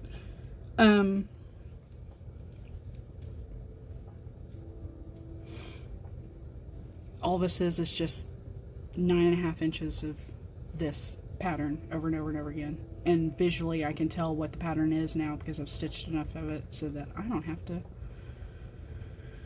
unless I just have an absolute moment where I'm not paying attention, I don't have to pay attention, because I visually can look at it and carry on a conversation. And that's what's nice about knit night, like Jasmine's knit night, because, you know, we all sit up there and shoot.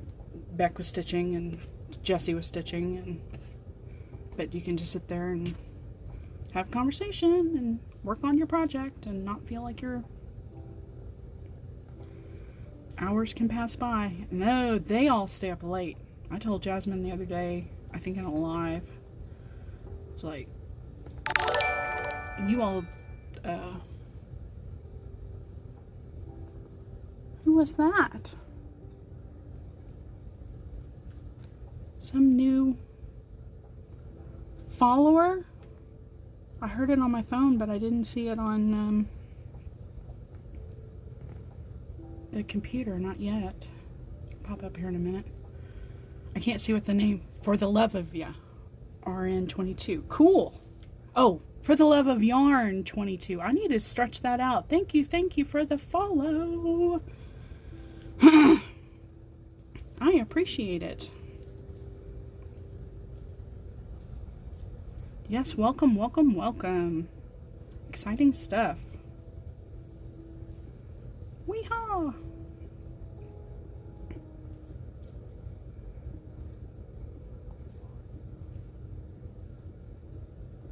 Yeah, I gotta change that alert box.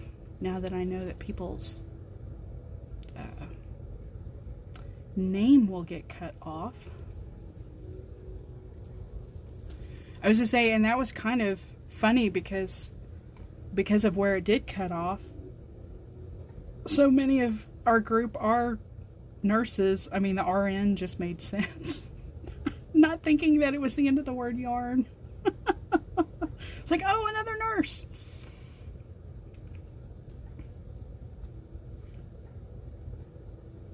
That's exciting.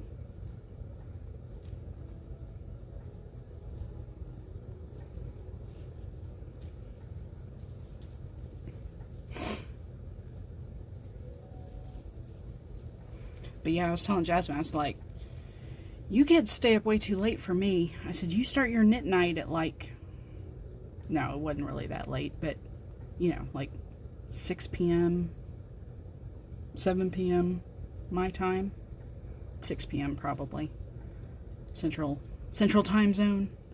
And they go all hours of the night. And of course, because Jasmine works, you know, night shift and stuff like that, it's like she's used to being up. Like, I'll be on for a couple hours. I'll get some good knitting in a couple hours, but I can't hang. And of course, I have my evening routines of what I do, and then, but I like my sleep, and I like going to bed reasonably early, but I also get up really early. Well, not really early, but really early for a lot of people. I think I am going to make it to the end of a row. And I think that's actually where I'm going to stop and change my colors. Woohoo! Because that'll be nice and even. And I've got plenty of yarn. It's not like I have to worry about. I'm making this pattern a little bit longer than it calls for, but not much. And I don't think I'm going to... That's a good tail to end with. Yeehaw! How early? So, just out of habit, here's a little crazy backstory. My last job, even pre-pandemic, before, you know, everybody's working from home, and I was avoiding people on purpose. I was avoiding people at my last job because I did not like the people I worked with, and they were loud and obnoxious and whatever. Anyway, so because of what I did, because of the nature of my job, I talked to the owners and said, look, if everybody can set their own schedule, I'd like to come in early and leave. If I can come in early, can I leave early? And they're like, sure, as long as you get in your time, we don't care. It's like, okay. So I then, so this has been a couple of years ago, got up at like 4 and was to the office by like 5. so I could be out of there by like 1, 2 o'clock. And part of that too, you know, I explained to them, I said, I have a long drive, you know, like I have to drive like 25 miles one way, and it would save on traffic or fuel, you know, I don't have to sit in traffic. And they were like, sure, sure, sure. And of course, when the pandemic began, I was already in that frame of mind. So when we needed to go to the office, I was like, that's what I'm doing. I'm getting up at 4, going in at 5 to be out of the office by like 8, you know, 7:30 or 8 o'clock in the morning, so that when people started getting there at 9, you know, I wasn't running into people. And so I've just been in that habit ever since. Well, my job now, we can't really set our own time, but if like I can get there at like 7 and leave at like 3 to avoid the traffic, but then I'll like log back on when I get home. But so I'm just in the habit now. If I sleep in, I sleep in till maybe like 6 or 6:30. So, yeah. So the other thing was, and I think we talked about this the last time we were on here together, when I got COVID, so when I was like a teenager, I think I needed like 10 hours of sleep to get, like, feel rested. And I did have, and I will say, I did have pretty major, or not major, but pretty significant depression issues when I was a teenager. So I think sleep was kind of my my way of coping. But I still think I needed probably 10 hours of sleep. So when I got to be about 30, that slacked off quite a bit. And so I was able to probably get about 8.5 hours, and I was good. And if I need to play catch up, you know, take a nap on the weekends or something, that's totally fine. When I got COVID, so then I've been up until then, pretty regularly sleeping 8.5 hours, good. When I got COVID, I literally was back on the 10-hour sleep thing for like a while. I mean, we're coming up on like 2 months since I've had it, and I'm just now getting back to where I still probably need about 9 hours to feel rested. If I get 8 or less, I have to have a nap. I have to. Like, if it's a work day, when I log off for lunch, or when I, you know, kick off for lunch, I will probably take a nap. And then I'll be fine. But no, I can't not sleep. But yeah, I still need about 9 hours. And it's just the way it is. So yeah, if you're counting backwards from 5:30 in the morning, 8.5 hours is 9 p.m. And that's usually about the time I probably hit the bed, you know, about 9 p.m. And then just depending on how well I sleep, you know, between 5:30 and 6 probably is when I wake up. And like we were talking earlier, I'll either have an audiobook or something on that I can listen to just to kind of lull me to sleep. And then I usually sleep through the night unless, you know, nature calls or something, or it's been the rare occasion that the cats will wake me up in the middle of the night. They're pretty good about doing their own thing, but being quiet. And of course, May is young, but Kip's so much older, I think he sleeps through most of it. So I don't have anything or anyone to, you know, wake me up in the middle of the night or anything. But yeah, 9 hours is about my sweet spot. Okay, so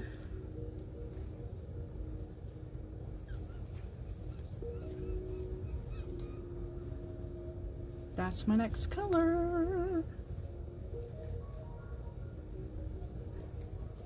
Whee! So it'll definitely get lighter now, kids. And I've been pulling these off and flattening them, and then somewhere in here I put a yikes, rattle. I'm trying to keep all these together at least until I'm done and I can log them in my journal, and then I might keep 1 or 2 of these, but not very many. Okay, if this gets loud, I'm sorry. top. But I'm trying to keep all these together for now. Oh, I shouldn't have put that on that way, but that's alright. Put it on, like, not backwards, but kind of. Put it on where in order for me to put the next one on in the front. I gotta take them all off, so I gotta flip it around. There we go. But for now, I'm just keeping track of these, or keeping them all together until I can figure out what I want to, because they're all different. So it's Golden Girls, right? But all the mini skeins are named after episodes. So thought, well, at least let me keep it till I can get it either on. If you know what Ravelry is, Ravelry's a online website where you can keep track of your projects and see other people's projects. But I'll either put it on there and then, like, in my journal. And then, ooh, that's really buttery. Can you even tell? See, that looks so blue. Okay, I'm kind of curious now. Yeah, it looks yellow. I guess up against that white, it looks more yellow. But until I get it in my journal and get it on social media, I'm trying to keep track of the tabs. There's speckles on this one. What are you doing? What are you doing? Did you wake up from your nap? Huh? So that's what's going on with you? Yeah?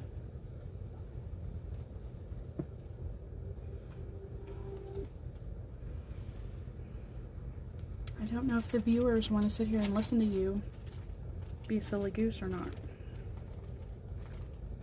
And all the crinkle that's associated with it. Silly girl.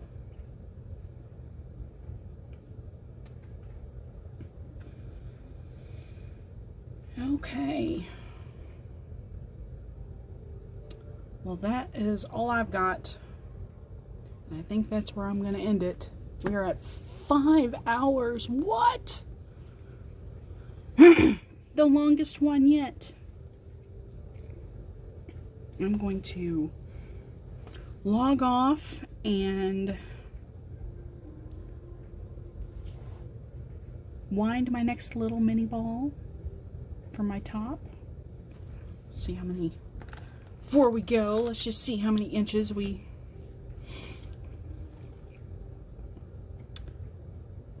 2 1/4. Woohoo! That's exciting stuff. Woo! So we're, I don't know, part of the way there. Maybe about 1/5. It's 9.5 inches to the armpit, and then, oh no, it's not 1/5. It's about 1/4 of the way to the armpit. So I don't know how many more inches after that. Probably another 4 inches. So 13, 14, 15 inches. So yeah, we're not close, but it's a start. Okay, May, you got anything else?